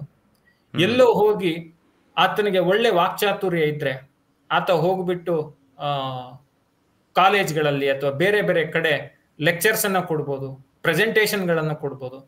ಈ ಎಲ್ಲಾ ಮೂಲಗಳಿಂದ ಆತ ಆದಾಯವನ್ನು ಗಳಿಸಬಹುದು. ಇದರ ಜೊತೆಗೆ ಆತ ಗಳಿಸಿದ ಆದಾಯದಿಂದ ಮ್ಯೂಚುವಲ್ ಫಂಡ್ಸ್, ಸ್ಟಾಕ್ ಮಾರ್ಕೆಟ್, ಬೇರೆ ಬೇರೆ ಇನ್ವೆಸ್ಟ್ಮೆಂಟ್ ಅಲ್ಲಿ ಹೂಡಿಕೆ ಮಾಡಿ ಅದರಿಂದ ದುಡ್ಡನ್ನ ಗಳಿಸಬಹುದು. So basically one good thing leads to multiple sources of income. ಈಗ ನಿಮ್ದು ನಂದೇ ಎಕ್ಸಾಂಪಲ್ ತಗೋಣ. ನಾವು ನಮ್ದೇನೋ ಕೆಲಸಗಳು ಮಾಡ್ತಿದೀವಿ, ನಮ್ಗೊಂದು ಮೂಲ ವೃತ್ತಿ ಇದೆ. ಆ ಮೂಲ ವೃತ್ತಿ ಜೊತೆಗೆ ನೀವು ಯೂಟ್ಯೂಬ್ ಚಾನೆಲ್ ಮಾಡಿದಿರಿ, ಪುಸ್ತಕಗಳನ್ನು ಬರೆದಿದ್ದೀರಿ, ಅದಕ್ಕೆ ಬೇಕಾದ ಸರ್ಟಿಫಿಕೇಶನ್ ಗಳನ್ನ ಮಾಡ್ಕೊಂಡಿದ್ರಿ. ಈಗ ಸುಮ್ಮನೆ ನಾನು ಬಂದ್ಬಿಟ್ಟು ಏನೋ ಮಾತಾಡ್ತೀನಿ ಅಂದ್ರೆ, ಈಗ ನೀವು ಮಾತಾಡ್ಬೇಕಂದ್ರೂ ಒಂದು ಸೆಬಿ ಗೈಡ್ಲೈನ್ಸ್ ಇದೆ, ನಾನ್ ಮಾತಾಡ್ಬೇಕಾದ್ರೂ ಒಂದು ಸೆಬಿ ಗೈಡ್ಲೈನ್ಸ್ ಇದೆ. ಸೊ ನಾವೇನೋ ಬಂದ್ಬಿಟ್ಟು ನಾವು ಎಕ್ಸ್ಪರ್ಟ್ ಅಂತ ನಮಗೆ ಇಲ್ಲದ ಟ್ಯಾಗ್ ಅನ್ನ ಹೇಳ್ಕೊಂಡು ಮಾತಾಡಿದ್ರೆ it becomes a crime. So ನಾವ್ ಏನೇ ಮಾಡ್ಬೇಕಾದ್ರೂ ಕಾನೂನುಬದ್ಧವಾಗಿ ಮಾಡಬೇಕು. ಮಲ್ಟಿಪಲ್ ಸೋರ್ಸ್ ಆಫ್ ಇನ್ಕಮ್ ಗಳನ್ನ ಕ್ರಿಯೇಟ್ ಮಾಡ್ಕೊಳ್ಳಿಕ್ಕೆ ಹೀಗೆ ನೀವು ಎಕ್ಸ್ಪ್ಲೋರ್, ನೀವು ಪುಸ್ತಕ ಬರೆದ್ರಿ, ಪಾಡ್ಕಾಸ್ಟ್ ಮಾಡ್ತೀರಿ, ಯೂಟ್ಯೂಬ್ ಚಾನೆಲ್ ರನ್ ಮಾಡ್ತೀರಿ, ನೀವು ನಿಮ್ಮದೇ ಆದ ಇನ್ವೆಸ್ಟ್ಮೆಂಟ್ ಥೀಸಿಸ್ ಅನ್ನ ಇಟ್ಕೊಂಡು ಇನ್ವೆಸ್ಟ್ ಮಾಡ್ತೀರಿ, ಅದ್ರ ಬಗ್ಗೆ ಎಜುಕೇಟ್ ಮಾಡ್ತೀರಿ. ಸೊ ಹೀಗೆ ಒಬ್ಬ ವ್ಯಕ್ತಿ ಮಲ್ಟಿಪಲ್ ಸೋರ್ಸಸ್ ಅನ್ನ ಕ್ರಿಯೇಟ್ ಮಾಡ್ಕೋಬೇಕು ಅಂದ್ರೆ ಅವ್ನು ಮಾಡೋ ಕೆಲಸವನ್ನ ಅತ್ಯುತ್ತಮ ರೀತಿಯಲ್ಲಿ ಶ್ರೇಷ್ಠವಾಗಿ ಮಾಡ್ಬೇಕು. ಅಥವಾ ಯಾರೋ ತುಂಬಾ ಒಳ್ಳೆ ಬುದ್ಧಿವಂತ ಇದ್ದ, ಒಬ್ಬ ಒಳ್ಳೆ ಕುಕ್ ಇದ್ದ, ಅವನಿಗೆ ಕ್ಯಾಪಿಟಲ್ ಇಲ್ಲ, ನಾನು ಆ ಕ್ಯಾಪಿಟಲ್ ಅನ್ನ ಕೊಟ್ಟು ನಾನೊಂದು ಹೋಟೆಲ್ ಉದ್ಯಮನ ನನಗೆ ಹೋಟೆಲ್ ಎಕ್ಸ್ಪರ್ಟೈಸ್ ಇಲ್ಲ, ಆ ಕುಕ್ಗೆ ಹೋಟೆಲ್ನ ಆಳ ಆಗಲ್ಲ ಗೊತ್ತಿದೆ, ಅವರನ್ನ ನಾನು ಮ್ಯಾನೇಜರ್ ತರ ಮಾಡಿ ಅವರನ್ನ ನಾನು ಮುಂದೆ ಇಟ್ಟು ನಾನು ಕ್ಯಾಪಿಟಲ್ ಇನ್ವೆಸ್ಟ್ ಮಾಡಿ ಹೋಟೆಲ್ ಮಾಡಿದೆ. ಸೊ ನನಗೆ ಇನ್ನೊಂದು ಇನ್ಕಮ್ ಸ್ಟ್ರೀಮ್ ಕ್ರಿಯೇಟ್ ಆಗುತ್ತೆ. So thinking multi dimensional and learning from somebody's expertise, constant learning, ಸ್ಥಿರವಾದ ಕಲಿಕೆ ನಮಗೆ ಹೆಚ್ಚು ಆದಾಯದ ಮೂಲಗಳನ್ನ ಸೃಷ್ಟಿ ಮಾಡಿಕೊಡುತ್ತೆ. ಇದೆಲ್ಲದ್ರ ಜೊತೆಗೆ ತುಂಬಾ ಮುಖ್ಯ ಏನು ಅಂತ ಹೇಳಿದ್ರೆ, ನಾನು ಹೇಳಿದ್ನಲ್ಲ, ಕಾನ್ಸ್ಟೆಂಟ್ ಲರ್ನಿಂಗ್ ಮತ್ತೆ ಡಿಸಿಪ್ಲಿನ್, ಕನ್ಸಿಸ್ಟೆನ್ಸಿ. ಒಂದಿನ ಮಾಡಿಬಿಟ್ಬಿಟ್ರೆ ಏನು ಸೃಷ್ಟಿ ಮಾಡಕ್ಕಾಗಲ್ಲ. ಒಂದಿನ ನಾವು ಸರಿಯಾಗಿ ಮಾಡ್ಬೋದು, ಇನ್ನೊಂದ್ ದಿನ ತಪ್ಪು ಮಾಡ್ಬೋದು. ಅದನ್ನ ಸ್ಥಿರವಾಗಿ ಸರಿ ತಪ್ಪುಗಳನ್ನ ತಿದ್ದುಕೊಂಡು ಒಂದು ಹಾದಿನ ಸೃಷ್ಟಿ ಮಾಡ್ಕೋಬೇಕಾಗತ್ತೆ. ಮತ್ತೆ ಇದೆಲ್ಲದರ ಜೊತೆಗೆ never ever we should forget our health. ಬಹುಶಃ ನಾನ್ ಮಾಡಿದ ತಪ್ಪು 16 ವರ್ಷದ ಜರ್ನಿಯಲ್ಲಿ ನಾನು ಹೆಲ್ತ್ ಅನ್ನ ಅಂದ್ರೆ 2 ಗಂಟೆಗೆ ಊಟ ಮಾಡ್ಬೇಕು ಅಥವಾ 1 ಗಂಟೆಗೆ ಊಟ ಮಾಡ್ಬೇಕು, ಬಿಡು 5 ಗಂಟೆಗೆ ಊಟ ಮಾಡಿದ್ರೆ ಏನಾಗುತ್ತೆ, ಹೊರಗಡೆನೆ ತಿಂದ್ರೆ ಏನಾಗುತ್ತೆ. ಸೊ ಈ ತರದ ತಪ್ಪುಗಳನ್ನ ನಾನ್ ಮಾಡಿದೀನಿ, which I am realising very late. ಯಾಕೆ ಅಂತ ಹೇಳಿದ್ರೆ ಮನೆಯಿಂದ ಊಟ ಮಾಡೋದು ಕೂಡ one of the very good thing. ದಿನ ಬೆಳಗ್ಗೆ ಎದ್ದು ಒಂದು ವಾಕಿಂಗ್ ಮಾಡೋದು, ಯೋಗ ಮಾಡೋದು, ಅಥವಾ ಕರಾಟೆಗೆ ಹೋಗೋದು, ಅಥವಾ ಬ್ಯಾಡ್ಮಿಂಟನ್ ಆಗೋದು ತುಂಬಾ important. This is also wealth. ಇದನ್ನ ತುಂಬಾ ಜನ ಇಗ್ನೋರ್ ಮಾಡ್ತಾರೆ, which I think health is wealth. ನೋಡಿ, ರಾಕೇಶ್ ಜುಂಜುನ್ವಾಲಾ, ಇಂಡಿಯಾದ ವಾರನ್ ಬಫೆಟ್ ಅಂತೇಳಿ ನಾವು ಕರಿತೀವಿ, ಈಸ್ ನೋ ಮೋರ್. ಅವರು my worst investment is health ಅಂತ ಹೇಳ್ತಾರೆ. ಸುಮಾರು 40-45 ಸಾವಿರ ಕೋಟಿ ಒಡೆ ಆತ. ಅದೇ ಅವ್ರು ಹೇಳ್ತಾರೆ my worst investment is health. ಕೊನೆಯ ದಿನಗಳನ್ನ ಅವರು ವೀಲ್ ಚೇರ್ ಮೇಲೆ ಕಳೆದ್ರು. So what is the lesson? So with the wealth you should also take care of your health. Wealth without health doesn't make sense. ಅದೇ ವಿರಾಟ್ ಕೊಹ್ಲಿ ಅವ್ರ ಎಕ್ಸಾಂಪಲ್ಲೇ ನಾವು ನೋಡ್ತೀವಿ ಅಂದ್ರೂ he invest so much in his health ಇವತ್ತಿನ ಕಾಲಕ್ಕೆ. ಅಂದ್ರೆ ಇವನ್ ವಾಟರ್, ಡ್ರಿಂಕಿಂಗ್ ವಾಟರ್ಗೂ ಕೂಡ he has a specific requirement. ಏನ್ ತಿಂಡಿ ತಿಂತಾರೆ ಅಂತ ಹೇಳಿ ನಾನು ಇತ್ತೀಚೆಗೊಂದು ವಿಡಿಯೋದಲ್ಲಿ ಕೇಳ್ತಿದ್ದೆ. ಆಮ್ಲೆಟ್ ತಿಂತಾರಂತೆ, ಮತ್ತೆ ಡ್ರ್ಯಾಗನ್ ಫ್ರೂಟ್, ಬಟರ್ ಫ್ರೂಟ್, ಇನ್ನೊಂದ್ 2 ಅಷ್ಟೇ. ಅಂದ್ರೆ ನೋಡಿ, ನಾವು ಯಾವಾಗ್ಲೂ ಹೇಳ್ತಿರ್ತೀವಿ, ನಾವು ತಿನ್ನೋದೆಲ್ಲ ಬರೀ ಫಾಸ್ಟ್ ಕಾರ್ಬ್ಸ್, ಬರೀ ಕಾರ್ಬೋಹೈಡ್ರೇಟ್ಸ್ ತಿಂತೀವಿ. ನಮ್ಮ ದೇಹಕ್ಕೆ ಫೈಬರ್ ಬೇಕು, ಪ್ರೋಟೀನ್ ಬೇಕು, ಇದ್ರ ಬಗ್ಗೆ ನಾವು ಕೇರೆ ತಗೊಳಲ್ಲ. ಆಮೇಲೆ ಹೋಗ್ಬಿಟ್ಟು ಆಸ್ಪತ್ರೆಯಲ್ಲಿ ಮಾತ್ರೆ ತಗೋತೀವಿ. So basically taking care of your health is also the biggest wealth. So ನಾವು ಊಟ ಮಾಡೋದಕ್ಕೆ ಖರ್ಚು ಮಾಡಬೇಕು, ಒಳ್ಳೆ ಆಹಾರ ತಿನ್ನೋದಕ್ಕೆ, ಒಳ್ಳೆ ಹಣ್ಣು ತರಕಾರಿ ತಿನ್ನೋದಕ್ಕೆ ಖರ್ಚು ಮಾಡಬೇಕು. ಸೊ ಈ ರೀತಿ good spend is also spending on your health, which in turn helps you create wealth. So ಇನ್ನು ಜಾಸ್ತಿ ಏನಿಲ್ಲ ಸರ್, ನನ್ನ ಕಡೆಯಿಂದ ಹೇಳ್ತಕ್ಕಂಥದ್ದು, ಸುಮಾರು ನಿಮ್ಮ ಒಂದು ಟೈಮ್ ಸ್ಪೆಂಡ್ ಮಾಡಿದ್ದೀರಾ, ಸುಮಾರು ಹೊತ್ತು ನನಗೂ ಕೂಡ ಪರ್ಸ್ನಲಿ ಗೈಡ್ ಮಾಡಿಕೊಂಡು ಈ ಓವರಾಲ್ ಸೆಷನ್ನ ಮಾಡಿಕೊಟ್ಟಿದ್ದೀರಾ. Thank you so much for your time and presence. And last most important sir, ನೀವು ಪುಸ್ತಕವನ್ನು ಬರೆದಿದ್ದೀರಾ, 2 ಪುಸ್ತಕವನ್ನು ಇವತ್ತಿನ ಮಟ್ಟಿಗೆ ಮಾರ್ಕೆಟಲ್ಲಿ ಆಲ್ರೆಡಿ ಅವೈಲೇಬಲ್ ಇದೆ. ಪುಸ್ತಕ ಸ್ಟೋರ್ಗಳಲ್ಲೂ ಕೂಡ ಇವತ್ತಿನ ಮಟ್ಟಿಗೆ ಕನ್ನಡಿಗರು ಪರ್ಚೇಸ್ ಮಾಡಬಹುದು. ಸೊ ಆ ಒಂದು ಪುಸ್ತಕದ ಬಗ್ಗೆ ಲಾಸ್ಟ್ ಕ್ವಿಕ್ ಆಗಿ ಸಮರಿಯಾಗಿ ನೀವು ಹೇಳಬೇಕು ಅಂತ ನನಗಿದ್ರೆ, ಏನಕ್ಕೆ ಬರೆದ್ರಿ ಆ ಪುಸ್ತಕವನ್ನು, ಹಾಗೆ ಅಥವಾ ಏನು ಎಕ್ಸಾಕ್ಟ್ಲಿ ಒಬ್ಬ ವ್ಯೂವರ್ ಅಥವಾ ಒಬ್ಬ ರೀಡರ್ ಯಾವ ರೀತಿಯಂಥ ಅಂಶಗಳನ್ನು ಆ ಒಂದು ಪುಸ್ತಕಗಳಿಂದ ಪಡ್ಕೊಳ್ಬೋದು ಅನ್ನೋದನ್ನು ನಿಮ್ಮ ಬಾಯಿಂದನೇ ನಾನು ಕೇಳಕ್ಕೆ ಇಷ್ಟಪಡ್ತೀನಿ ಸರ್. ಖಂಡಿತ ನಟರಾಜ್. ನೋಡಿ, 2 ಪುಸ್ತಕಗಳನ್ನ ನಾನು ಬರೆದಿದ್ದೀನಿ. ಆ ಪುಸ್ತಕಗಳನ್ನು ಬರೆದಿದ್ದ ಉದ್ದೇಶ ಏನು ಅಂತ ಹೇಳಿದ್ರೆ, ಜನಸಾಮಾನ್ಯರಿಗೆ ಹಣಕಾಸು ಶಿಕ್ಷಣ ಸಿಗಬೇಕು, ಅದು ತಲುಪಬೇಕು ಅನ್ನೋದು. 1ನೇ ಪುಸ್ತಕ ಮನಿ ಸೀಕ್ರೆಟ್ಸ್, ಸ್ಟಾಕ್ ಮಾರ್ಕೆಟ್ ಸೀಕ್ರೆಟ್ಸ್. ಇದು 2 ಕೂಡ ಒಂದೇ ಪುಸ್ತಕ. 2 ಸೈಡ್ ಇಂದ ಒಂದೊಂದು ಪುಸ್ತಕಗಳನ್ನ ನಾನು ಬರೆದಿದ್ದೀನಿ. First of it's kind. 2 ಕಡೆಯಿಂದ ಆ ಪುಸ್ತಕನ ಓದ್ಬೋದು. ಅದು 10 ಎಡಿಷನ್ಸ್ ಅನ್ನ ಇಲ್ಲಿ ತನಕ ಕಂಡಿದೆ. ಜನರು ಅದಕ್ಕೆ ಬಹಳ ಪ್ರೀತಿ ಕೊಟ್ಟಿದ್ದಾರೆ.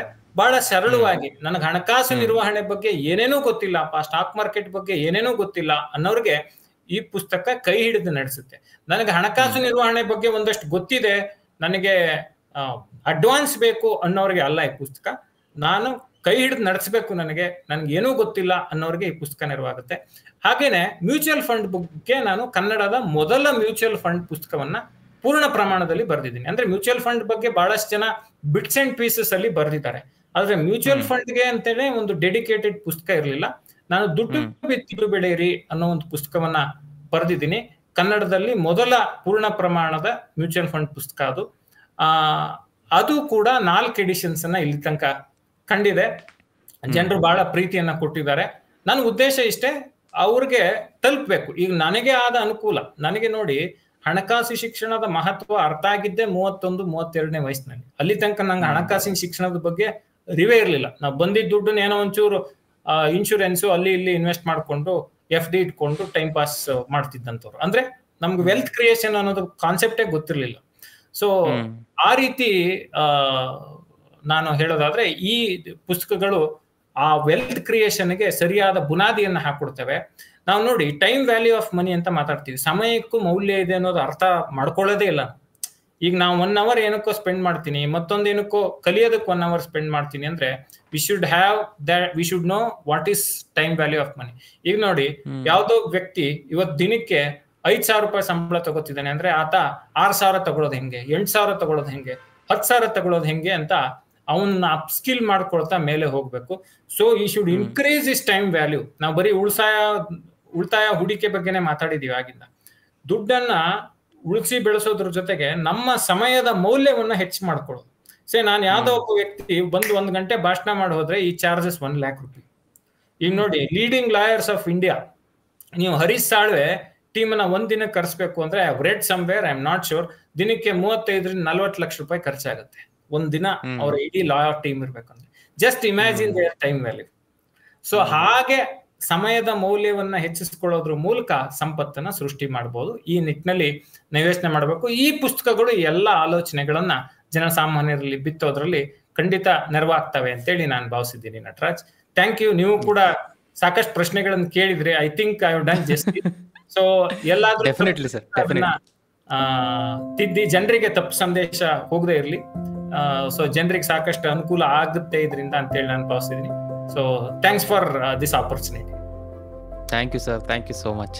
ವೆಲ್, ಐ ಹೋಪ್ ಇವತ್ತಿನ ಸೆಷನ್ ನಿಮ್ಗೆ ಇಷ್ಟ ಆಗಿದೆ ಅಂತ ಅನ್ಕೊಳ್ತೀರಿ. ಸುಮಾರು ವಿಷಯಗಳನ್ನ ಇಲ್ಲಿವರೆಗೂ ಕೂಡ ನಾವು ಮಾತಾಡಿದ್ದೀವಿ ಹಣಕಾಸಿನ ವಿಚಾರವಾಗಿ. ನಿಮಗೇನಾದರೂ ಪ್ರಶ್ನೆಗಳಿದ್ರೆ ಅಥವಾ ಏನಾದರೂ ಕ್ವಶನ್ಸ್ಗಳು ಕೇಳಬೇಕು ಅಂತ ಇದ್ದರೆ ದಯವಿಟ್ಟು ಅದನ್ನು ಕಮೆಂಟ್ ಮೂಲಕ ತಿಳಿಸಿ. ಬರ್ತಕ್ಕಂಥ ದಿನಗಳಲ್ಲಿ ಐದರ್ ಈ ರೀತಿಯಾದಂಥ ಸೆಷನ್ಸ್ಗಳು ಅಥವಾ ನನ್ನ ರೆಗ್ಯುಲರ್ ವಿಡಿಯೋಸ್ಗಳ ಮೂಲಕ ನಾನು ಅದನ್ನು ಅಟೆಂಡ್ ಮಾಡಲಿಕ್ಕೆ ಪ್ರಯತ್ನ ಪಡ್ತೀನಿ. ಆ್ಯಂಡ್ ಮೋರ್ ಇಂಪಾರ್ಟೆಂಟ್ಲಿ ವಿಷಯಗಳು ಆಲ್ರೆಡಿ ನಿಮ್ಗೆ ಗೊತ್ತಿದ್ರೆ ಇಟ್ಸ್ ಫೈನ್. ಗೊತ್ತಿಲ್ಲದೆ ಇರತಕ್ಕಂಥವ್ರಿಗೆ ಈ ರೀತಿಯಾದಂಥ ವಿಡಿಯೋಸ್ಗಳನ್ನ ಶೇರ್ ಮಾಡಿ.